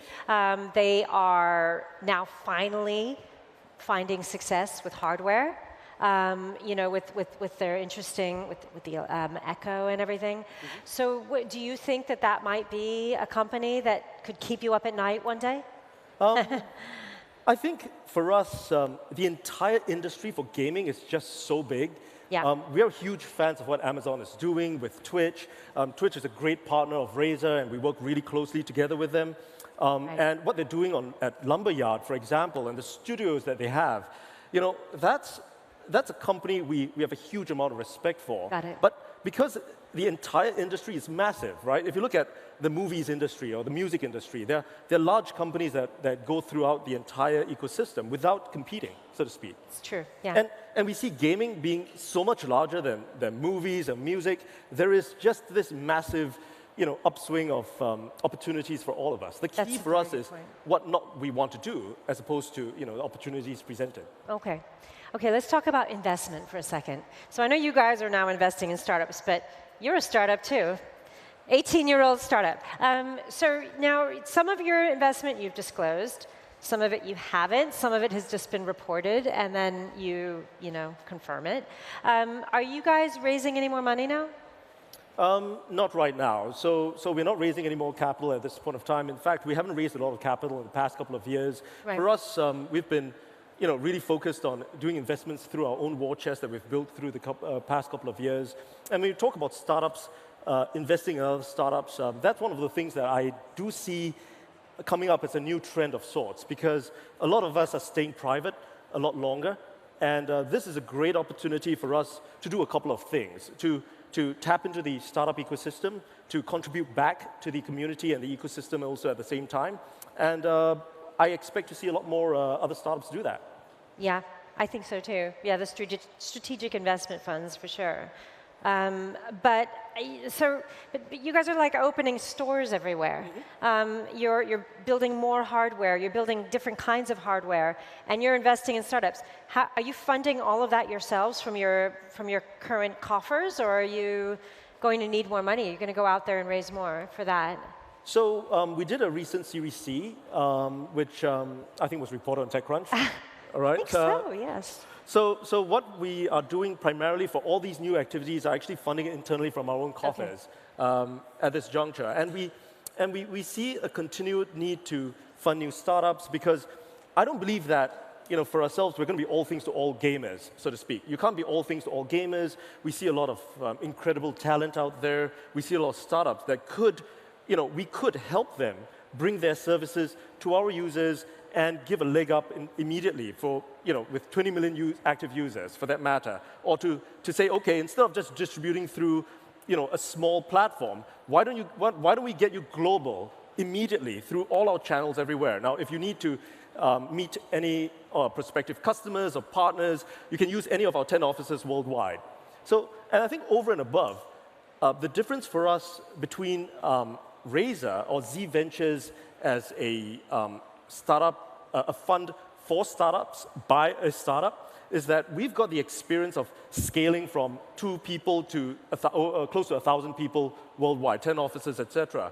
So that's the real difference. We want to partner with venture capital firms and give that strategic value of helping companies, just go from 0 to 100 immediately. Okay. A minute ago, when you were first talking about raising money, you said you think a lot of private companies are staying private for longer, but eventually you may start to consider what the next step might be.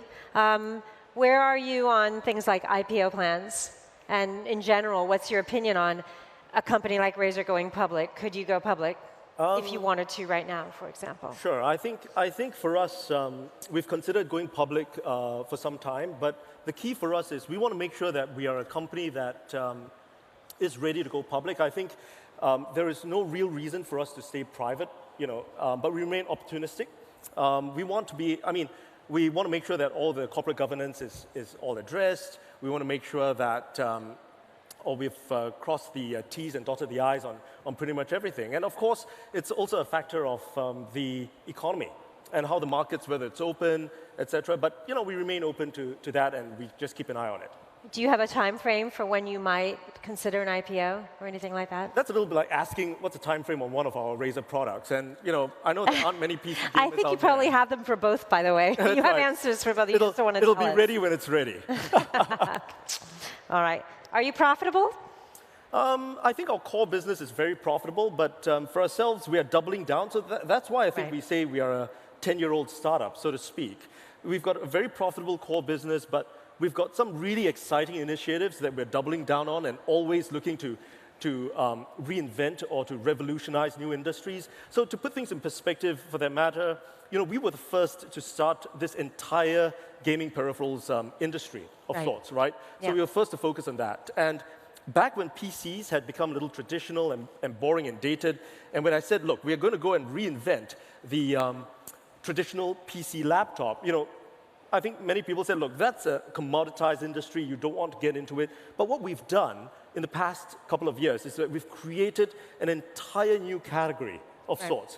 So we continue to do that. We are continuing to invest heavily in terms of R&D, and that eats into the bottom line. But that's stuff into the bottom line that we are comfortable with, and what we want to focus on is to create truly great product and services. Now, Z Ventures is also an opportunity for us to bring more services and partners. I'm seeing some really great new technology around, and we welcome any of the startups out there, be it whether it's in robotics or gaming software or anything that we can, at Razer, bring value to. We'd love to be able to talk to you. Okay. Okay, so we're running down on time now, so I just wanted to ask you another question. Okay. So just two last questions. I hope we have time for them. One is about your something that I'd love to ask for, other startups that might be in the same position as you guys. So you've got strategic investor, Intel. What I'd be quite interested to know is if you guys, how you work with them as a strategic investor. I noticed that you put out a great webcam earlier this year. It's got fantastic Intel technology in it. Technology. Yeah, the RealSense. It's really excellent camera. Did you guys think of that and then approach Intel, or is Intel influencing how you guys are choosing what products you develop? Like, we have this stuff, we really want to do it. If we invest in you, will you build something to use this?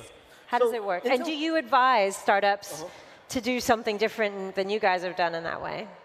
So Intel Capital is one of the corporate ventures groups that we've kind of modeled Z Ventures a little after, because we've got great respect for them.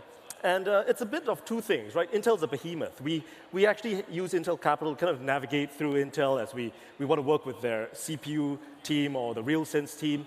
And they've got some truly great technologies that what we do at Razer is that we look at it from the lens of a gamer.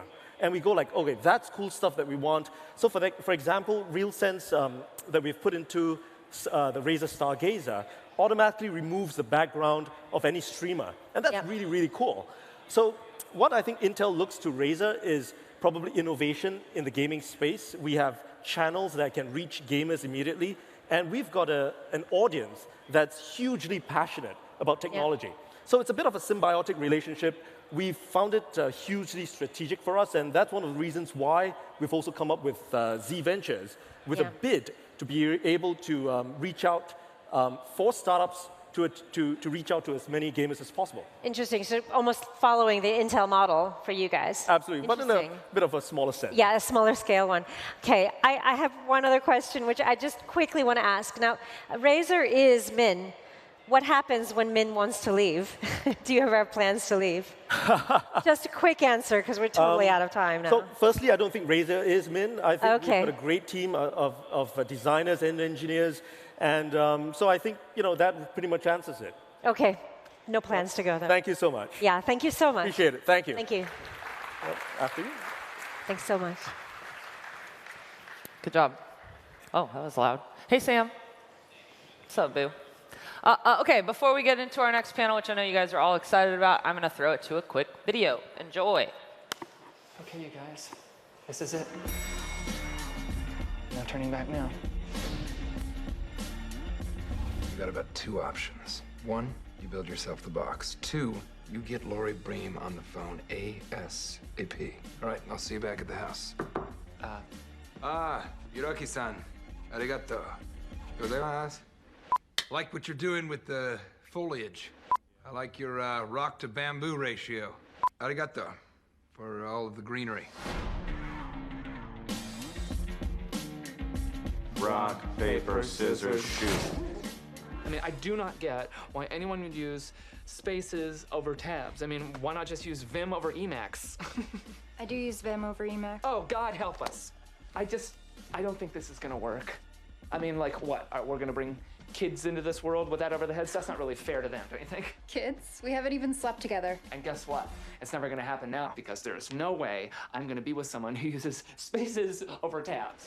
But guess what, Winnie? That ain't ever gonna happen now, girl. That ain't ever gonna happen now, sister. There is no way I am going to let someone who uses spaces over tabs anywhere near this. Richard. Wow, okay. Goodbye. Richard, I'm totally lost. I'm not the CEO. There is no CEO. Because apparently, Jack's empty fucking chair is a better choice than I am. Say what you will about the chair, but at least it never told me to build a fucking box. True. Compared to Richard, it's a lot sturdier. And it has a lot less of Barker's ass rubbed all over it. Yeah, Barker's ass at least isn't on the chair's face. You mean the headrest? Maybe it wasn't brown when it started. Oh, you really took this too far, I think. I don't know, guys. I can sit there and watch them do that to you. I saw this nature documentary where a bison fought a lion to protect the rest of the herd. It didn't work. The lion tore into the bison and then laid waste to the herd, but what courage. You're like one of those priests who lit themselves on fire to protest the Vietnam War. You're like the Secret Service agent who dives on the president and catches a bullet.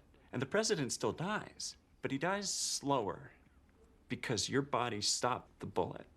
Not from entering him, but from entering him at a rate that would have killed him instantly. Okay, thank you for that, Jared. Roar. Boy, it is chilly. Good thing I brought this sweet jacket. You look like a douchebag. You look like the starting center on your high school varsity celibacy team.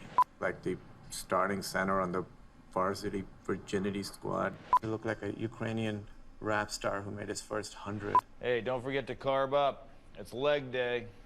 We work out, doing the squats. You're looking at the past, present, and possibly future CEO of Pied Piper. That is my captain. Oh, captain, my captain. Rise up and hear the bells. Rise up.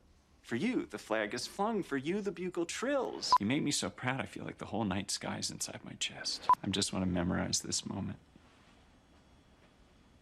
Okay. I am so proud of you, I could puke. God darn it. Gosh in heaven, and I love you. All right, dismissed.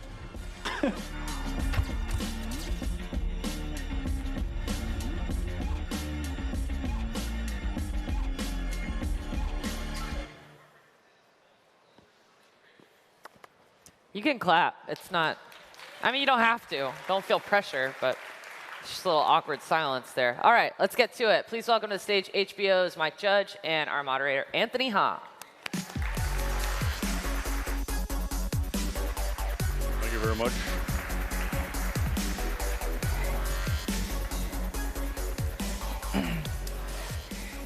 Thanks for joining us again at Disrupt, Mike. Thanks for having me. And you know, a very special thank you for making it a million times easier to explain to my relatives like what I do for a living. I really appreciate that. So I want to go back to when Silicon Valley first premiered, and I remember watching the first episode and laughing a bunch, but also being like, normal people are not going to get this. This is totally going to die. I was wrong. What made you feel confident that this is a show that America would get? Well, I mean, you know, I just thought it was incredibly good. So no, I think, I mean, I'm not really, especially back when we were first starting. I'm not a tech insider. I mean, I worked as an engineer a long time ago in Silicon Valley, but and even then, I felt like an outsider, so I always kind of approached it from an outsider's kind of point of view.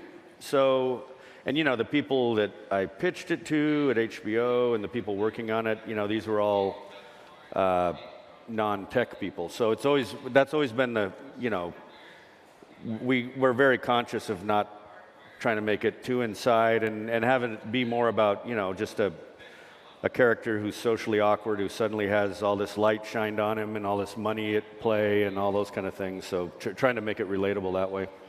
So when you pitched it to HBO, did they get it right away, or did they have some skepticism? There was some skepticism. I mean, I had done this movie Office Space, which, a while back, but I mean, that's sort of a similar. It's like, oh, you're going to make a movie about a bunch of people in cubicles who are miserable. Like, this at least there's some people getting rich and a little bit of excitement. So. It does seem like Office Space was a much bleaker movie, and like Silicon Valley, there was like a sliver of hope. Yeah, yeah. Silicon Valley is a little more hopeful than Office Space was, but yeah, I mean, they actually originally came to me about an idea about video game developers, and I don't really know that world much at all. So I said I wasn't interested in doing that, but what about something like this? And that's kind of how it started. So I want to talk about the research that you guys have done, which included coming to Disrupt first kind of secretly for research, and then you came on stage. What was that first visit like? I mean, was it pretty much what you expected? I mean, it was more than I expected, better than I expected. It was very eye-opening. I mean, for us, we'd shot the pilot, and the way it works in TV, the pilot's first episode, so you shoot that. If they like it, they green-light the series. So they green-lit the series, and Alec Berg, who's a co-showrunner and writer with me, came on board, and we were sitting there in the office, just kind of going, "We got to make all this stuff up. We don't even know what these people do, really. I mean, we know it's people programming. They're building this thing." And so we just started doing a ton of research. I didn't even know what TechCrunch Disrupt was, and then we found out about. There's a Launchpad LA is an incubator in LA, and this woman, Jamie, told us about Startup Battlefield, and I heard that, like, Startup Battlefield, that's like a war. That's great. That's what we need. We need, like, we need some drama. And so coming up here, and yeah, we came up and just sort of spied on you guys here. We just kind of walked around, and we watched the whole Startup Battlefield, and it's just perfect for our show. So you mentioned Alec, your co-showrunner, and one of the things he mentioned about Disrupt is you guys actually shot a little bit of footage here, and so when people watched those episodes of the show, and particularly they sort of complained about how dude-heavy some of that footage was, you guys were like, nope, that's actual Disrupt. So I'm curious, I mean, do you feel like there are things that we could be doing better to, Oh, for diversity? Yeah, for diversity, exactly. Yeah, it seems like, okay, so that was 2013 when I came here. It seems like there's been a huge push for diversity, which is great. I mean, even just backstage, there was the, what is it called? The girls, I'm forgetting the name, but the 16-year-old girl who did a app that recognizes symptoms of Parkinson's, and okay. Incredible stuff. But yeah, I actually was walking around with a Canon 5D, just shooting stuff myself, never thinking it would be in the show, just to kind of show extras casting and people like, okay, this is what they look like, And yeah, it was about 85% dudes in that audience shot, and yeah, I think Alec was talking to a high-up COO of a very big company, and she said, that audience shot was kind of sexist, and said, no, that's actually the real audience. I mean, when you do satire, you take what's there and exaggerate it, but we didn't really have to exaggerate too much. Yeah, I mean, part of the reason to bring that up was just reading that quote was pretty tough for me, but, totally fair. And I do think, I mean, one of the things about the show itself is that the main cast is not exclusively, but largely male, largely white/Asian. And as you said, the industry itself is trying to change the way people think about engineers, change the way people think about tech. Do you think the show should reflect that too? Yeah, and I think we have a little bit, but at the beginning, I didn't want to come off as sort of phony Hollywood pandering, and I wanted to try to make it pretty realistic. And I mean, all the research I did, it was like very high percentage of male. I mean, I went into pretty big room at Google where all the programmers were, and I counted 2 women out of I don't know how many. And so, I mean, you know, when you do satire, you're making fun of it. So that was our way of just kind of poking fun at the world. I didn't anticipate just how kind of charged up this issue was. Like, I mean, I had done a show, King of the Hill, for 13 seasons. And in the entire 13 years, nobody ever complained that there weren't any women working in propane. And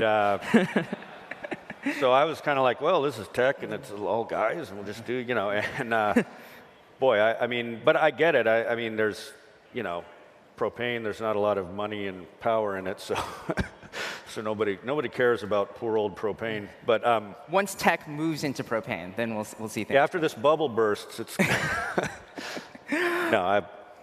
So you know, used to work in Silicon Valley, mumble decades ago, and you 80 years ago. That's right. So I'm curious, like, when you came back to do the research for the show, did it feel like, okay, this is just a continuing version of what I experienced, or was it pretty different? I think it's a continuing version. It's different in a lot of ways. I think the characters are kind of the same, but definitely the landscape has changed. I mean, when I worked here in the late 80s, it was kind of hardware was the thing. So it was, you know, and the barrier to entry to a startup was a little higher because you had to, it just took more money. You couldn't just get, you know, 3 or 4 people who program and build an app. And, you know, God, I'm old. There were no cell phones and, you know. But you look great, so. Oh, yeah, well, thank you. Clean living. But yeah, no, it was, I feel like, again, like I think the characters are kind of similar. I think the characters that I put in Office Space, had they been born 20 years later, could easily be in a startup, you know. And there's also just, it's kind of just more money involved. I mean, I remember back then thinking the rent was high, and I had an apartment in East Palo Alto because it's all I could afford, and then thinking like, well, it just can't get any more expensive, and it just kept just more and more money flooding into this place. Well, one of the other things you said about Silicon Valley in this profile about the show in The New Yorker, which is great, and everyone should read it if they haven't already, was you said that you think that one of the conflicts right now is between sort of the libertarian camp and the hippie values of Silicon Valley. Does that seem like a new phenomenon to you? I think that was still kind of going on a little bit when I was here. When I was working in tech, I think the hippies will always win, no matter what. Wait, really? Okay. No, I mean, well, I think what was interesting to me is that, you know, there's a lot of money at play and a lot of companies competing for, you know, billions of dollars and users and all this stuff. And in Wall Street, they just kind of, you know, like, it's like the old school, like, we're hedge fund guys, we get rich and whatever. Here it's sort of shrouded in this, you know, we're making the world a better place. We're doing, you know, and a lot of these apps are. But it's just kind of for comedy, it's just kind of a funny thing to make fun of. And yeah, I mean, I think that comes out of hippie culture ultimately, I mean, which isn't a bad thing. I think there's a lot more attention on just charity and all this kind of stuff here than you would have in, you know, in New York in the 80s. I mean, to be fair, I do think that you guys have now made it a lot harder for a startup to come on stage and say we make the world a better place. So, you know, mostly thank you for that. Well, it was, yeah, I mean, it's funny, like when we did our, we had hired the writers and we took them to Launchpad LA actually, and so they had seen the pilot, so we'd done the pilot, and which had all that stuff in it, and they bring out their first startup to talk to us. It's 5 guys, 1 East Indian. It was like the same ratio, and they did their pitch. It was sort of a thing that would combine all your music into one thing, and then at the end of it they said, and we're making the world a better place. And it was basically exactly our group in the pilot. So do you think that when we talk about this idea of, you know, dressing up this usually a for-profit business idea in this rhetoric of like, man, like, you know, this sort of idealistic hippie rhetoric, do you think that actually is a good thing, or would you almost, I think, at least, so I live in New York, and I think there are definitely some people there who almost feel like they'd rather see it just be more honest and be like, yeah, man, we're just going to make a ton of money. Yeah, I mean, I suppose it doesn't matter that much. I mean, I think it's just funnier when you yeah, dress it's it just up. funny. I mean, like coming from Hollywood, which is a little more kind of in the middle, I guess. Like I don't think you would hear, you know, J.J. Abrams say, you know, like, why are you making Star Wars? Or because I want to make the world a better place and improve people's lives. And you know, But he it's does like, have to it's start just sort by of saying, I love Star Wars. I want to make a kick-ass movie, and I love Star Wars. You know, it's not. Right. It's kind of a different approach. So, like, you know, it's just something fun to make fun of. I don't think anybody's really doing anything awful by saying that. You know.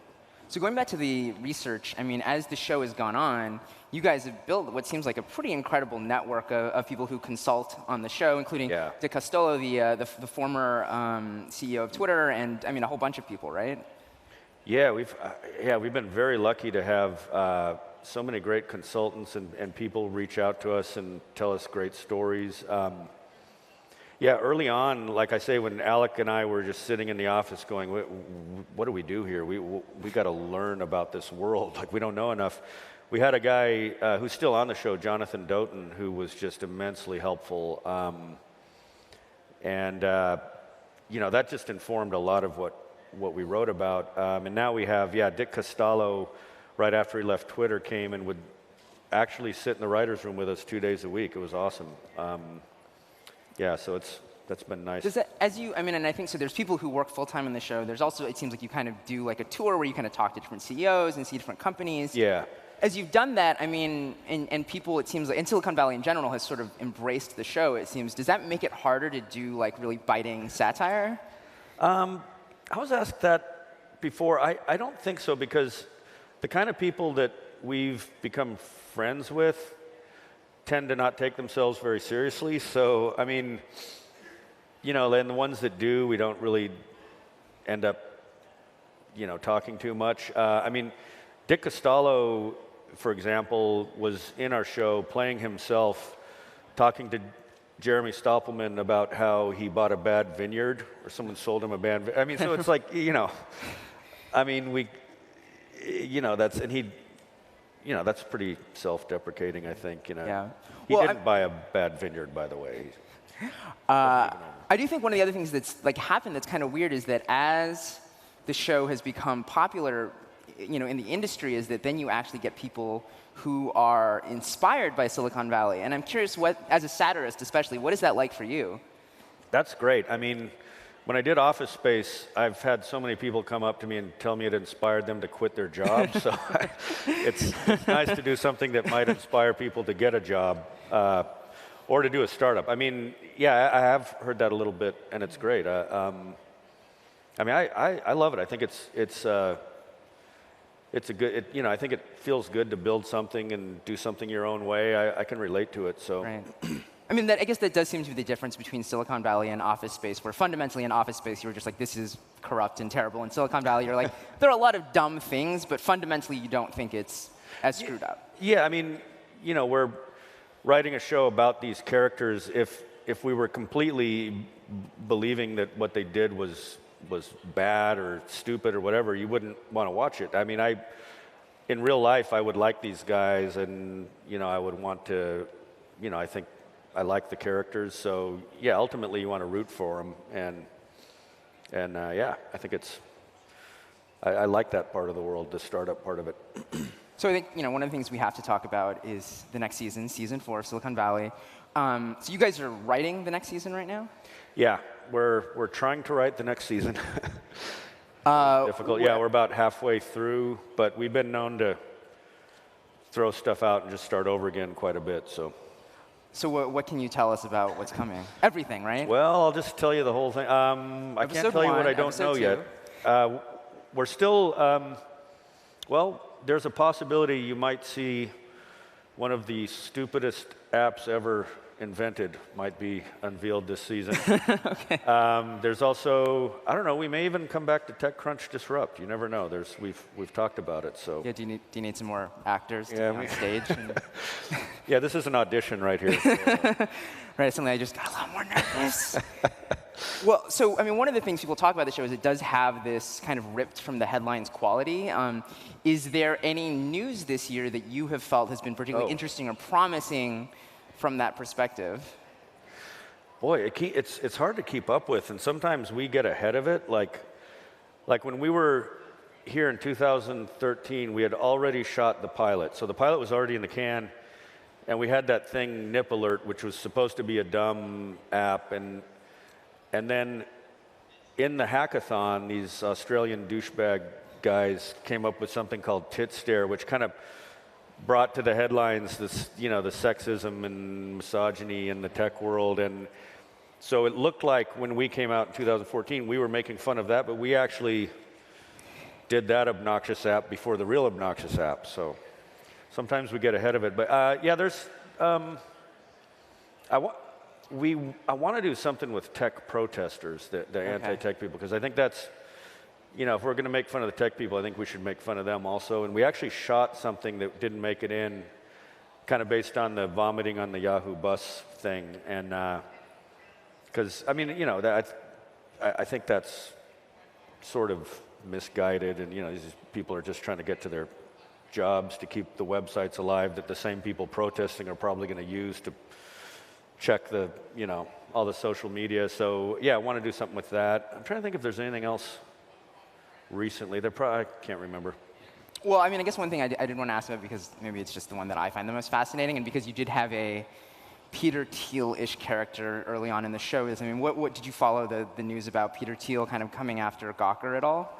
Yeah, actually, we might do something related to that. Yeah, I don't know all the facts. I mean, it's, look, I'm not crazy about the idea of billionaires controlling the media, but then again, I think if Gawker hadn't posted a sex tape without people's permission, they might still be in business. Right. Probably didn't help that they posted a headline that said Peter Thiel is totally gay. I mean, it's not, if they start taking down the New York Times or Washington Post, I might start to worry a little bit more. But oh, so I think we're almost out of time. So the last thing I wanted to ask about was just, how did you guys come up with the disrupt dick joke at the end of season 1? that was, well, when we were first starting to write the show, I just had this idea that I wanted to have a kind of a beautiful mind moment, like in the movie where he's talking about the way people separate in a bar, but maybe sillier or something. And I was looking for something there, and okay, I'm going to get a little blue here. One of the writers was completely separately talking about an argument he had with his roommate, or a discussion about where the guy said no, you could actually jerk off 4 guys if they were tip to tip. And Alec overheard that and came to me and said, hey, I think I might have the thing you're looking for here. And then we just started. I remember it was Alec, myself, and this guy Dan O'Keefe in the writer's room on a dry erase board going well, no, it would actually be the dick to floor distance, and then the angle, all those conversations that are in there we were having and actually drawing on the dry erase board and just juvenile. So the math is completely solid.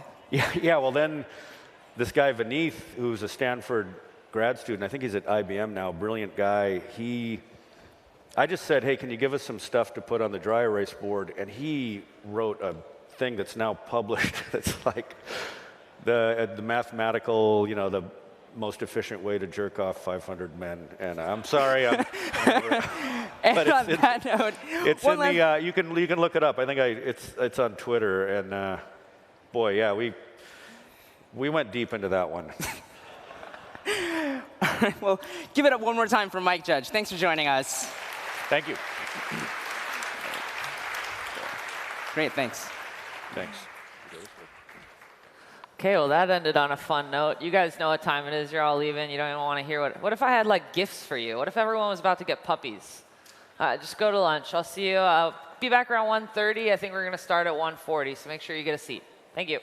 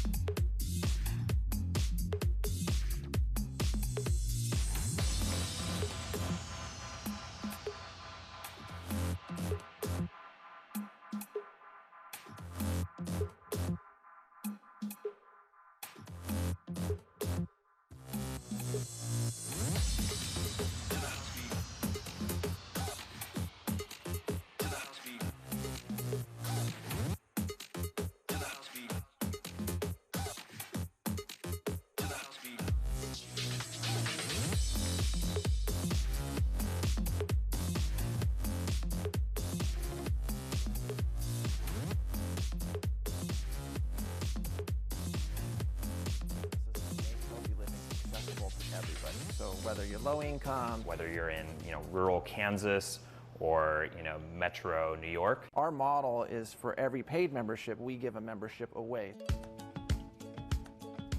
The way the Thrive Market works is we charge a $60 annual membership fee, kind of like a Costco. So think about a wholesale buying club, only we're online and we're only for healthy, natural, and organic products. So we basically take the Costco membership model with a Whole Foods type catalog, and then we ship those products anywhere in the country.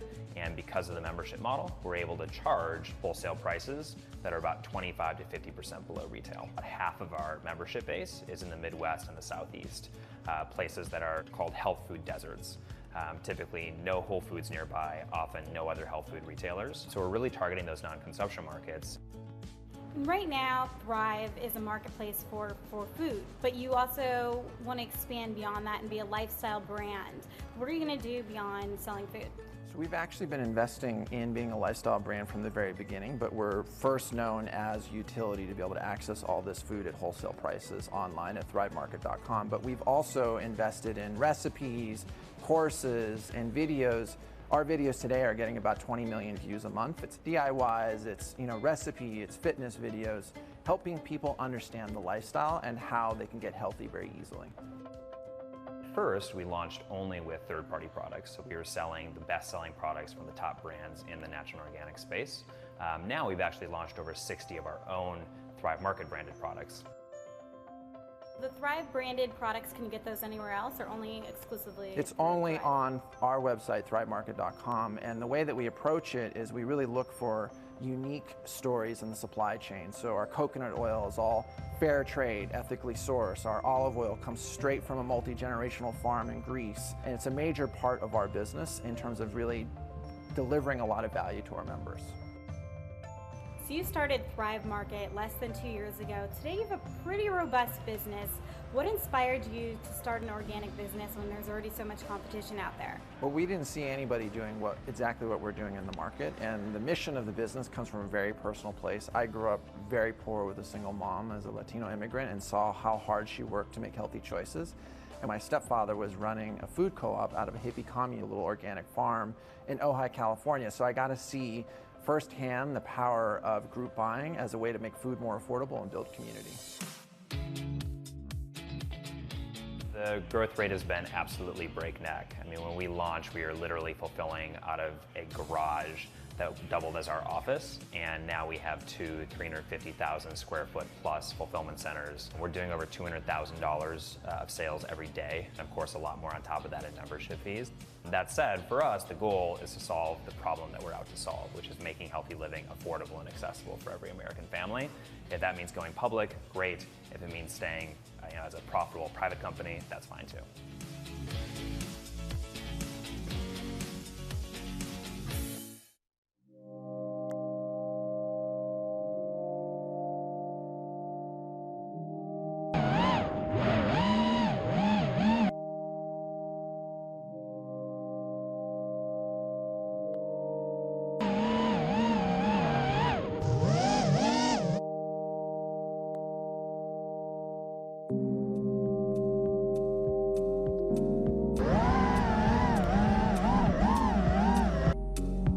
So my name is Travis McIntyre and I go by Moke, and we're drone racing today. I kind of just stumbled upon drone racing. I'd never been into RC stuff, and my friend had one and I played with it a little bit and got myself one and just kind of fell into a hole. I've been flying radio control planes and drones for about 6 years, and I've been racing competitively for almost 2 years now. I got into drone racing actually when I could no longer ride my motorcycle.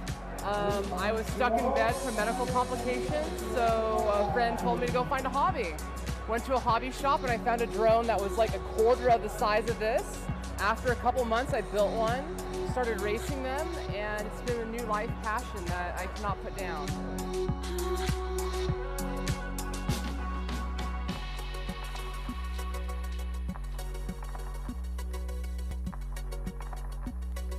When we first started with drones about 3 years ago, it was mostly drone combat with larger drones in like a boxing ring kind of environment. But in the last year or so, drone racing has really come into its own and really has started to dominate the hearts and minds of drone pilots. These are called FPV drones. That stands for first person view. And the way they work is each drone has a camera on board with a video transmitter. That sends the signal wirelessly to FPV goggles. So as a pilot, you wear these goggles and they transmit directly to your eyeballs. So when you have the goggles on, it's like being in the cockpit of this little teeny tiny drone. And you pretty much have the freedom and get to see what a bird sees, and it's kind of the closest thing to just being able to fly around in the sky. Well, one of the cool things about this community is a lot of people design their own equipment. Me and my friend actually spent the last few months designing this little drone, the Twitch 109 from Unique FPV.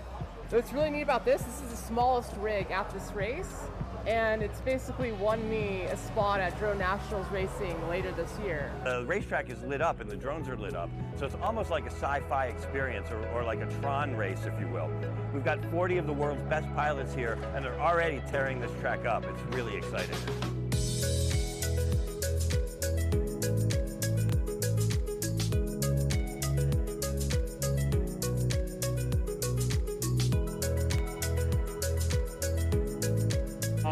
Racing, to a large extent, is all luck. It's not getting ran into, not having your video go out for some stupid reason, not having something break. It's exciting, but once we put the goggles on, we're sitting in the cockpit and the rest of the world kind of disappears. I compete for fun and the sheer thrill of it, and today I've been doing really good. For a lot of people though, they compete for the top place. They like having the thrill of being the #1 pilot. And for a lot of people, they go to these events with friends. So there'll be 2 or 3 buddies that fly together all the time. They'll get together, they'll carpool to different races. The pilots that race with ASL are really an interesting mix. The demographic is all over the map. Some people are trying to leave their day jobs and become full-time professional drone racers. And so some of our pilots here today are making that transition. Right now, I guess you could say I'm a semi-professional pilot. I get some money to do some stuff, but right now I have no major sponsors. So it's all me for the most part.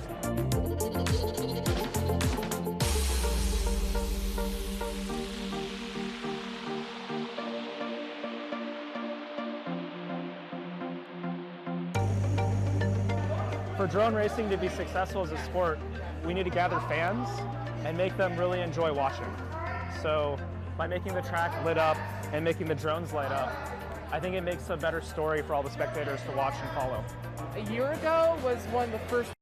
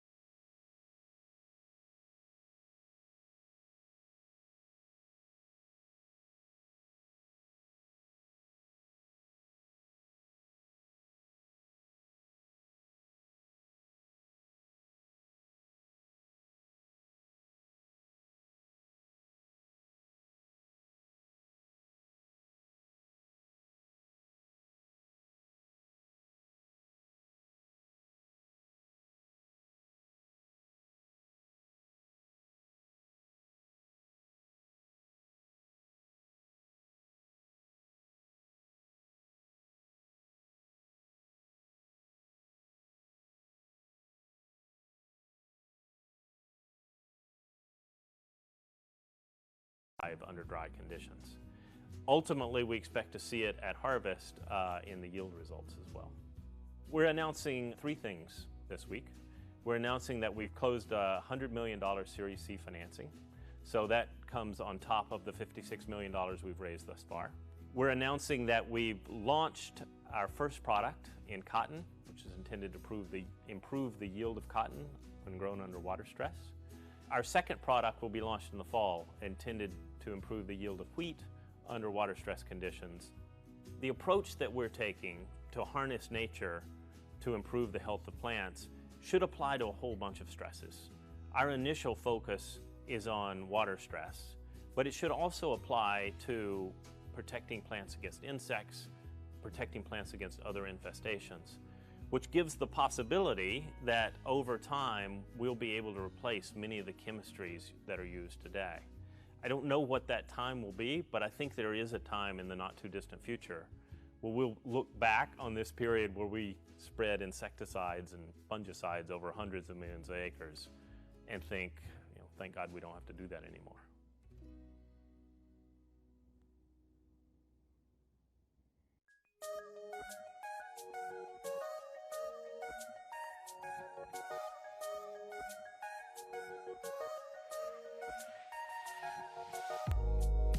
Josh, lay out for me what's going on currently at Hyperloop One.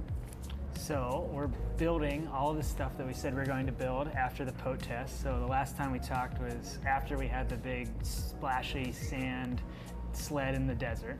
And now we're building the rest of the development loop in progress for our Kitty Hawk moment, which will be at the beginning part of next year. And that's where we're going to have the full system. So vacuum, big tube, sled inside, electromagnetic propulsion, and we're going to demonstrate that the whole system works together. And lay out for me what happened in the Nevada desert, because we were all at Disrupt when that happened. So when we left the sled test in May, we were testing the propulsion system for the vehicle. So that was just the motor. So if you imagine an electric motor and you cut it down the seam and you unroll it, and we put that along the length of the track, sent some electricity through it, and that got us up to speed. It got us up to about 110 miles an hour in about a little over a second or so. Yeah, 110 is way less than what you're actually aiming for, though. Correct. Yeah. So that was really the first stepping stone. That we just build more of that, and we have built more since then. We've basically doubled the length of that track, and so we're testing faster. We're testing more sophisticated tests and a new control system that we're working on. So when does that all happen? So that's going to take place beginning of next year. So it's starting construction in a couple weeks here, and then we're just going to continue to build, and it's going to be like a phased build. So we start off short, build longer, build up speed and everything. And as we move up, we get more difficult tests, we go faster, and we test more sophisticated control systems and all this other good stuff. What are you hoping to find when you do that? Hopefully nothing. Hopefully it does exactly what we predict it will. And that's the nominal is the engineering word for thank God it worked.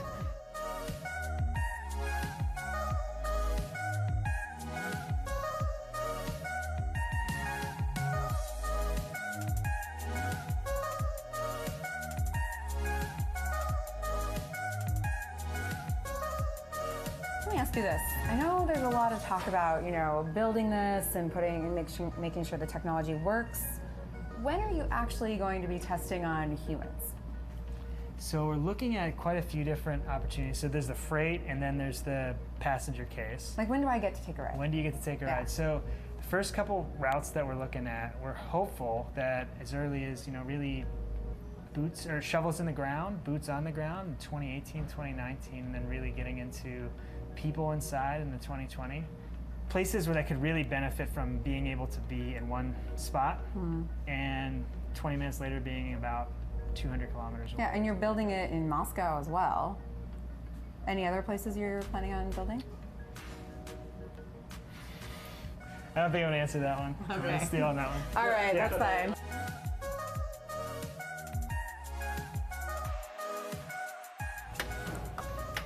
Josh, thanks for showing me around the Hyperloop. Oh, thanks for coming, Sarah. Yeah, what's coming up next for you? It's fully integrated system of the Hyperloop, our Kitty Hawk moment, and that'll be starting in a couple weeks here. We'll start construction of that. Columns will be going up, and then tubes to go on top of them pretty shortly after.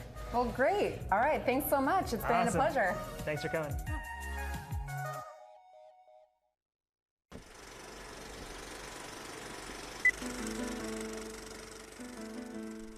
In 1895, audiences sat down to watch Arrival of a Train at La Ciotat, an early film that showed a train pulling into a station. Legend has it that when viewers saw the train barreling toward them, they panicked, as they were inexperienced with the new medium. Whether true or not, virtual reality filmmakers are recalling the story with interest. Less than a year after the release of the first modern VR headsets to the public, filmmakers are in the same position as the film industry in the late 1900s. To say things like, only this kind of storytelling will work, or storytelling won't work, and only this kind of immersive experience will work, I think just does the whole industry, a disservice. We should be encouraging people to have ideas wherever they come, so that we can keep an open mind and really find the real potential for VR. The goal is to find that kind of juice that gives that classical storytelling so much value in theater and cinema and literature, and find a way, how can we put that into a VR experience? I mean, you can describe it, but the experience of actually doing it is really, at least for me, transformative. It's not just an extension of cinema, it's its own brand new medium. Baobab Studios is one of a handful of production companies ushering in a new era of VR storytelling. The technology is new, as are viewers' expectations. No one knows what type of content will work best, or even what will be possible a few years down the road. VR has the potential to wow audiences with intimate access to people and places once contained to a two-dimensional screen. Invasion is the story of these super advanced aliens that come to Earth to take over, destroy anybody that tries to get in their way, and the Earthlings amazingly rise up and defeat them. But the Earthlings in our story are not people, they're two little cute white bunnies, and the viewer just happens to be one of those bunnies. What we really want to experiment with is what is it like to put the audience as a character in the film itself. And then does it become too much of a game, or can we still, you can still be brought along the journey without worrying about who am I, what am I supposed to do? And so having you be a cute little bunny, it made for a perfect story for doing that experiment of putting you in. The bunny comes to you and looks you straight in the eyes sometimes, and it's something that you would really try to avoid in movies, because you didn't want to feel like you're actually a part of that world. In here, we kind of want to do the opposite. We actually want that connection. I think that's one of the best things about VR, which is actually really unique and special, that you can have that connection with the character. People are just really charmed by that, and I was really surprised by what an effect it has on the viewer. And the bunny starts to play, and I've even seen people start to play back, and when the bunny then hops, they actually think that they're really engaged in this play with this bunny. And so there's a lot of talk about VR as being sort of this empathy engine, like you automatically get 20% more empathy with VR or whatever it is. And I was kind of skeptical about that, but I think under certain situations, I think that really can be true. VR tricks our brains into believing what we are seeing is real, and that creates some interesting nuances. One of the most difficult challenges is overcoming the technology itself. In these early days of VR, it's tempting to prey on audiences' emotions, just as Arrival of a Train supposedly did. The emotions you feel in VR are real and raw. There's no longer a screen dividing you from the virtual world. You are there. People often ask me, as a feature film director, former feature film director, how do you feel about giving up all this control to the viewer? And I just don't look at it that way. I think of it as just a different kind of a job than maybe I had directing something that's cinematic. So we use animation to make you look in certain areas.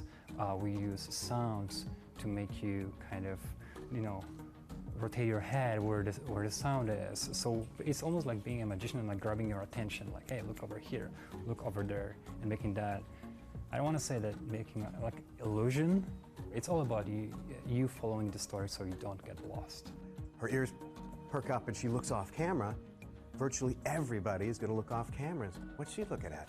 And then you have to give the audience something worth looking at, something of interest, something compelling that advances, your narrative. We are top ranking in the devices that we are on. So that was great validation for us. We had, besides from audiences, because that's the proof in the pudding, like how many people actually decide to watch your thing, but also the fact that these distributors decided to feature us with these launches was awesome for us, and we're really honored. You know, it's just, there's so much to discover that, you know, I think we're just scratching the surface. In wanting to do something different with this show, we thought, let's go somewhere we've never gone before with Ringling Brothers. Let's go to outer space. So we thought it would be a great way to create a whole new experience, something that is somewhat familiar in terms of some of the imagery, the sounds, in a whimsical circus space. And it's a really exciting show and a really exciting way for us to start on our new departure with Ringling Brothers. Well, you know, we are the greatest show on earth, so we have everything that you want for in a circus. We have flying trapeze, there's amazing daredevils, we have a great clown from Italy this year who does all these really funny, cool tricks. Well, the story this year is we have our legendary ringmaster and the star seeker. They're looking for the stars that Queen Tatiana has placed all over the universe. So they're on an adventure, and I'm actually part of the star fleet. So I'm one of the skaters that helps Jonathan go on this adventure to find all of the circus stars. Changing the performance space changed so many things. It changes the kind of performers that we wanted in the show, the types of performances you see in the show.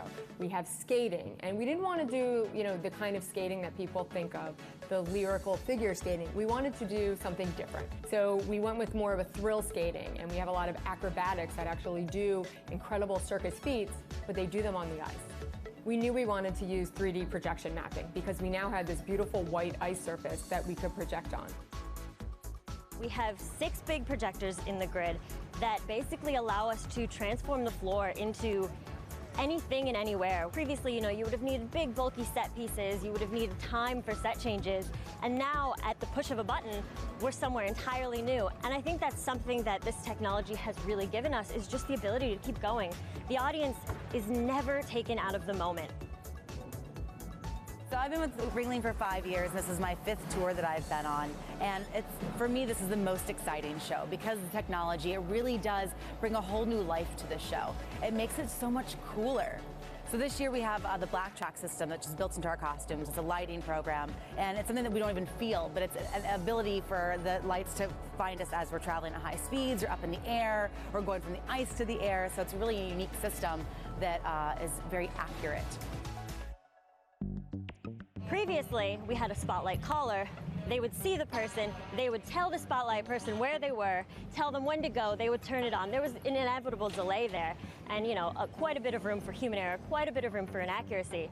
With the spotlight tracking system, you hit people dead on, and it just really adds to the flow of the show. Our spotlight tracking system uses infrared lighting to track the performers. Each performer is equipped with a beacon, which is a small black box. So essentially, the spotlight tracking system takes control of the pan and the tilt effect of the light, telling it where to go, while our lighting console controls the color, the gobo, the effects, telling it what to do. And they work together to follow each performer based on the blinking pattern emitted by their beacon. One of my favorite effects is when Paulo makes his first entrance as the Star Seeker. You can actually see multiple lights. They trail him, and it sort of gives this effect that he's, you know, floating through space. This show is such a multi-sensory experience. There isn't just one thing that makes it feel like outer space or that makes it feel immersive. It's really everything. So it's from the sounds that you're hearing, the video projection that you're seeing, you know, all of the performers and the costumes and the way that they're dressed, to the special effects of the fog and all those kinds of things. So it's really all of those things working together that I think create this really immersive experience and really transport the audience to outer space.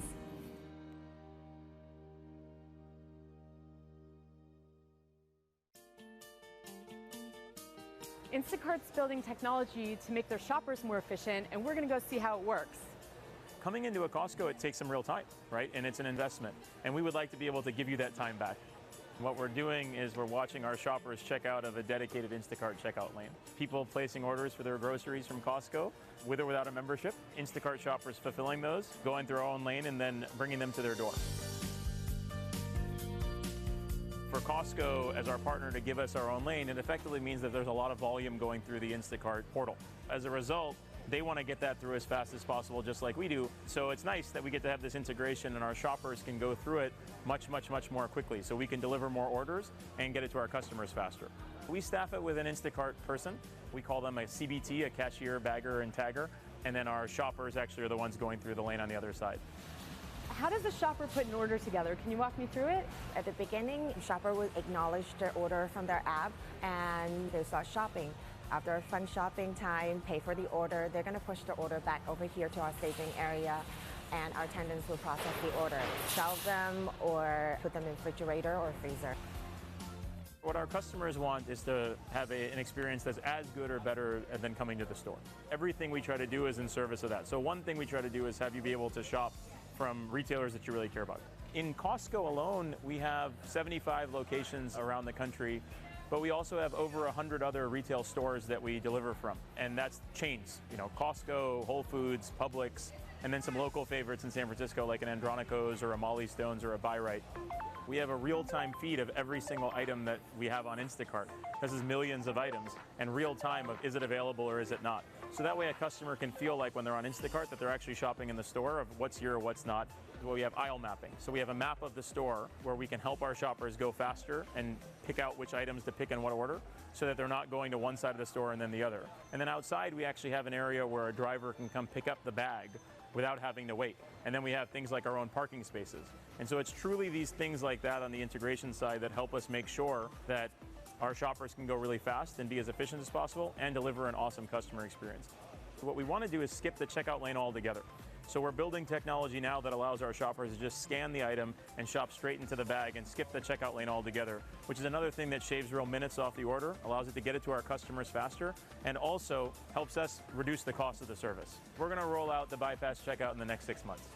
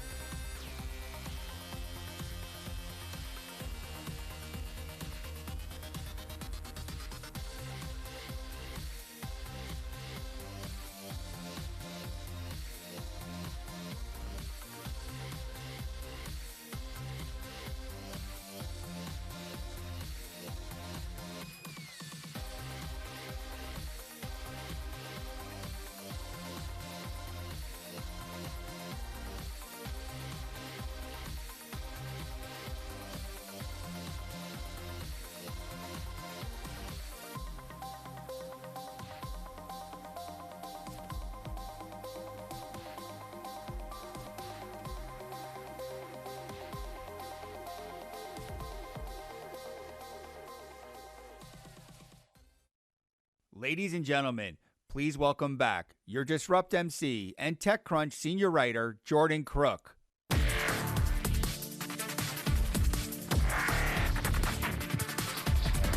Sup? Thank you, John Schieber and Sam. I hope everybody had a good lunch. How was the food? Good? Good enough. All right, cool. We're all nourished. I'm not going to make any jokes about this next panel because they are the bosses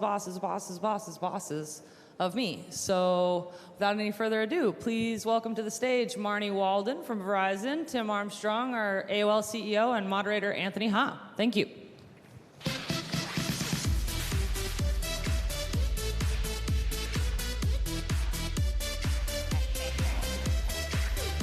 Yeah.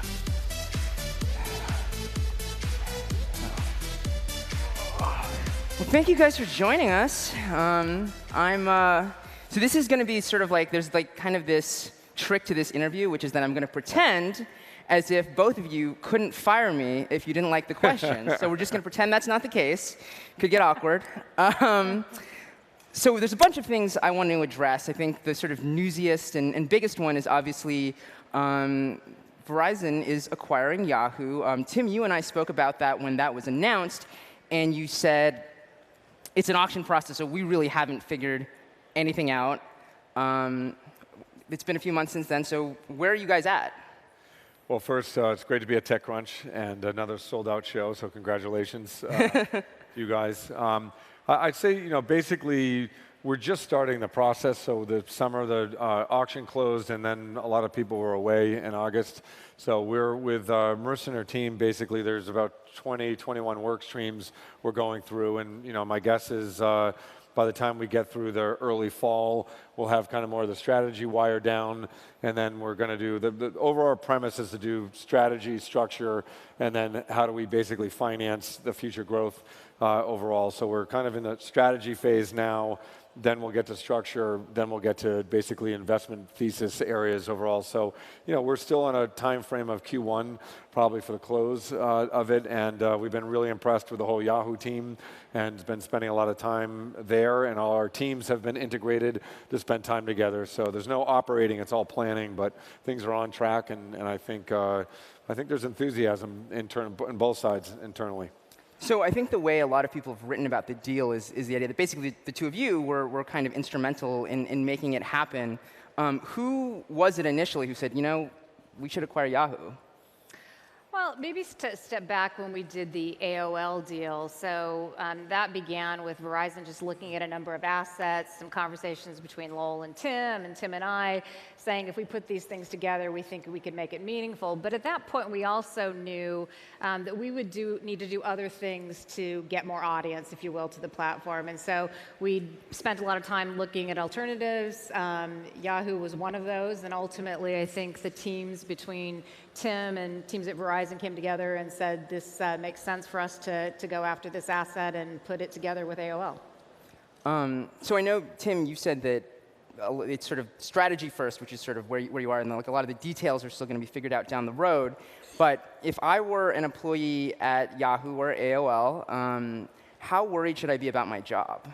Well, I think, Anthony, if you guys keep selling out events, it should be okay. But the bottom line is, that AOL's kind of been focused on three main areas, which has been the media business, building robust data sets, and then platforms overall. Yahoo has a similar type focus. There are differences there. So as we go through that, figuring out where we're going to end up as a business together is important. And I think that the most important thing we can do is, with the scale size company that we have combined, it would be ideal if at some point in the near future we're profitable and growing and investing in really robust technology and things around content. So I think from a jobs standpoint, that's why we started with strategy, because I think getting right into structure, I don't think Verizon would have done the deal if this was a cost structure only deal. And I think there are synergies, there will be synergies, and I'm sure there will be some job changes.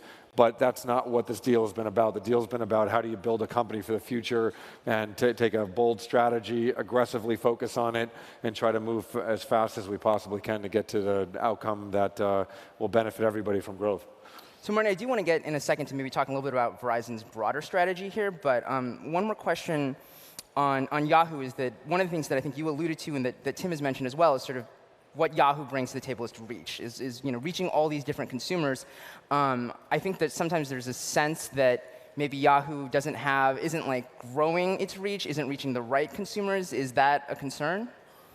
Look, I think we needed to get into the billions. We talk about that in terms of eyeballs, and Yahoo certainly does that for us. But just like with any of our businesses, we need to continue to go after audiences, whether those are millennials. Global is a big initiative for Verizon, so Yahoo does some of that for us. AOL obviously does that, but we need to continue to look for ways to grow those. Verizon's made a couple of investments that both Tim and I work closely with in terms of Complex Media and Awesomeness TV. We're doing some of our own content and channels, and so those will all be ways that we try and go after multiple audiences so that we've got a reach across all of the growing businesses. So, I mean, I think the way that a lot of people talk about the idea of Verizon acquiring AOL, acquiring Yahoo, just doing a lot of this sort of video advertising is this idea that as a carrier, you don't want to just be a dumb pipe, and so you're like frantically trying to get into another business. We do not want to be a dumb pipe. Right. I mean, how much of that is sort of essentially what the strategy is? Well, so maybe to step back a bit. So a little over 2 years ago, I was asked to take on this new assignment. The role didn't really exist, but it was to really look at driving revenue for the future of Verizon. And so we took a look at all of the assets that were, we'd assemble at Verizon, we looked at our strength, and we said, look, we've been known as a network company, and we're proud of that, by the way. We think we've built one of the very best networks out there. That will be the foundation of our success, but we also said we wanted to be a platform company and a services company. Our lead in mobile certainly allows us to play in that space, so we are trying to take advantage of that. We've got really, 2 or 3 key focus areas. One is the business that Tim runs for us. We've also made some pretty significant investments in the IoT space. So recently we just announced the acquisition of 2 fleet companies, which expands our fleet business, not only domestically but globally. One is closed, one we're still waiting for that one to close, would expect that to happen in fourth quarter. And then just this morning we announced the acquisition of a company called Sensity, which has a head start in some of the smart community work. So we're super proud about that, but it is about monetizing above the network. When we have the network business, that's great, but we also believe that we have the right to play in the platform space and services as well. Great. Well, maybe, Leah, let's take a minute and talk about the Internet of Things, because that's always fun and sexy. Why I mean, maybe in general, like, what is it that, like, Verizon, what is it that made them, or you, interested in that just as a general area of business? Yeah, so Internet of Things is actually a space that Verizon has been in for quite some time. We have had relationships with automobile companies, OEMs, if you will, for many, many years, had the original General Motors business with OnStar. And so that part, the connectivity part, has been something that we've done for quite some time. Last year, we announced a platform called ThingSpace, which allows application developers to come and write applications on top of that. And then we also have some of our own branded services. We've released some financial numbers around this in our quarterly earnings, so we're doing roughly $200 million a quarter, and it's growing at 20%, and so it's a place that we naturally, with our distribution, with our networks, with the investments we've made in platforms and services, think that we can scale. And that, again, is not only a domestic business, that's a global business. We do business with the car relationships in China, in Europe, Japan, so all of those are places that we continue to expand and delivering some decent results on too. And I would imagine for a company the size of Verizon, I mean, a couple $100 million in revenue per quarter is good, but really the excitement is around the potential for growth. We like the numbers that have billions, yep. Yep. And then last thing on that is you mentioned you acquired a company called Sensity, is that right? Yes. What was the rationale behind that acquisition? So it's a company that has a lead in taking LED lighting, essentially, and using that for nodes inside cities. And so they have relationships, over 40 relationships across the U.S. where they're doing smart community work. And it just filled a space for us, not only from a talent perspective. The CEO is very, very talented and has a lot of headway in the space. So it not only accelerates our time to market, but gets us into some existing relationships and a technology that helps complete some of our work. So the Yahoo acquisition didn't sort of take all your appetite for acquiring startups. It looks like that is going to continue. Yeah, we're doing many. The charter I have, if you will, is to stand up several businesses that can generate or have the potential to generate billions of dollars of revenue for Verizon in the future. And so certainly the business that Tim is running is one of those, and Yahoo was a big piece of that. But also Tim did investments with Millennial Media and partnerships with Microsoft. But IoT is a space that we're very active in as well. So both of those are getting some of my attention these days. So Tim, I mean, it's been about a year plus since the Verizon acquisition closed. How has AOL changed in that time? How has it sort of slid into the sort of broader Verizon technology and organization? Well, you're there every day. What do you think? Yeah, but we're behind the janitor's closet. No one talks to us. We just kind of sit there and don't, just blog. I think first of all, it's gone, very well. The theory behind the Verizon deal was basically the combination of the two companies would help build essentially what was one of the largest mobile empowered media technology companies in the world. Since then, we did the Millennial deal, we did the Microsoft deal. We've done a significant amount of investing in video. We're about to open up a studio in New York City on the street, first internet-level street studio for AOL Build overall. And then, most importantly, I think we set out, when we did the deal with Verizon, we had a set of goals at AOL that we were striving to as a public company. And then once we did the Verizon deal, we redid those goals, and those goals have been a significant driver of what we've done. So I think if you went back 15 months, and said, is AOL and Verizon going to be in a position where they're one of the largest consumer companies, one of the largest mobile companies, one of the largest video companies? I think you'd say, well, maybe if they work really hard. And today you wake up 15 months later and you say, look, they have all the assets in a portfolio, and if we do a good job working on those assets over the next few years, I think we can build one of the most substantial companies on the planet. And second of all is, we did all of those deals, if you average them together, at one-time revenue. So while you see massive valuations happening, especially during that time frame we're doing the deals, from a financial standpoint, we're probably the only company in the world that's aggregated assets together that gets you to over 1 billion consumers and done it at one-time revenue. So, there's always noise around what we do, but if you look at the kind of hardcore facts and the financial facts, and the fact that when AOL was a standalone company, we were able to beat the S&P 500 for the 5 or 6 years we were public. That is something I think that we take a lot of rigor in the strategy, and we take a lot of rigor in making sure that the company will be healthy, in the future. And we're really, I think people are generally pretty excited about where the future is. So looking back at the Verizon deal, hard to say it hasn't been a success. It feels like it's been a success. We have a lot of work to do, but it feels like it's been a success. One of the other things, too, just about Verizon is we realized when we were setting up my organization and we wanted to put the new businesses in it, we did establish some independence so that Tim has the ability to go run his business, get the good stuff from Verizon, but maybe not some of the stuff that might slow him down. We do the same thing with our fleet business and our telematics business. So important that you recognize, how do you protect the cultures and the structure to make sure that you've got the room to run at the pace you want to run at.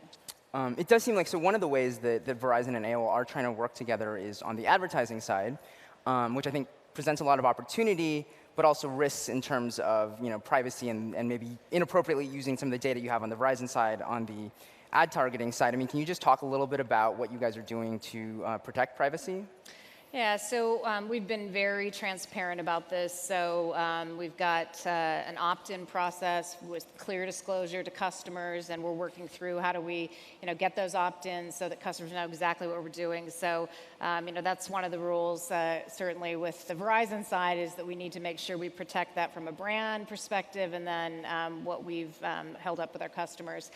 We do have aggregated anonymous data that we can utilize, but any of the targeted stuff, we absolutely follow the opt-in process. Right. So anonymized, you don't necessarily opt into, but anything that's sort of targeted or personalized. Anonymized is opt-out. Targeted, you have to opt into. Yeah. Okay. And then the opt-in, when does that actually appear?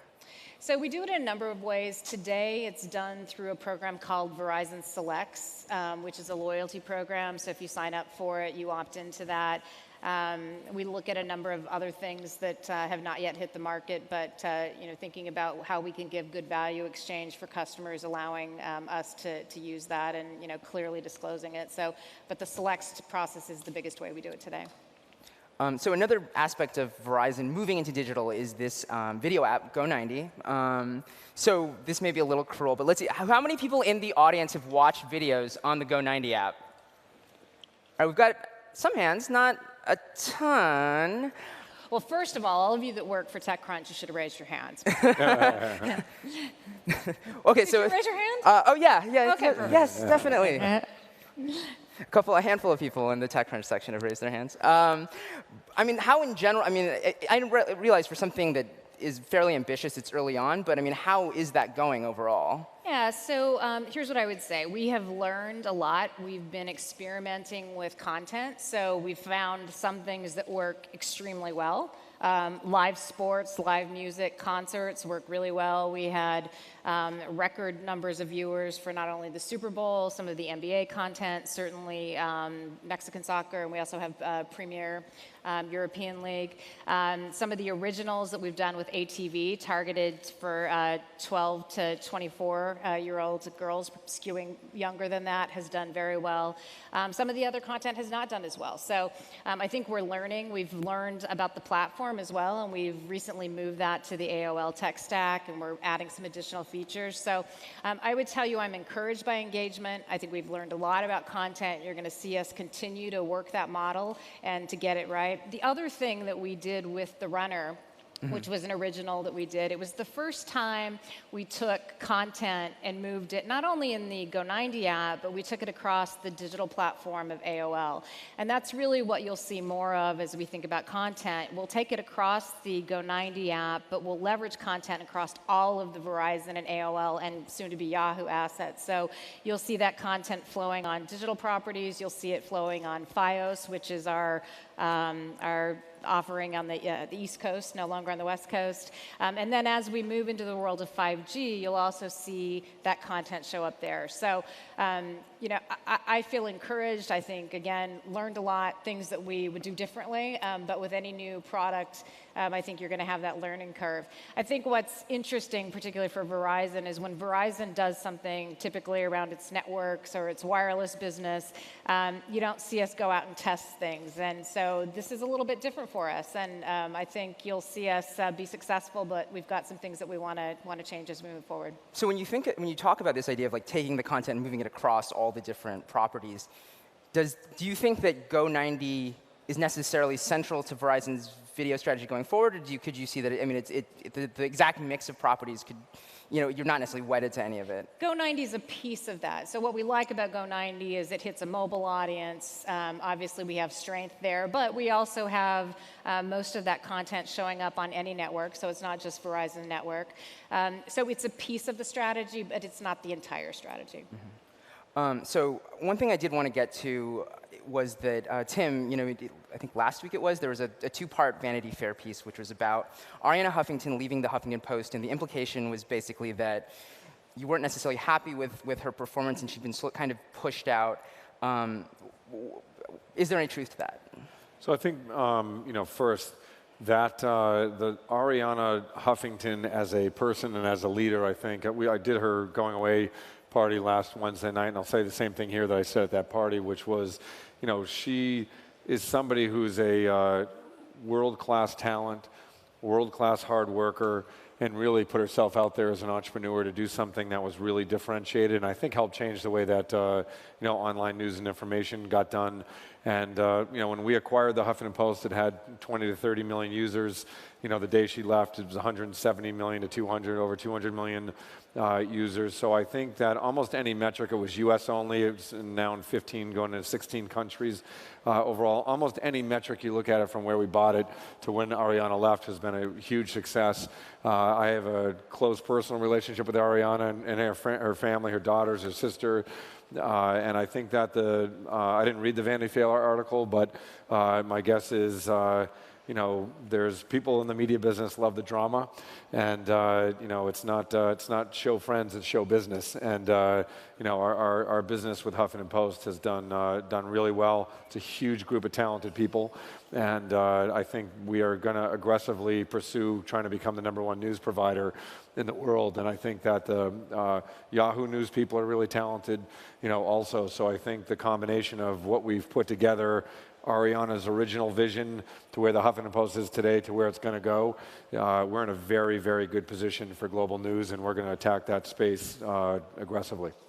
So we're almost out of time, but one last thing I wanted to ask about was, I think one of the things, Tim, you've talked about is this idea of turning AOL/Verizon, soon to be /Yahoo, into one of the top tier digital media companies, internet companies. I think that on almost any measure, and certainly in terms of advertising, right, Google and Facebook just take up the vast majority of the pie. So, I mean, how do we get from where we are now to actually being in that top tier? I mean, do you really think that's possible? Yeah, so I'll just do this briefly. I had our executive team over at my house last week for 2 days, and we had some SEAL Team 6 members over, and we built a map, basically, of the whole internet space.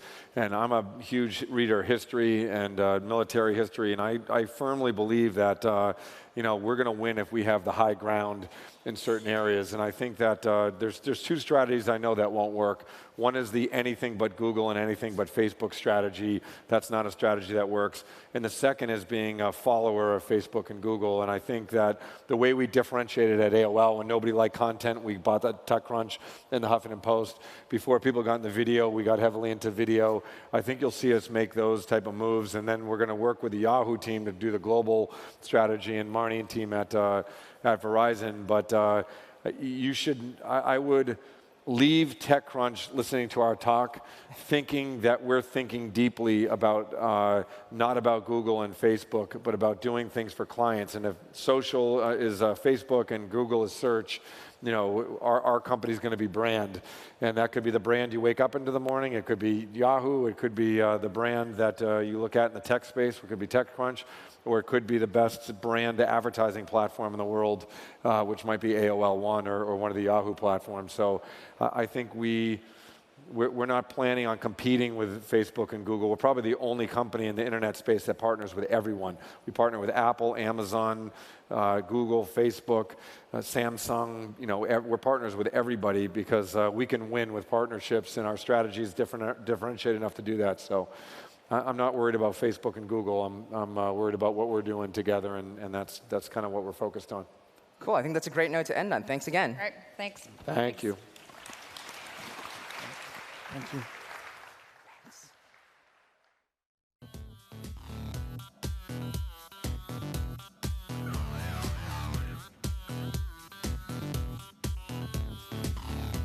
Startup Battlefield is our launch competition that takes place at the Disrupt conference. We focus on seed stage companies launching for the first time to the public.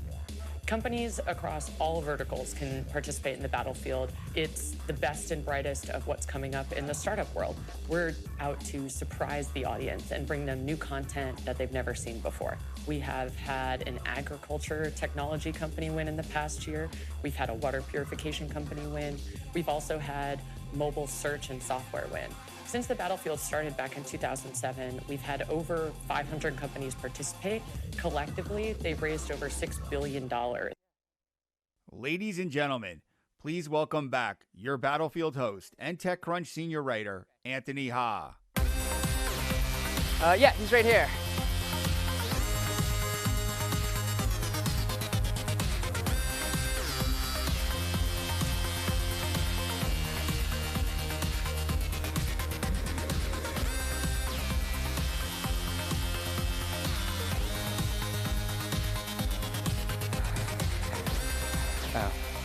Hello again, it's me. I promise that in the next 2 days you won't see me on stage as much. But anyway, I am super excited to be here because I am going to kick off the main event, the Startup Battlefield. Here is how it's going to work. Today we're going to see 14 startups plus a wild card, and they're going to launch on this stage right here. These companies were selected from hundreds of applications submitted to TechCrunch from around the world. Each company will have exactly 6 minutes. It's kind of my job to be a dick about the timing, to present their product on stage. And then we'll have another 6 minutes of rapid-fire Q&A with our panel of expert judges who will ask about the product, the demo, the business model, marketing and distribution plans, pretty much anything they can think of before their time is up. You'll probably notice that some of the companies aren't incredibly similar, so you might wonder, how can we possibly judge them against each other?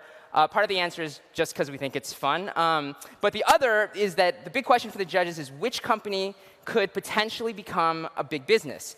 This involves factors like solving a real problem, having a viable and defensible solution, market readiness, the size of the opportunity, and of course, the team that we're going to meet on stage.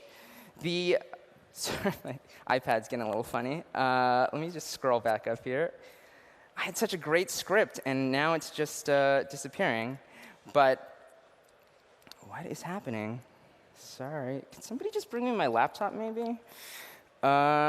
Anyway, I think I basically got the rules right. I'm so sorry. This is really embarrassing. OK, great. Sorry, let's reset.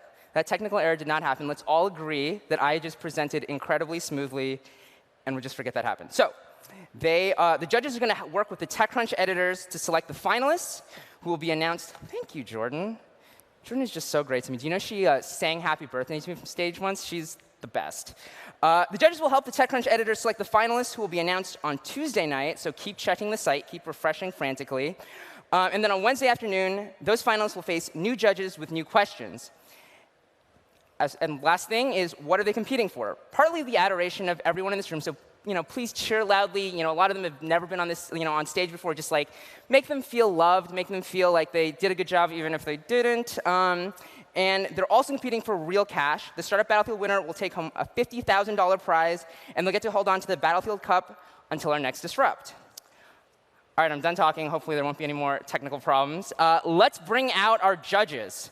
First, we have Anjula Acharya, who is an entrepreneur, philanthropist, pop culture enthusiast, and angel investor in ClassPass. As a partner at Trinity Ventures, Anjula works to transform portfolio companies into truly global brands, as well as work to further Trinity's campaign for greater diversity in tech. Yeah! Next up, we have Rob Hayes, a partner at First Round, where he's led investments in Uber, Square, Mint.com, Nip, and Planet Labs. Before joining First Round, he was Omidyar Network's first venture investor and eventually led all of their technology investing. Next, we have Peter Pham, who is a co-founder at Science, a 4-year-old technology studio that helps incubate companies, co-building them alongside their CEOs. All right, we're going to just go back to the laptop now. There are like 10 different copies of this. Why is this happening? Sorry.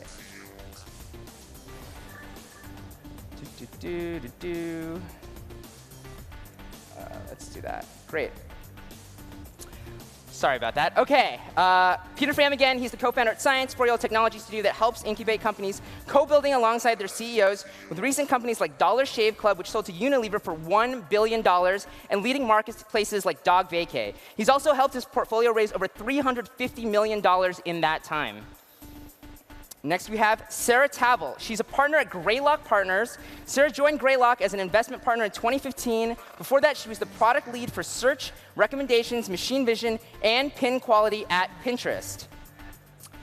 And our final judge is Monique Woodward. She's a venture partner at 500 Startups, where she invests in early-stage startups and leads a $25 million microfund that invests in Black and Latino founders in growing markets. As the co-founder of Black Founders, Monique created an organization for tech entrepreneurs and has provided support for startups around business strategy, marketing, and fundraising.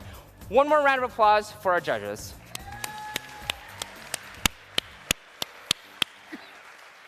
All right, so it is time for the first startup to come out. That startup is Wazer, and presenting for Wazer are Nissan Laria and Matt Nowicki. All right, let's welcome these guys to the stage. Come on.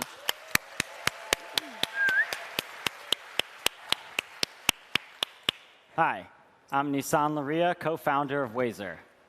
At Wazer, we like to make things. We all met at the University of Pennsylvania, where we led an engineering club, building custom race cars each year. Nice. Now, there's a lot that goes into making one of these cars, but I want to talk to you about this, a simple metal bracket. Looks boring, but it actually gets welded to the frame of the car and holds a critical component in place. Now, even though this part may look simple, the process of making it is actually quite involved. You've got to trace out the shape on a sheet of metal, drill the hole, bandsaw or grind the outer profile, and then smooth out the edges with a sander or a file. The whole process could take a few hours, and we had to make dozens of these things. Now, you might say, hold on, it's 2016, we have digital designs, surely there's a device that'll cut this part out for me. It turns out it's not so simple. Let's take a look at the types of digital tools that are available for under $5,000. There are hobby laser cutters, but they only cut soft materials like wood and plastic. 3D printers are great for complex shapes, but again, only in plastic. Desktop CNC machines can cut some soft metals, but the process is tedious and requires lots of skill.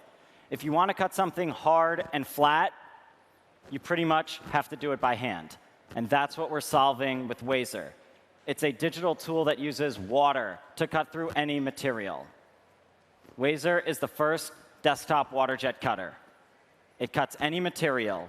It cuts with digital precision. It's far more accurate than cutting by hand. It's compact and contained, which makes it clean, safe, and quiet to use. And it's the result of a ground-up redesign of water cutting technology, with 4 separate patents pending. Now available for under $4,000. I want to show you this thing in action. Please switch to the demo. We've got Wazer all set up. Hopefully you can see inside. We're going to be cutting out a sheet of glass.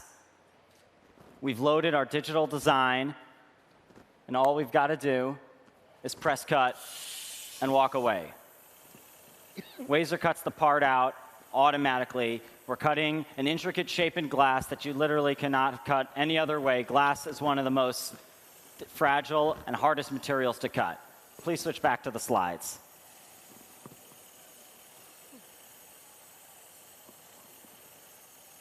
Wazer cuts through any material. It cuts through aluminum. It cuts through stone. It cuts through ceramic tile. It cuts through carbon fiber, cool. Even high-end blade steel. The only thing we haven't tried yet is Wolverine's adamantium claws.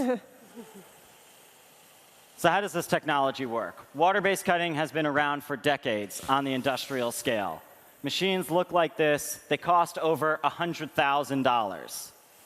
Fundamentally, we pressurize water. We combine it with abrasive sand-like particles at high velocity. It's the same erosion process of a river carving a valley over millennia. We just do it in a matter of seconds.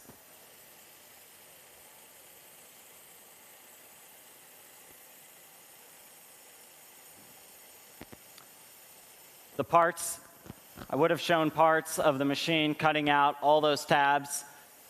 It would have taken 3 days to cut by hand. Now I can send my digital design to our device, press cut, and walk away. In 3 hours, the job would be done. Do we have the slides?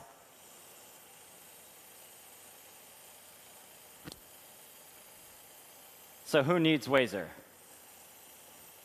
Because Wazer is so versatile in what it can cut, it's needed by lots of different types of makers, and we've partnered with a number of professionals, and we've cut amazing things over the last few months. Whether it's a jeweler designing a necklace, or an artisan creating a custom knife blade, a homeowner redoing the bathroom, or a hobbyist creating a custom bicycle part. That's cool. The local makerspace can now offer cutting in more materials like steel and glass, and high school students will build better robots.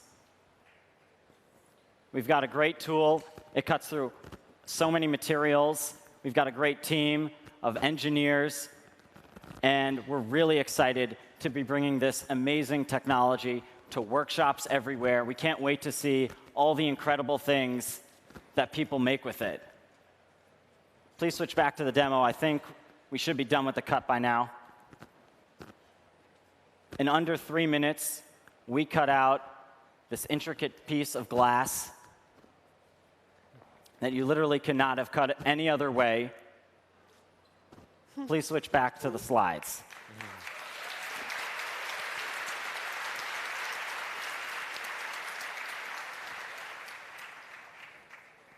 We just launched on Kickstarter this morning. We are overwhelmed and humbled by the support. In just a few hours, we raised $350,000 in pre-sales. Please check us out. Support our campaign at Wazer.com. Thank you. All right, nice work, Wazer. All right, judges, is anyone going to back this Kickstarter campaign? You know, I'm excited. That's big. But yeah, questions. Go ahead. Yeah, just a quick question. You said it's water and sand. What's the cost to refill? Is it any type of sand? You sell them the sand? What's the? Yeah, it's special type of sand that's used in water jet industry. It's a commodity. We'll be supplying it on our website. We'll also be available. You can use third-party sand as well. It's cheap, I mean? It's a commodity, and it costs about 20 to 30 cents a pound in high volumes, and we'll be distributing in low volumes for small customers as well. And who's like the target customer for you right now? Like, where do you had a great Kickstarter. Where do you go after that? So we're starting with the pre-launch crowdfunding campaign on Kickstarter. So we're focusing on early adopters, hobbyists, makers, prosumers. Once we have machines in stock, we'll also be transitioning to small businesses, engineering and design companies, maker spaces, institutions, schools. It's a big market. We cut a lot of material, so it's really useful across industries. So for the weekend hobbyist and kind of weekend maker, it sounds like the $4,000 price point is still really high unless you're an early adopter and really into this. How are you thinking about lowering that price point over time? And what's your method to get there? And where do you think the price point will eventually land? Yeah, this is first generation technology. There's nothing like this anywhere close to our price point. So we definitely do want to get lower than that. But at $4,000 for early adopters, it's a great place to start. So first of all, I think it was pretty badass how you kept going when you lost the slides. That was really good. I like to think about like integration in existing environments. I mean, I assume you've taken like standard CAD formats and things like that. And I mean, how do you get like the design into the machine? And then also, what are the inputs that you need? I mean, you sand and water, but do you actually have to be hooked into plumbing, or are you filling a jug somewhere? How hard is it to get this integrated into my workshop? Yeah, so you have to be connected to a water source, but once you connect it and a drain source, you never have to touch it again. So it's really a one-time setup. And we'll be providing a very easy way for people to do that, with a variety of water setups.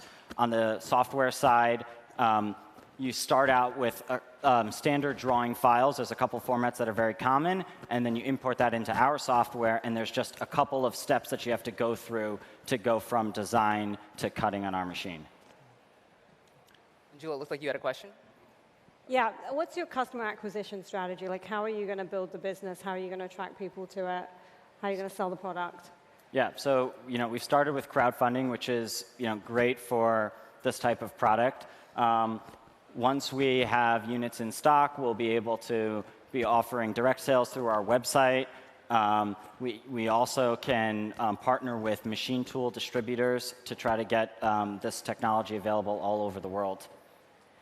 Okay. So over time, what sometimes happens in hardware is that it's the hardware itself gets commoditized, and it's more about going up the stack and trying to become more of a platform. Do you guys think about that? Do you have a strategy around almost commoditizing your own hardware? Is that something you think about? Yeah, there's definitely opportunity for that. Us being the first affordable, accessible water jet cutter. We have an opportunity to build a brand and a community around that and be the go-to solution for low-cost water jet cutting. And if parts of the machine or technology get commoditized, there could still be an opportunity for us to add value and have a community, have a forum where people go to us to learn how to access this technology. Margin. How much? What's the cost of goods? So I can't tell you the exact cost of goods, but Do you make money on it? Yeah, we're making money on the hardware for sure. Big water jets, they're $100,000 to $1 million machines. They rely on specialty equipment. We've scaled it down, made a technology that's much more accessible to a broader audience. Any range? 10%, 50%? No. Rather not say, but like hand gestures or something, like numbers, like yeah. So we're making money on the machines, for sure, no question about that. We also have opportunity to develop software to offer additional accessories. I'll save you. So when do you think you'll actually hit the market with the product? I'm sorry? When do you think you'll actually get the product in people's homes? Like, what's the timeline towards actually manufacturing? We'll be shipping in the fall of next year. Okay. One of the things that I assume if your competitors have $100,000 machines, there's not as many out there as you expect there will be of this machine. And so one of the exciting opportunities is that you can kind of grow the market for how this product is used. But that also involves like an education component, like helping people understand now there's this product out there that they never understood. How do you get that? How do you explain that to people? And how do you get people understanding how they can use it for uses in ways that they never thought that they could? Yeah, and that's why we have partnered with a number of professionals. So for instance, in our video on Kickstarter and on the page, we're showing a jeweler cutting a necklace, an artisan creating a knife blade, doing a tile mosaic, a piece of custom glass.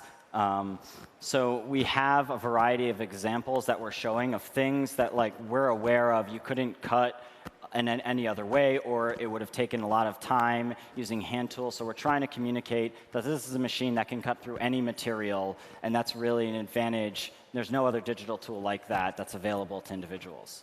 All right, we are out of time, so just give it up for Wazer. Yeah, I can see it. All right. Next up, we have Everly Well. Presenting for Everly Well, we have Julia Cheek and Murdoch Kalegi. All right, please welcome to the stage. All right. Let's see if we can. All right, you guys have 6 minutes. Go for it. Hi, I'm Julia Cheek, and this is Dr. Murdoch Kalegi. We are transforming the consumer lab testing experience with Everly Well. I'm normally a really energetic person, and about a year ago, I suffered from chronic fatigue and a ton of other symptoms. I spent a lot of time in rooms like this, going to a lot of appointments, and I wasted a lot of money on testing, $2,000 out of pocket. And I thought there had to be a better way than just getting lab results that look like this. I spent weeks Googling this information and couldn't figure anything out. It ended up being a minor adrenal gland imbalance, nothing major. The broken healthcare industry and rising out-of-pocket costs are forcing consumers to have to be more proactive about their health decisions. Deductibles have increased 70% in just the last 6 years. These forces have given rise to a $250 billion consumer-driven home health industry, largely characterized by telemedicine, genetic testing, and wearable activity trackers. However, the consumer lab testing experience remains virtually untouched. And that is why we created Everly Well. Everly Well provides convenient, at-home health tests with results you can actually understand. Let me show you how it works. Meet Amanda. Amanda's profile is based on several of our early customers. She is a busy mom of 3 and is suffering from chronic fatigue and aches. She doesn't have time for appointments, and she heard about Everlywell and decides to check it out. Let's switch to the demo. Let me switch to the demo. Amanda navigates to our test menu page. We have 8 test kits available that all measure key, well-studied lab markers using blood, saliva, or urine, all collected at home. We offer kits like women's fertility or food sensitivity, and we have the ability to scale to over 100 tests. I could speak at length here on regulatory compliance, but I will say this. We are compliant in the 46 states where we operate with direct-to-consumer testing regulations, and all of our labs are fully CLIA certified and have conducted thousands and thousands of tests. These tests are third-party validated to be as accurate as any test your doctor orders. Amanda decides to order our food sensitivity panel and our sleep and stress test. When her kit arrives, let's switch to the camera. When her kit arrives, she follows the easy-to-follow, step-by-step instructions. And then she collects her sample for the sleep and stress kit, which is saliva. She sends her kit off in the mail, and in 5 business days, she logs into her Everlywell account, and she's alerted her results are ready. Let's switch back to the demo.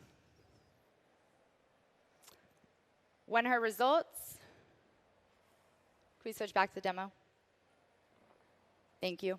Other laptop. Thank you. Not our computer. Sorry.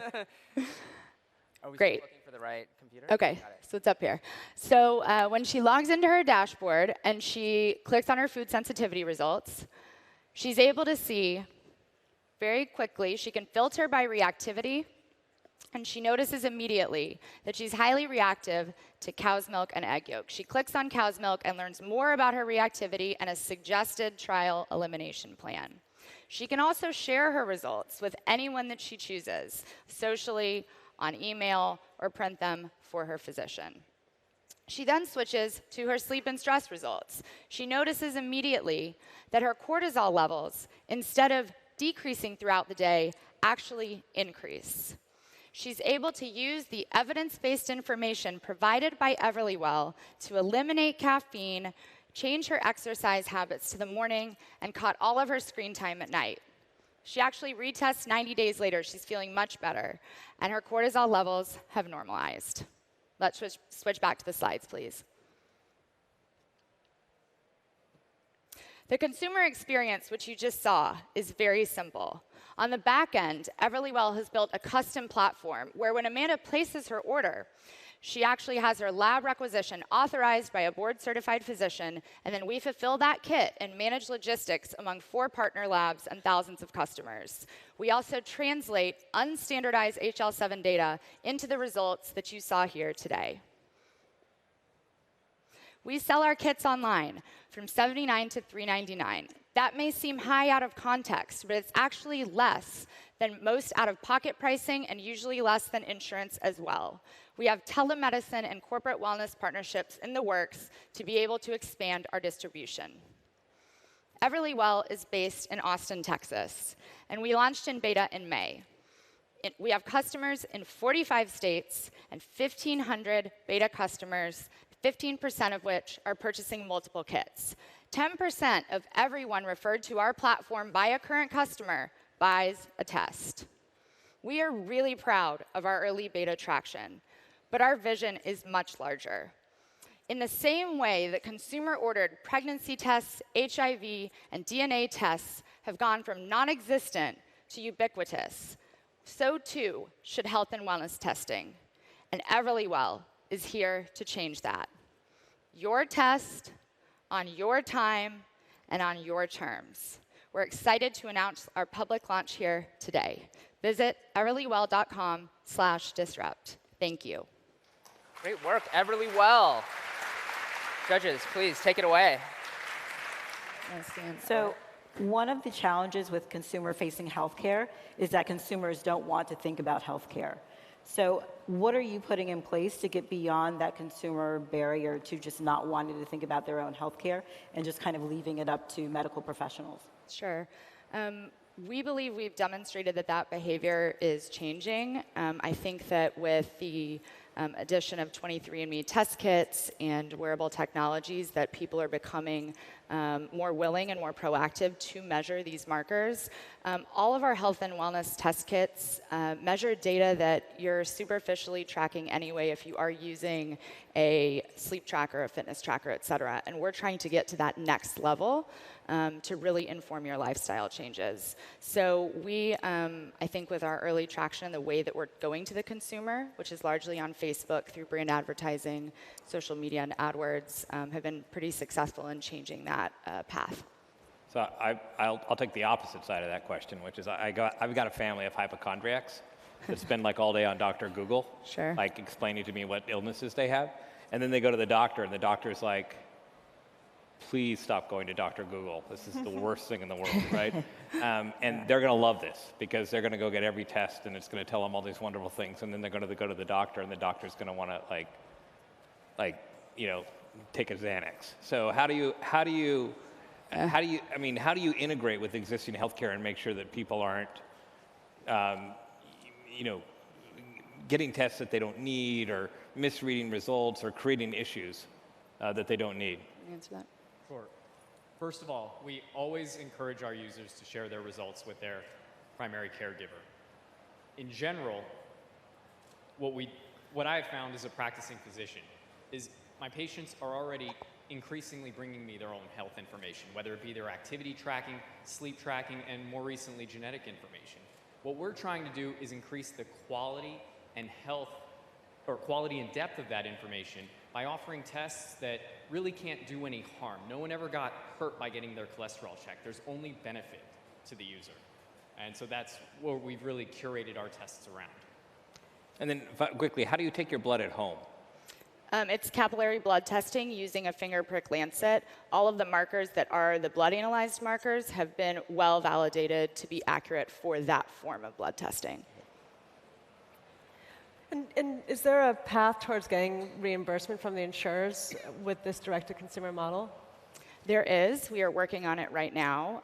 We are establishing first out-of-pocket, out-of-network contracts, and then from there we'll work over the next 6 to 12 months to actually establish individual contracts with the providers. Some insurance companies already cover the product because it is physician authorized. However, it is individual on a case-by-case basis. So today we work to educate our consumers on what their cost will be with their insurance plan or without, and in the future we should be able to have coverage. I actually love this. I'm seeing more and more people in the UK actually going out there and doing their own tests, and especially around the food allergies. But what I'm curious about is how do you, as with any company, you have to build your brand and be credible. So I think a lot of people are going to question your labs, question, how credible your company is. How do you demonstrate, how do you show that? The quality of the labs? Yeah, how do you communicate to a customer that this is, legitimate, this is credible, that labs are accurate, because, people have lots of issues with labs, how do you communicate that? Well, fortunately, there are dozens of well-validated labs around the country that do specialized testing using dried blood spots, saliva, urine, and of course more technologies in development.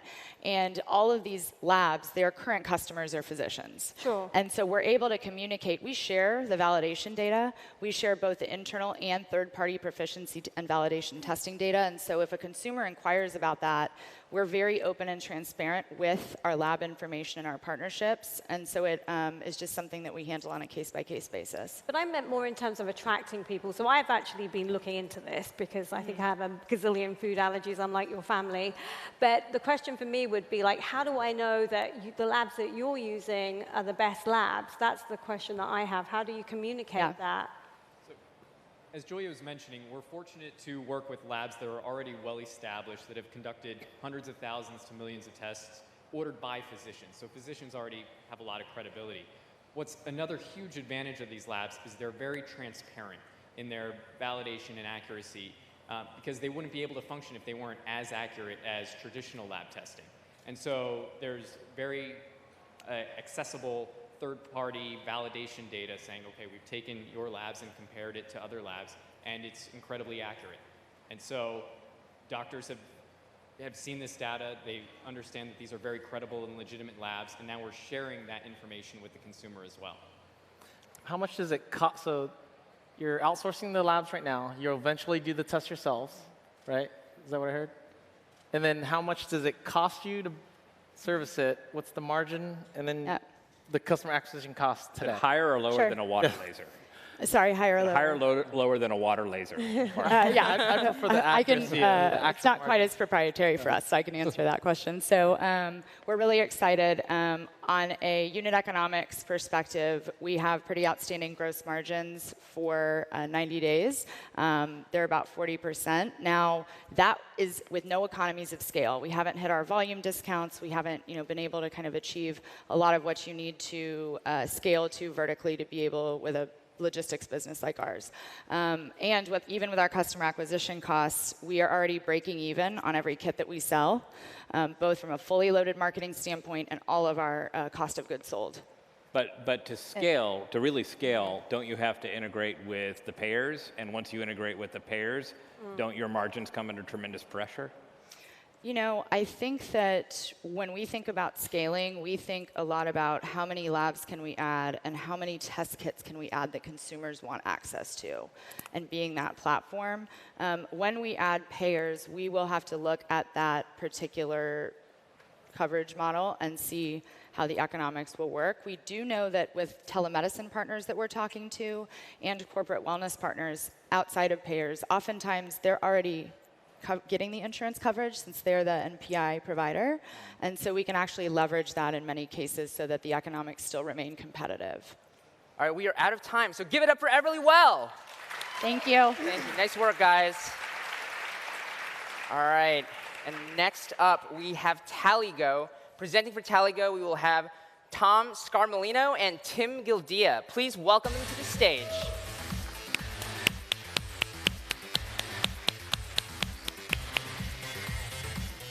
All right, you have 6 minutes. Take it away. Hey guys, I'm Tom with Tallygo. Battling traffic is a huge problem. It's already insanely bad, and it's only getting worse. To cope, we use nav apps, but the apps you use aren't nearly as smart as you think. Let's say we're going from downtown LA to Santa Monica. Where does that route actually come from? There are literally billions of possible routes, even for that short drive. So calculating the fastest one in milliseconds is a really hard computational problem. To solve this, apps don't actually calculate all possible routes when you search to go somewhere. Instead, they take a big shortcut. They pre-compute some routes for that time of day in advance, and they store them in a database so they can return a result quickly. Because they're pre-computing routes, they need to take an even bigger shortcut. They assume traffic doesn't change during the course of your drive. This means if you search to go somewhere at 3 p.m., each stretch of road is calculated using traffic data for 3 p.m. But you obviously won't get to, say, this particular turn until 3:15. This is why these apps reroute you so frequently. Even Waze is pre-computing routes, just more of them. If a driver tells Waze that a highway is congested, Waze simply falls back to a pre-computed arterial route so they can get you there faster than Google. Now, fortunately, there are much more accurate sources of traffic data besides phones, like loop detectors and traffic cameras, and soon, advanced vehicles. Loop detectors are circuits installed in the road that monitor traffic speed and volume, and they've been installed everywhere. For example, we monitor in our hometown of Los Angeles a real-time feed of 25,000 of these sensors. They give us 23 million traffic readings per day. Now, Tallygo began as a USC research project 5 years ago, comparing the accuracy of apps to this loop detector data. What we found is that these apps are leaving a lot on the table. So we built the first ever intelligent routing layer for minute-level data. And we spun off all this protectable IP into TallyGo. This IP enables us to provide what's called time-dependent routing, where the cost of each stretch of road is calculated based on when you're actually expected to reach each turn. This ensures we find the actual fastest route, which is one that other apps have likely already excluded. As you can see here, while any company can use real-time as a marketing term, TallyGo is the only one today truly living up to that name, with minute-level traffic data ingestion, prediction, accidents, and routing. This positions us to solve a really costly problem, which is that embeddable navigation simply doesn't exist today. These businesses here that depend on moving people or things around cannot currently incorporate a real-time, turn-by-turn navigation experience directly into their apps. Say you're a delivery company. Your driver accepts an offer, switches over to another app to navigate, and then switches back once they've arrived. No big deal, right? Wrong. This results in a 90% uncontrolled experience, and it has huge costs to the businesses who rely on it. Case in point, when we arrived at the airport a few days ago, we requested an Uber. As we waited patiently for our car to arrive, no fewer than 10 Ubers dropped people off and drove away empty. With TallyGo, those drivers would have received a single set of dynamically updating turn-by-turn instructions spanning all of their pickups and drop-offs for the entire day. They would be printing money, and so would Uber. But right now, any company that needs navigation is faced with three really poor options. Most redirect their users to another app, which is a huge missed opportunity. Others try to cobble together a solution using crappy open source tools.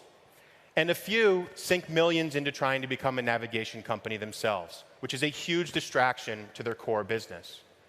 With TallyGo's navigation SDK, for the very first time, any company can embed real-time, turn-by-turn navigation directly into their existing apps. And we make it so incredibly easy to do. Here are the 5 steps to integrate TallyGo's SDK. Drag the SDK into your project. Create a button. Create a view controller. Connect that button to that view controller. Add a few lines of code, literally 3 lines of code. And then voila, profit. Take it for a spin. So let's do just that. TallyGo recently worked with the Los Angeles Fire Department to integrate its SDK for emergency response. Can we switch to the live demo, please? The SDK integrates seamlessly with their active events and approved hospitals. So the firefighter EMT sees everything she needs pop up right on the map. TallyGo, take a left onto Fair Oaks Avenue. Your next turn will be in 0.3 miles, a right onto California Boulevard. In an eighth of a mile, California Boulevard is coming up. Get ready to take a right. Take a right onto California Boulevard. Your destination is 440 feet ahead. Well done. You've arrived at your destination. And as you can see, we've arrived without a hiccup. Can we switch back to the presentation, please? By the way, it took us less time to build that app using our SDK for the fire department than it took Apple to approve it. So we believe that navigation is the next revolution in SaaS, and that very soon it will be embedded everywhere. We're going to be the platform that accelerates that future. And if your business depends on moving people or things around, get in touch, and you can help accelerate it too.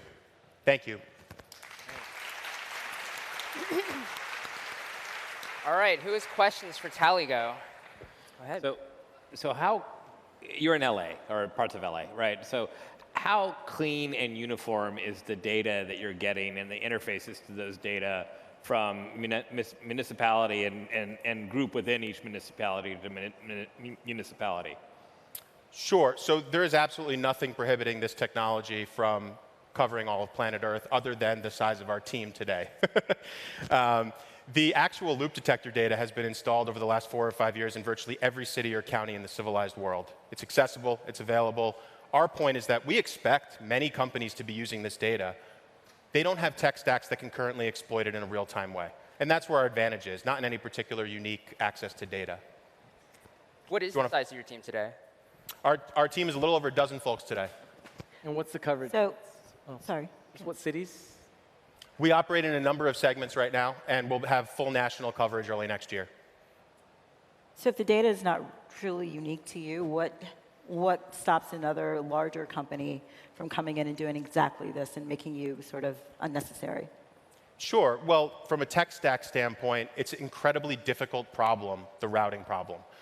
There is a trade-off that has plagued the industry for 30 years between finding the absolute fastest path, the single fastest way to get somewhere, and doing it in milliseconds so a user doesn't sit there waiting for it.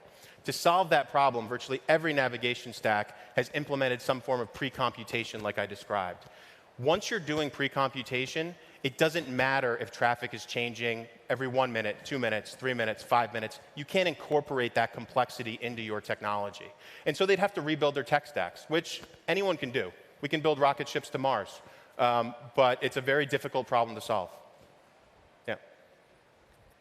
I mean, the way you describe it sounds like magic. I mean, all of us should be downloading it right now and using it instead of Waze. Like, are there gotchas here? Like, can you, if I'm outside of LA, can I use it? Or even within LA, how is the routing? Like, how do you know where everything is? Like, help us understand that. We're not a consumer-facing company, so you can't download it. We embed our application into everyone else's experience, so you can't download it. But so I download the fire department's app or whatever. You know, how do you? Yeah, you'll get there faster than when Google I Maps or download Waze. Apple Maps. When I download Apple Maps, you know, they put years and years of work into it. You couldn't get anywhere. And yet, out of the box, it seems like you guys can do. We've been studying this for about a decade at the University of Southern California. This is a spin-off of the Transportation Sciences Lab. We have 4 granted patents and numerous others pending. We've been doing this for a long time. Many of the folks at Google used to study with one of my co-founders. Many of the folks at Apple, same thing. We've got some leading folks who've been doing this for a very, very long time. So what is your plan to move this from a great research project and something that the fire department is using to something that is ubiquitous across all navigation apps? I'm sorry, can you repeat? What's the... Just something, so what is your plan to get there? I mean, this is an interesting SDK that you've built, but how do you commercialize this? Frankly, the SDK is something that you can download very easily and install in a matter of minutes. Yes, but how do you make people do that? How are you getting there? We intend to go to market aggressively. We're already working with some very large trial partners, right? And we're launching publicly. We'll have public pricing early next year on the website. And at that point, it's a question of scaling. And we're particularly focusing on the on-demand delivery space, the ride-sharing space, the map search space, and obviously the vehicle space. How do you charge? We charge, the structure is very similar to how you pay for, say, Google Maps for work. The structure is very similar. It just happens to be cheaper. So then your competition essentially either plug a Google API, Google Maps API or yours for routing? There's no competition because nobody offers turn-by-turn navigation as an SDK. We're the first company to do it. The companies they would think of as competition are consumer companies, essentially. So there's some companies who are some of the largest companies in the world who have consumer navigation experiences. They dominate that space. Sure, right? no, what they I'm saying could, is, in theory, release an SDK. Sure. I guess my point is, so you're not concerned that at any point Google or Waze launches an SDK? Google and Waze have an SDK. All it does is transfer you over to their current app. Yeah. For what you're doing. Sorry, for the underlying navigation system. They certainly could. The problem is that those companies have much bigger ambitions. They want to own transportation, own autonomous vehicles, own ride sharing. For all those companies, navigation is a means to an end. We are Switzerland. We are just your navigation provider. Those folks want to erect a proprietary moat around their technology so they can use it to own another, what they would view as bigger space, right? We operate for any of the other companies who need this solution, but obviously building it themselves is a huge distraction. Moreover, most of our customers wouldn't want to buy from Google. You may know this in your experience with Uber. As you start to reach a certain scale, it becomes an existential threat to rely on some of these large companies for something that core to your business. And so there's competitive concerns there, too. We're Switzerland for a very fast-growing market. All right, let's give it up to Tallygo, Switzerland.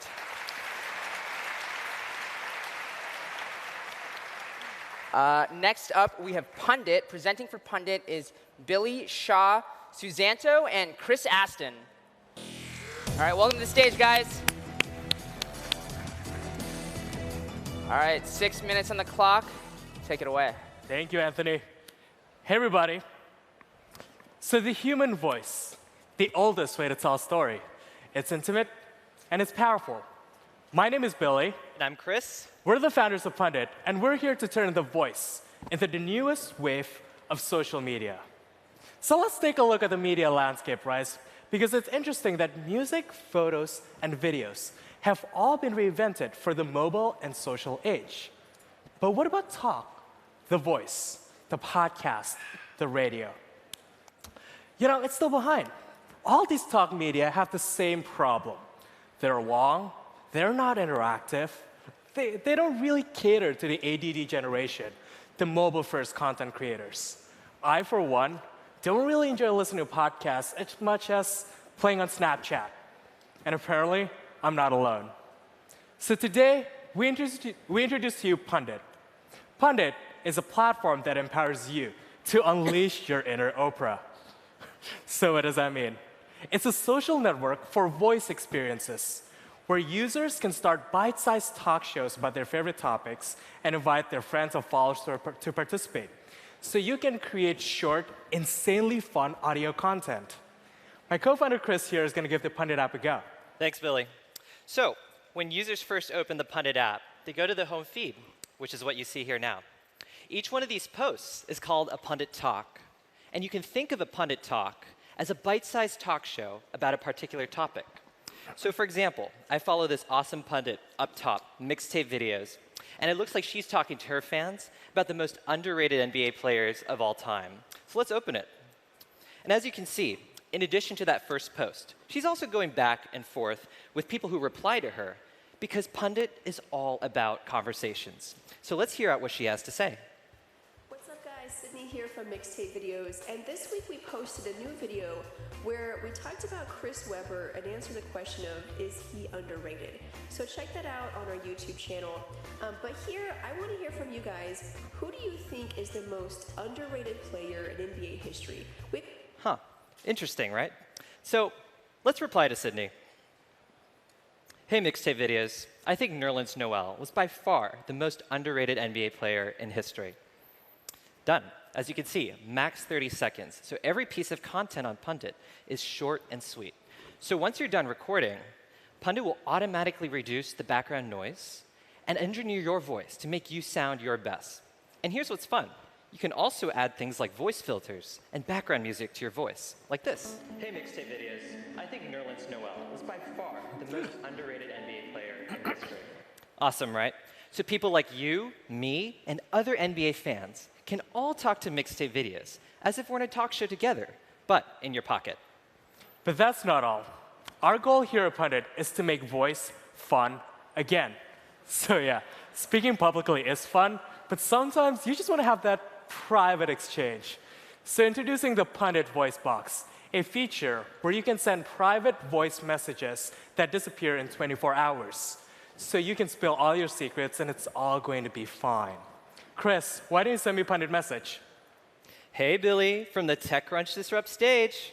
And wait, you can also make it sound amazing. Hey, Billy, from the TechCrunch Disrupt stage.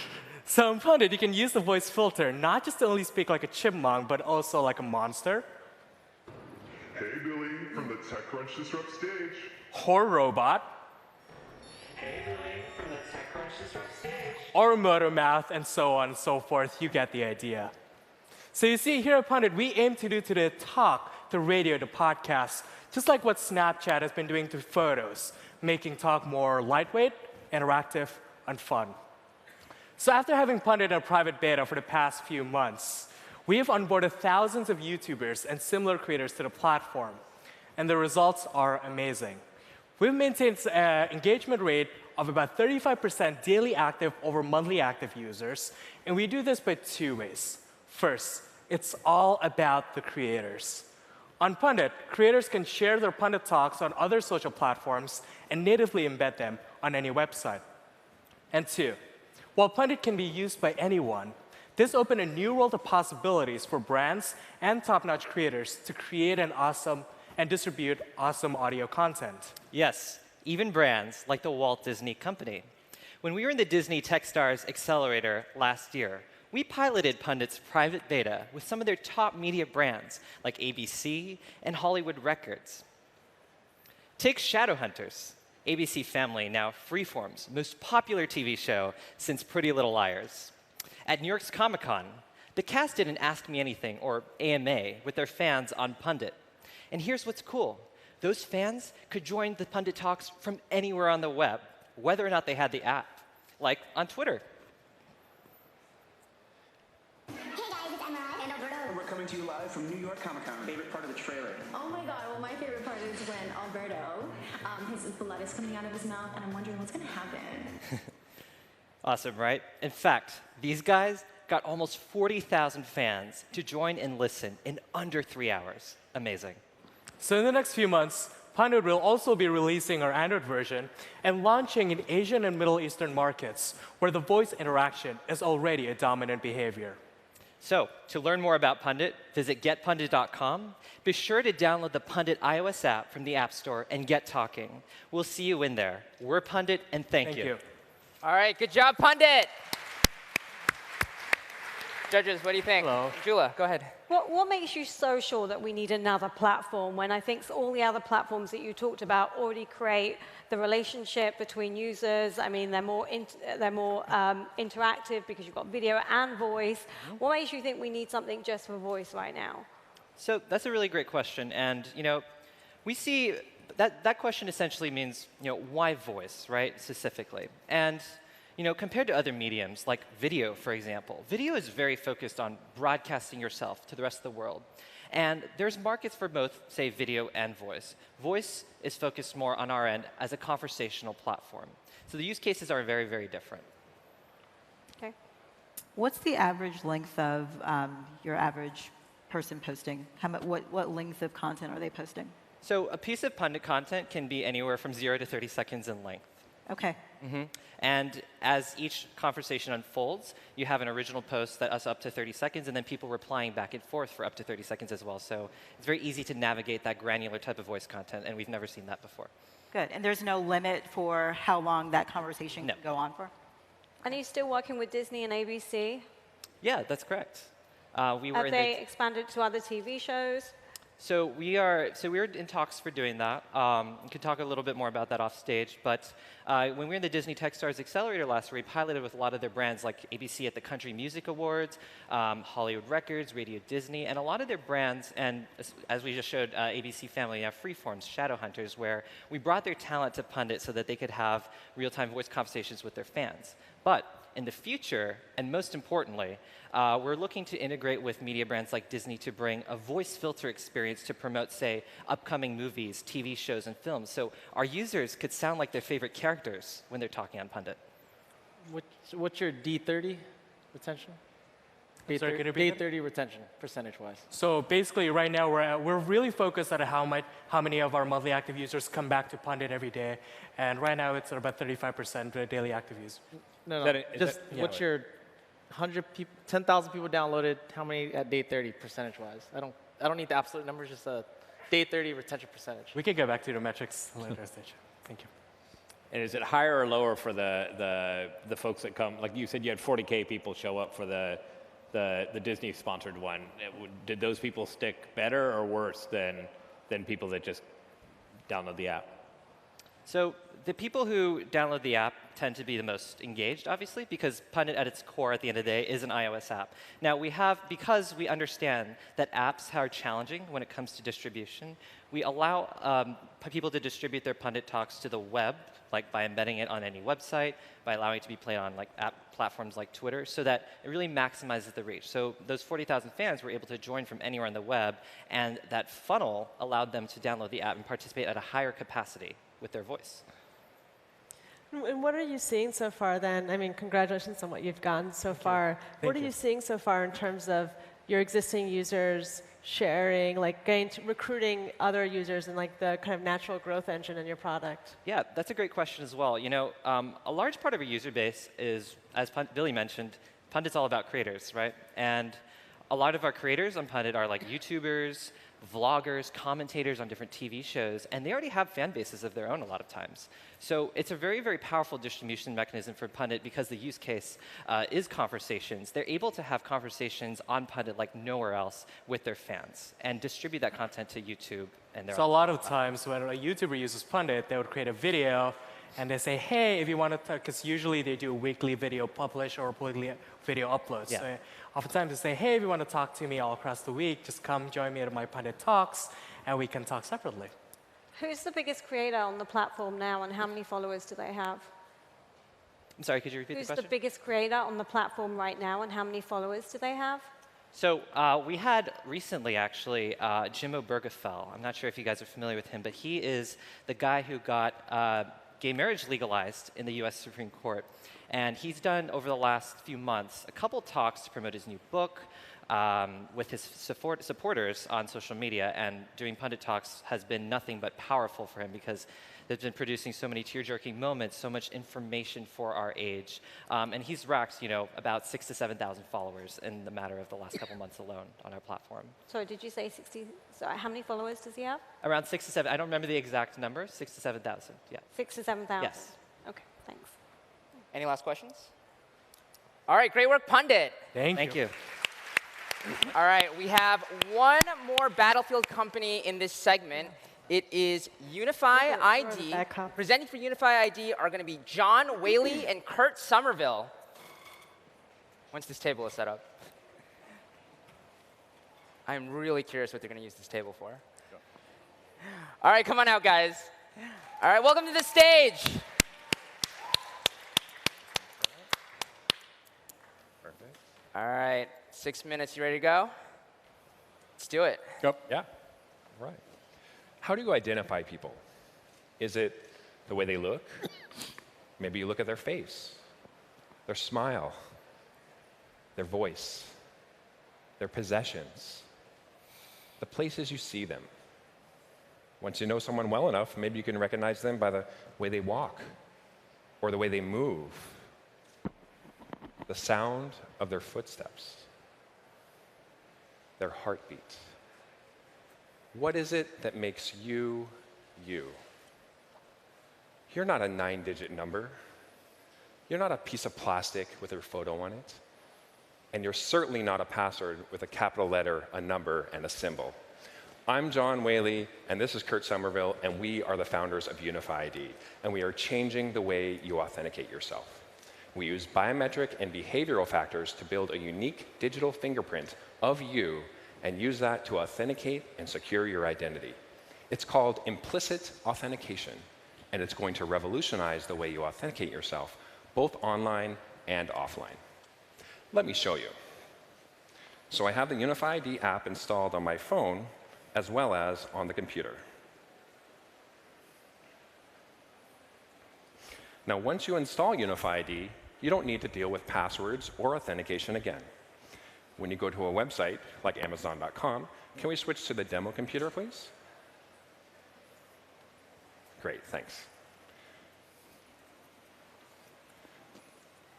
When you go to a website like Amazon.com, you click one button and you're in. Unify ID uses the recent sensor data from your phone, computer, wearables, and other nearby devices. If the signals match, you're in. No passwords to remember, no codes to read off your phone, and no fuss. This is the future of authentication. Now, I'll hand my phone to Kurt, and he'll try to do the same thing. Kurt's going to walk over, sit down, and try to log in. Now, Kurt has my computer. He has my phone. He even knows my passcode, which, by the way, is 5555. Don't worry, that's the same passcode as over 6 million other Americans. Now, unfortunately for Kurt, the signals don't match, and Kurt is denied login. And yes, if you look on my phone, I should have received a notification with details of the login attempt. So can we switch to the overhead projector? Great. So how did that work? Let's switch back to the presentation computer. Let's take a look at some of the sensor data from the phone and the computer. Now, you may have noticed both Kurt and I awkwardly walking across the stage. That's because one of the factors we use to authenticate you is how you walk. Now, Kurt and I are the same height. We're the same build. In fact, we even have the same shoe size. And we seemingly walk the same, but the sensor data tells a different story. You can actually tell the difference between my walking and Kurt's walking just from the sensor data from the phones in our pocket. Now let's take a look at some of the data from the keyboard on the computer. Again, we don't look at what you type, we look at how you type. And we can actually distinguish between my typing and Kurt's typing even after a few keystrokes. These are just two factors of over 100 different attributes that go into our proprietary machine learning system that automatically discovers what makes you unique. This spans from the way you move, to the places you go, to the signals from the devices around you. There's a lot of sophisticated signal processing and machine learning to make it all happen, but the result is magical. UnifID has applications in streamlining authentication, reducing fraud, and preventing account takeover. Unlike other techniques, we use passive factors to identify the human behind the device. So we naturally work cross-device, and we don't require any conscious user action. We're in private beta right now, and we're working with some of the top technology and financial services companies to evaluate and deploy UnifID. Our solution has clear applicability to the $170 billion cybersecurity market and the $600 billion e-commerce market. Not only that, but we see this extending for offline use cases as well, for example, with IoT devices, which both have a need for security as well as are an additional source of sensor data. In the immediate term, one of our partners has a big problem with account takeover, and we're working with them to incorporate UnifID's technology on their mobile app and on their website. Another partner has a problem with password resets. Over 30% of their help desk calls are password reset calls. These are both problems we're solving for them immediately. We're a group of security and machine learning experts from MIT, Stanford, Berkeley, and CMU, and we're out to fix authentication forever. My co-founder and I worked together at our previous enterprise security startup that got acquired last year. We have experience in selling to Fortune 500 and Global 2000 companies, and we understand what it takes to build and deploy real security solutions that directly touch end users. Humans have always been thought of as the weak link in security. At UnifID, we're flipping that around and using what's unique about each individual to enhance security. We believe the best way to authenticate yourself is to be yourself. I'm John Whaley. We are UnifID. Come to our website and sign up for our private beta so you too can experience the future of authentication. Thank you. Awesome. 10 seconds to spare. Great. All right, judges, are you convinced? Questions? That's cool stuff, man. What's the? I'm wondering how baked it is. What's the false negative percentage at this point? Yeah, so it turns out that it was surprising to us, but actually individuals are both very unique and very predictable. And so even after just a little bit of training data, we can actually uniquely identify people. I mean, for example, the walking that we showed, like we have our gait analysis with only 4 seconds of data, we can actually uniquely identify them based on 4 seconds of walking data. And that's just one factor out of many, many factors. And so what's key to our solution is actually combining multiple sensors, multiple factors from different devices. If you're just looking at a single device, you can't get it accurate, and it's not accurate enough. You need to combine data from your computer, from wearables, from your phone, and when you combine these together, that's when the accuracy goes up. So what we have found from our initial user set is that after we have data from 4 sensors, we get 5 nines of accuracy. Oh. So this is 99.999% it's going to be you. And which of those 4 sensors it is really depends on the individual. Some people, their location is very predictable. Like the path that go to work and home every day is very predictable. Other people, they may have a wearable, or whatever the factors is, it varies a lot. So we're not really tied to any particular kind of technology. We're just combining many different factors together and using this machine learning system that we built to get accurate results. So is that essentially, I mean, is what you're saying basically zero false negatives? So you can never say there's zero. So there's false positives and false negatives. 0.0001. So our algorithms are very much tuned towards having false negatives are okay. I mean, that basically means we're not sure if it's you, so we're going to challenge you in some way. And so we have a number of different active challenge factors you can use, like fingerprints, or like facial recognition, and a few others that are in development. The thing we really want to avoid is all the false positives, where somebody who is not you then gets misidentified as you. Well, but there's the annoyance factor. I mean, a password's basically 100% false negative, or 0% false negative if I remember my password, right? And that's right. So we worked hard to reduce the false negative. And actually what happens is, over time, the system learns more and more about you. And so it learns what makes you unique. And so at the beginning, you're challenged quite often. And then over time, as we learn more and more about you, after about a week of time, then of having this app on your phone as well as on your computer, then we had a very high level of accuracy at that point. And then once we hit 4 weeks, we max out the accuracy. Because some of the factors we use are things about your routine, for example. Like we see every Monday morning you go to the gym. And so this is something that we can use to actually authenticate you. But in order to learn that, we need to see you go to the gym multiple times over weeks. So some of these factors are longer term. Some of these factors we can pick up almost immediately, just from just a few seconds of sensor data. How many different factors? Yeah, go ahead. How many different factors are you matching on? So we're using the sensors on your phone and on your computer and wearables if you have them. And so there's over 100 different attributes and that are basically different permutations of these sensors. And then we use some technology like sensor fusion and signal processing and such to combine these together into various things. I mean, some more examples of these. We talked about gait. There's multiple aspects to gait. There's things like your cadence, the length of your swing phase. We can estimate the length of your femur, like these type of things. When you're sitting down is actually very unique to you. The signals from all the devices around you as we walk up to the computer, the Bluetooth telemetry is increasing. And that's not even including things like wearables. And we're exploring things like using heartbeat, like your unique aspects to your heartbeat to identify you. I mean, this is really, if you think back to, how does authentication work? This whole notion of the password is just so completely broken. I have a secret, and then I tell you that secret, and that's how you know it's me. This problem of identification, and authentication goes back, to prehistoric times, where how did people identify each other?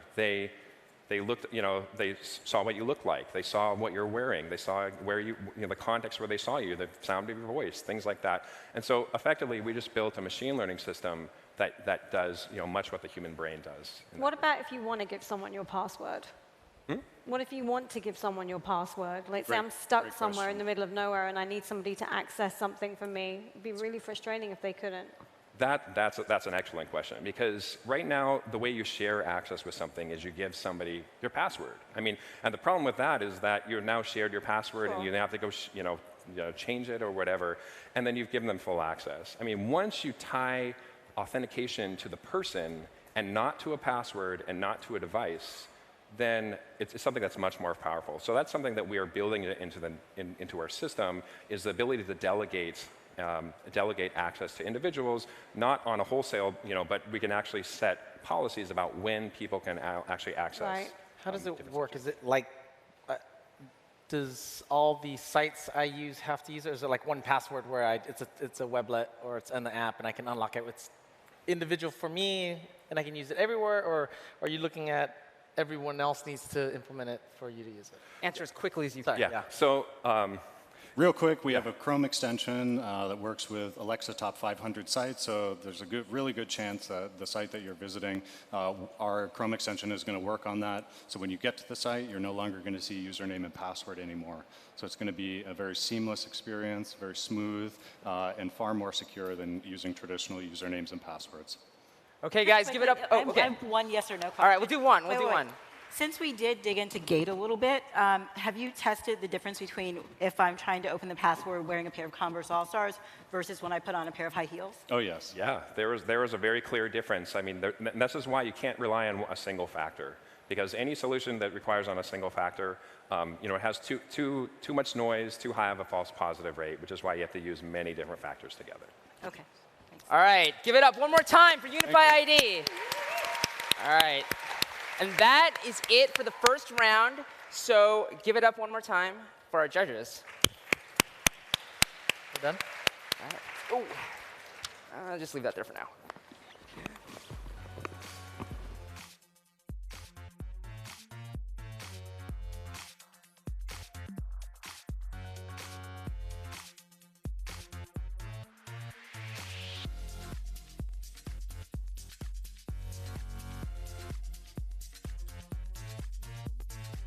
Welcome to TechCrunch Disrupt San Francisco. I'm John Biggs. We're walking through Startup Alley, where all the best startups are. This is not my favorite alley. The hardware alley is my favorite alley, but these are even superior because look, they have hardware here. What are you guys working on? What is this? Explain yourselves. Hey, hello everyone. Is this how you make an extra dog? This is our machine for the design for the dog. What? What's going on here? Design for the dog. It can make the dog play the game and the study and the communication with the people. So what does the dog touch?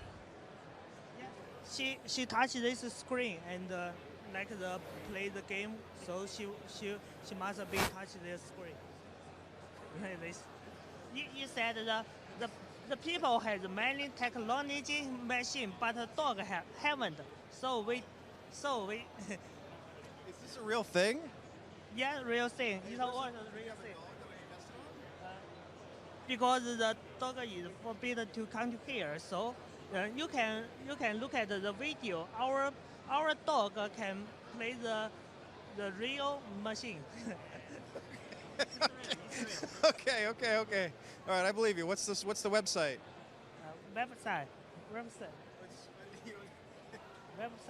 Website is here. Okay, it's right over here. Yeah. Help your dog achieve their dream. T-Pie, right up here.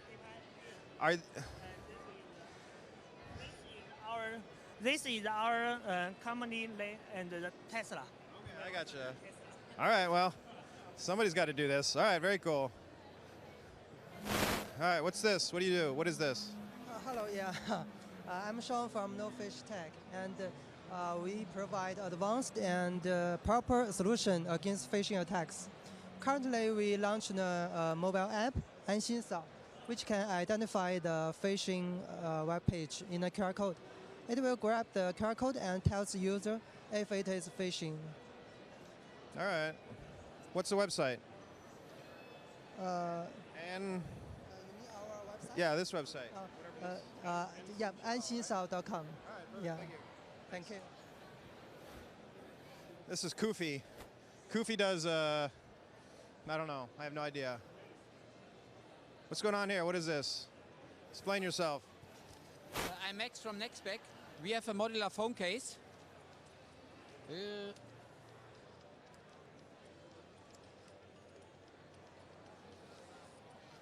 It's a little bit like Google Ara. Yes. So this is a battery module. You can add everything what you want. This also can be a diabetes module for blood sugar. That's getting the app.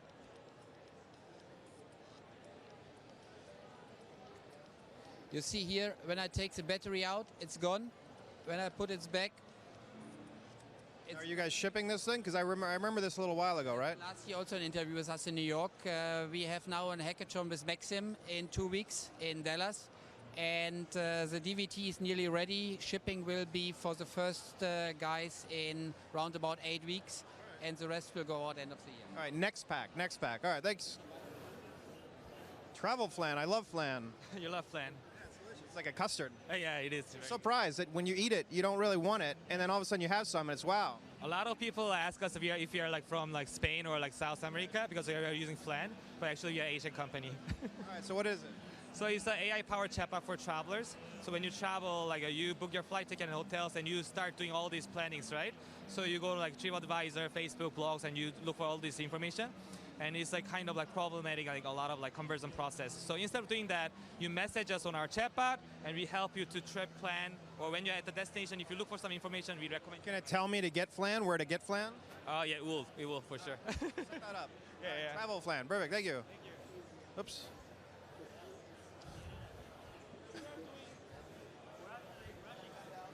What is this? This is one of the what were the aliens in Star Wars? The really tall ones. Remember the aliens that made all the clones, the midichlorians or whatever? I don't even know. All right, well, this is one of them.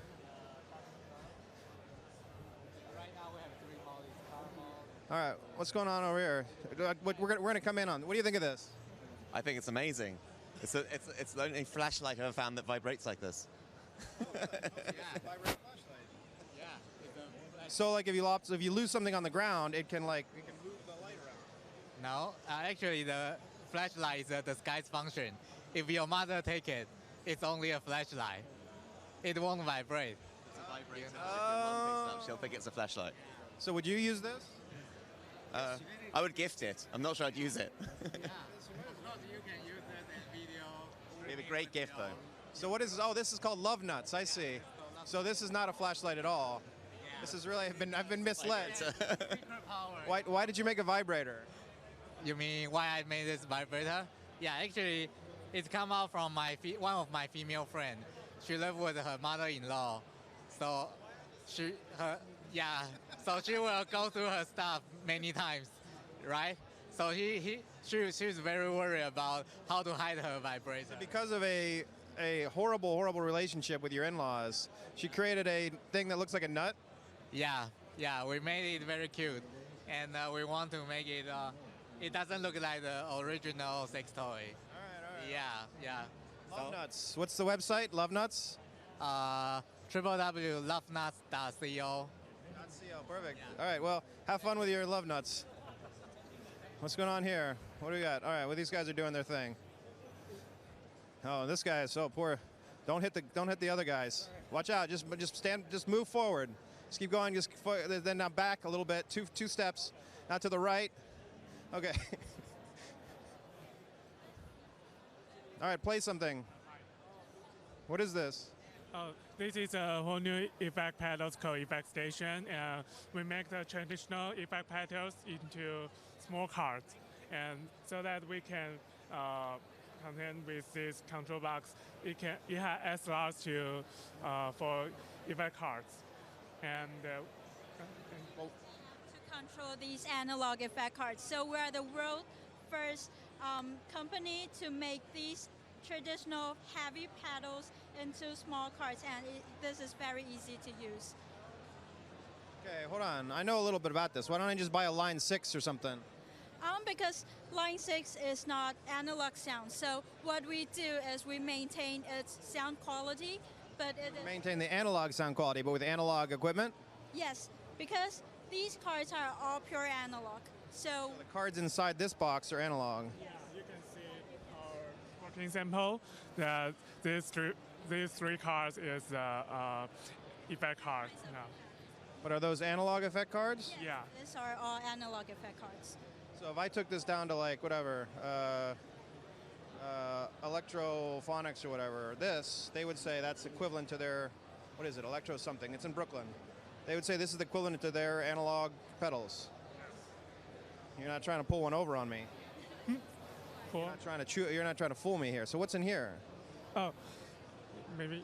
This is our sample right now, and if you use our app to control our effect cards, and you can save the tones and settings into these control box. So you just tap these two switch buttons to change your list.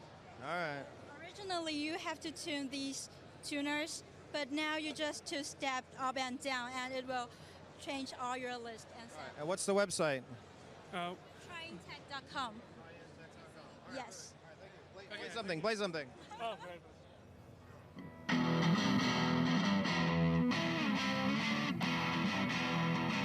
You're not even using your box. Soon. All right. I know it. What's this?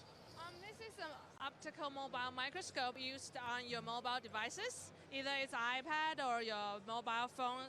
It's good. So basically, we just attach this lens onto your mobile devices and turn it on your phone camera. And then we place the sample It's unlike a traditional microscope. You have to use glass top slit, top cover to make your prepared slides.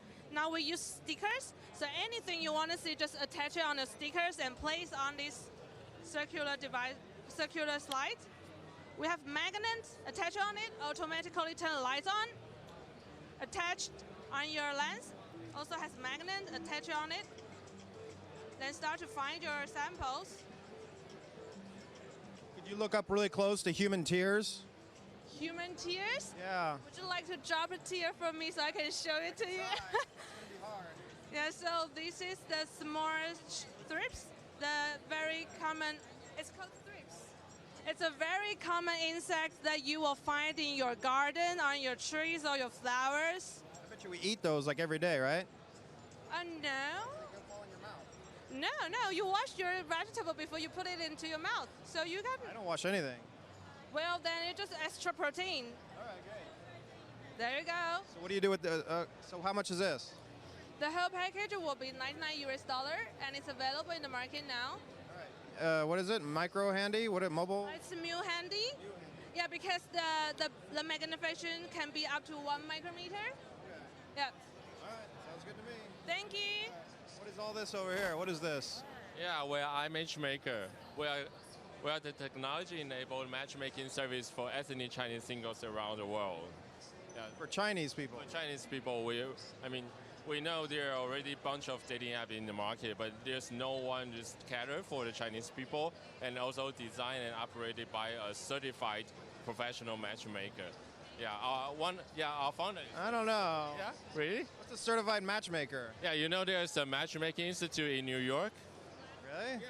You know the $1 Million Matchmaker? I watched Fiddler on the Roof. I understand that. Yeah, but the narrator, the Patty Stager, is one of the matchmaker in that community, Matchmaking Institute. They also got the annual gathering in London this year. All right, so if I were Chinese, I would come on there and I would find somebody else who's Chinese. Yes, yeah, you can just find someone, without location limitation. For example, if you live in the States, you can find a girl that was just perfect match for you, but live in Beijing, for example. So just maximize your probability to find the right one.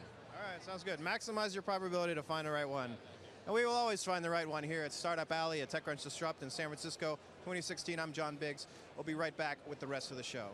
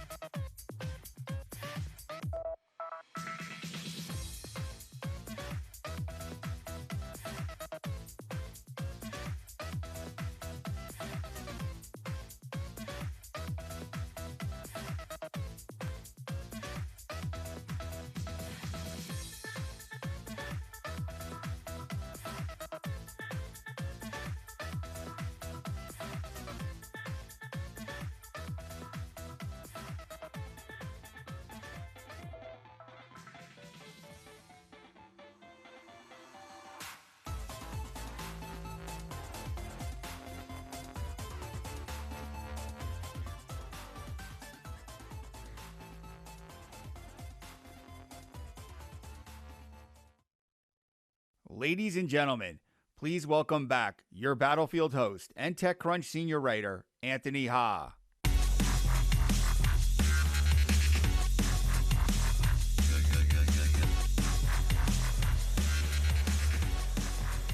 Hello, we are here for round 2 of the Battlefield. So everybody come on in, take your seats. I'm not going to explain how it works again because it went so well last time, but I am going to introduce our judges. First up, we have Brian Dixon, who joined Kport Capital in 2011 after spending 2 summers as an MBA intern and was promoted to partner in November 2015. He has founded multiple technology startup companies and enjoys working with founders and accelerator programs. Our second judge is Arvind Gupta. He's the founder of the Indie Bio Accelerator programs and a general partner at SOSV. He also built Interface, an accelerator that focuses on how people interact with technology and how it can improve their lives. Next, we have Aileen Lee, who is the founder of Cowboy Ventures, a seed-stage-focused fund. Cowboy-backed companies include August, Area 1 Security, DocSend, Dollar Shave Club, and Textio. Our fourth judge is Susan Line. She's the founder and managing partner at BBG Ventures. Before founding BBG, she spent almost a decade at Disney, was the CEO of Martha Stewart Living Omnimedia, CEO and then chair of Guilt.com, and she led AOL's brand group, overseeing brands such as TechCrunch. And next up, we have Stephanie Palmieri. She's a partner at Softtech VC. Some of her most notable investments include Poshmark, True & Co., Clever, Handshake, and Grovo. She has worked with brands big and small, including Lot 18, JP Morgan, and Morgan Stanley, and Estee Lauder's Clinique brand. All right, give it up for our judges. OK, so second batch of companies. First up, we have IFM Technologies. Presenting for IFM are Mark Gyangosi and Siddharth Jain. Come on out, guys. All right, 6 minutes on the clock. Take it away. Look around you. Almost everything you have in your hands has at one point or another been in a warehouse like this one. There are over 800,000 warehouses in the United States, and each one of them houses tens of thousands of different goods. The biggest problem in every one of these warehouses is keeping track of inventory. Today, that is a highly manual and incredibly slow process. And beyond that, it doesn't even ensure accuracy. Because of it, things get lost in the warehouse all the time, and workers spend hours every week searching for missing items. And when I say searching, I mean climb on forklifts, climb on ladders, or as you see here, bring binoculars to work because the racks are so tall. Companies lose billions of dollars because of inventory errors every year. My name is Mark. I'm the CEO and founder of IFM, and we automate inventory counting using flying robots. IFM stands for Intelligent Flying Machines. At the core, we are a data analytics company using computer vision and robotics to automate data capture. With my team, among them 2 PhD students from Northwestern University, backgrounds working at Oculus, numerous peer-reviewed publications, we've built revolutionary flying robots. Our flying robots are able to fly autonomously indoors with centimeter accuracy without any external systems. Why is that special, you ask? Well, existing drones can only fly autonomously outdoors because they rely on GPS. We are using our computer vision software as well as specialized computing hardware to achieve centimeter-accurate indoor autonomous flight. We're using these robots in warehouses to solve the inventory problem. Our product consists of 3 things: a fleet of these flying robots, on-site infrastructure to relay the information we collect to the workers, and real-time analytics software. Today, our solution is geared towards a specific type of warehouse. The fancy term is high bay or selective rack. Really what that means is that you have uniform dimensions, palletized goods, and labels on each one of those pallets. Today, here on stage, we brought a scaled-down version of a warehouse that has been equipped with the IFM system. In a moment, given Wi-Fi connectivity, you're going to see how our robot takes off and scans the boxes in these aisles. This happens in between shifts once the workers leave the warehouse. Let's switch to the demo. Siddharth, are we cleared for takeoff? Yeah.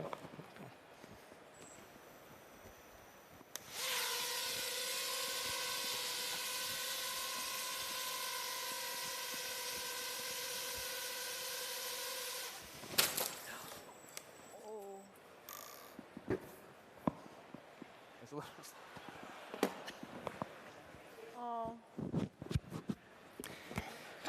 Once the scan is complete. Nice. Nice. Okay.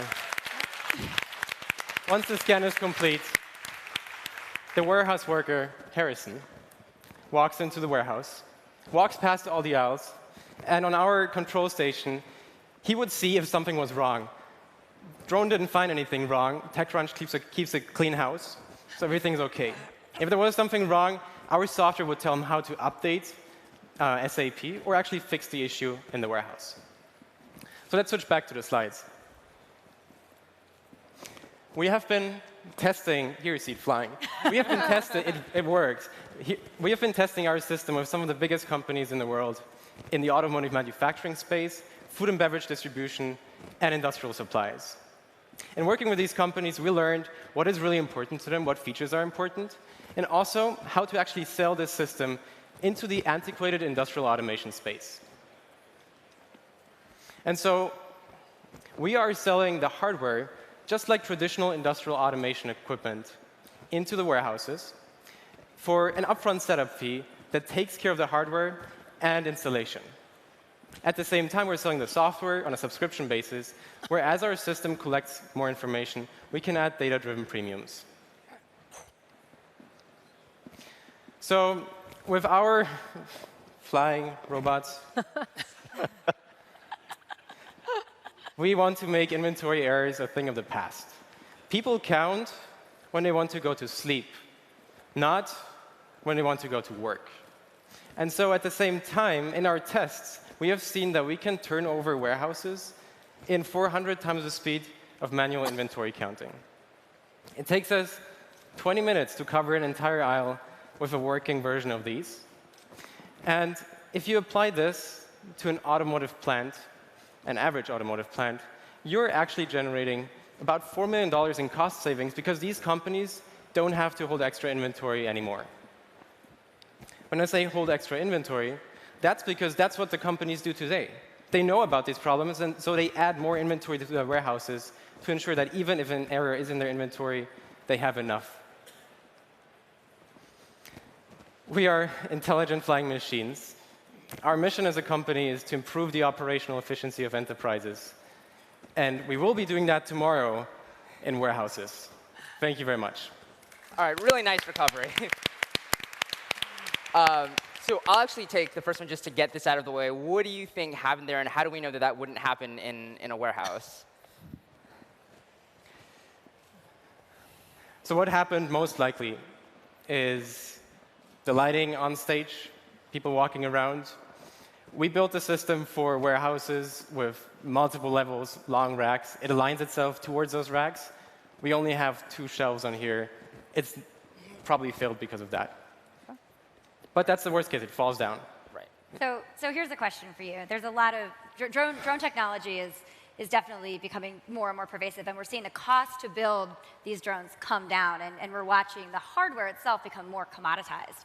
So how do you think about commoditized hardware and how you see the future for the company? Yes, definitely. So the way we see our company is a data analytics company, and we use computer vision and robotics to automate the data capture. The long-term vision for us is to build artificial systems that understand space and collect information about space. And so with that, in the long term, yes, the hardware is going to be a commodity. Really what it's about is the data that we collect and the insights we generate for enterprises. So you described your market as uniform dimensions, palletized, labeled inventory. How big is that? That market is about $10 billion. $10 billion. Yes. And when you say $10 billion, that's $10 billion of what? That's what we want, yes. Is that the addressable market of how much people spend on labor today for those kinds of That's based on the inventory these warehouses have in their warehouse and the amount of extra inventory they hold because of inventory errors. And if you look at the number of warehouses, that's the number you get to. Got it. You mentioned 400 times faster. What exactly was it 400 times faster doing? Yeah. So when warehouses today do inventory checks, they close down for about 3 days. In addition to that, they do biweekly cycle counts. And if you add that up over the year, you're about 6 days of complete counting time in the warehouse. versus it takes 20 minutes for one of these to fly down an aisle and scan the boxes. Got it. And I'll say kudos to you for continuing the pitch. You really stuck with it. So I know it's not easy up there, and hardware is hard.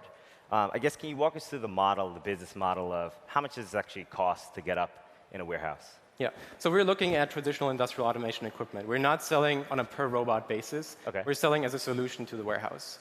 And there, we're very much in the range of traditional industrial automation equipment. So if an automotive plant installs a robot cell in their assembly line, they also install an automated solution for inventory counting. That's where we see ourselves. Is there a labor component to this? Are you sending any? Is there a drone operator that you're training up at the plant or the facility? Is that someone who's from your team that's coming to operate the drones? Like, how does that work? It's going to be operated by the warehouse owner. Okay. We provide training for the system and maintenance, of course, just like any equipment in warehouses. And so they operate it. But really what that means is they just make sure this doesn't happen. And if this happens, our system is really modular. So I could come back with a second version of this, plug it in, it would work just as well. And that's one of the biggest advantages that we have. It's a modular system. You can just swap it out if something breaks. Can you talk a little bit more about both how it works, capabilities and the limitations? Does it require line of sight to like a barcode or something? Does it require, like, let's say if you're onboarding a new warehouse, do they have to kind of orient everything so that all the labels are lined up? Or like if the label's on the side, can the drone still see it? The drone can't see it if it's on the side, but they don't do that.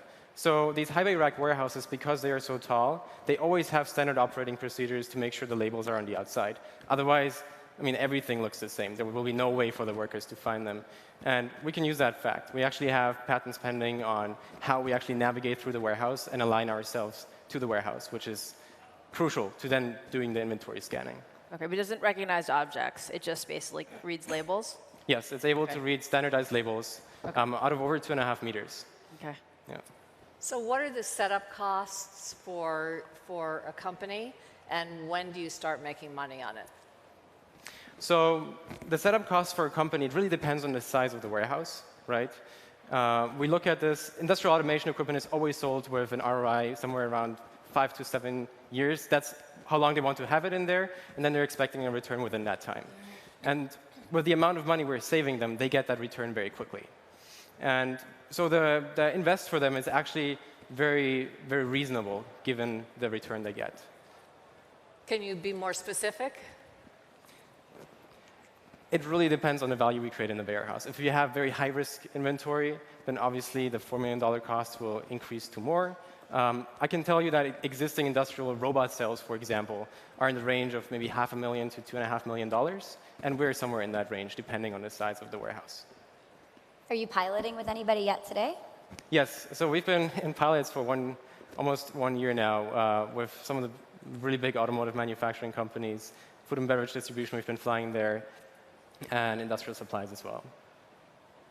Great. I think we are out of time, so thank you very much, IFM Technologies.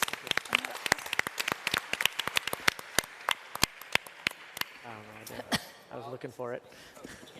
This was fucked up. I think oh, there we go. Next up, we have Brainify. Presenting for Brainify are Diane Kang and Philippe Mason. All right, come on up, guys.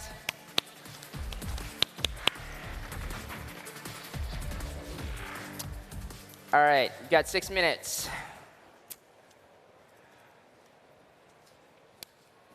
Personalization. Every digital experience today claims to be personalized, catered to you as an individual. But how exactly is that experience today? Hi, I'm Diane, CEO and co-founder of Brainify. 2 weeks ago, I went to this awesome site called Rockout to buy something for my friend's birthday. Well, my friend has pretty interesting musical taste, and so I purchased this male, size large shirt with this design on it, the Chumbawambas. Well, then just yesterday, I wanted to buy a t-shirt for a concert coming up. But when I landed on the homepage, I realized that the whole site was designed for my musically challenged friend, and everything was male and size large. So why exactly does this happen? This site, like many companies, can only provide recommendations based off of the user actions from their one website or app. More importantly, these actions are not put into a time context. What that means is Rockout cannot distinguish between me buying a present for my friend weeks ago to an upcoming concert that I myself am attending. And thus, I missed out on some pretty awesome shirts, and Rockout missed out on a sale. Well, this isn't surprising. Today, a typical person has at least 10 different identities, online and offline, from social handles to alternate emails, to mobile numbers, to unique IDs from every single website and app that we work with every day. Which means our user behavior actually exists in many different silos. And these silos make it nearly impossible for any individual website or app to be able to deliver a personalized experience. To truly understand an individual, these sites and apps must be able to consider actions from across these silos. And that's what we do here at Brainify. At Brainify, we create the most robust, dynamic, and encrypted profile of an individual. We do this by tying together information from across the web. Anywhere a user can have an online profile is a potential data source. Each of these profiles are then mapped and aggregated with its own set of user behavior data to have a more complete and up-to-date picture of who you are. But we go one step further. Brainify can actually assign various weights and relationships to each activities because our engine understands the importance of time. By looking at the current timeline from beyond one website or app, our engine can make the most intelligent decisions and predictions specific to you right now. The combination of these user identities with these time-aligned activities provide our engine the best understanding of your changing interests and intent. At Brainify, we call this your digital DNA.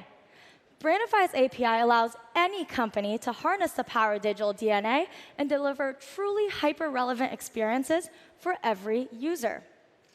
In practice, this means if I purchase a ticket for an upcoming concert, Brainify can enable a site like Rockout to be able to prioritize shirts with the upcoming artist as we get closer to the event.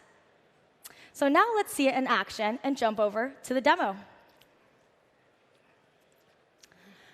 Setting up Brainify's API takes one afternoon. We currently support 8 different languages and integration methods, and as part of the package, we will actually generate the code snippets for you to add directly to your website or app. So now let's get started with Rockout. First, we start by identifying the user activities that's part of the typical funnel. So these can be things such as login, checkout, or anything that's product related. Secondly, Rockout will share a product feed. Now, anytime a user visits Rockout, Rockout will actually make an API request over to Brainify, and what we'll do is leverage this user's digital DNA to find the best products for this person at this moment and send it back to Rockout all in real time. The data that's being sent back to Rockout will be mapped in the exact format that Rockout needs, making it a truly seamless integration. The experience for the user is also infinitely better. So now when I go to the home page, instead of seeing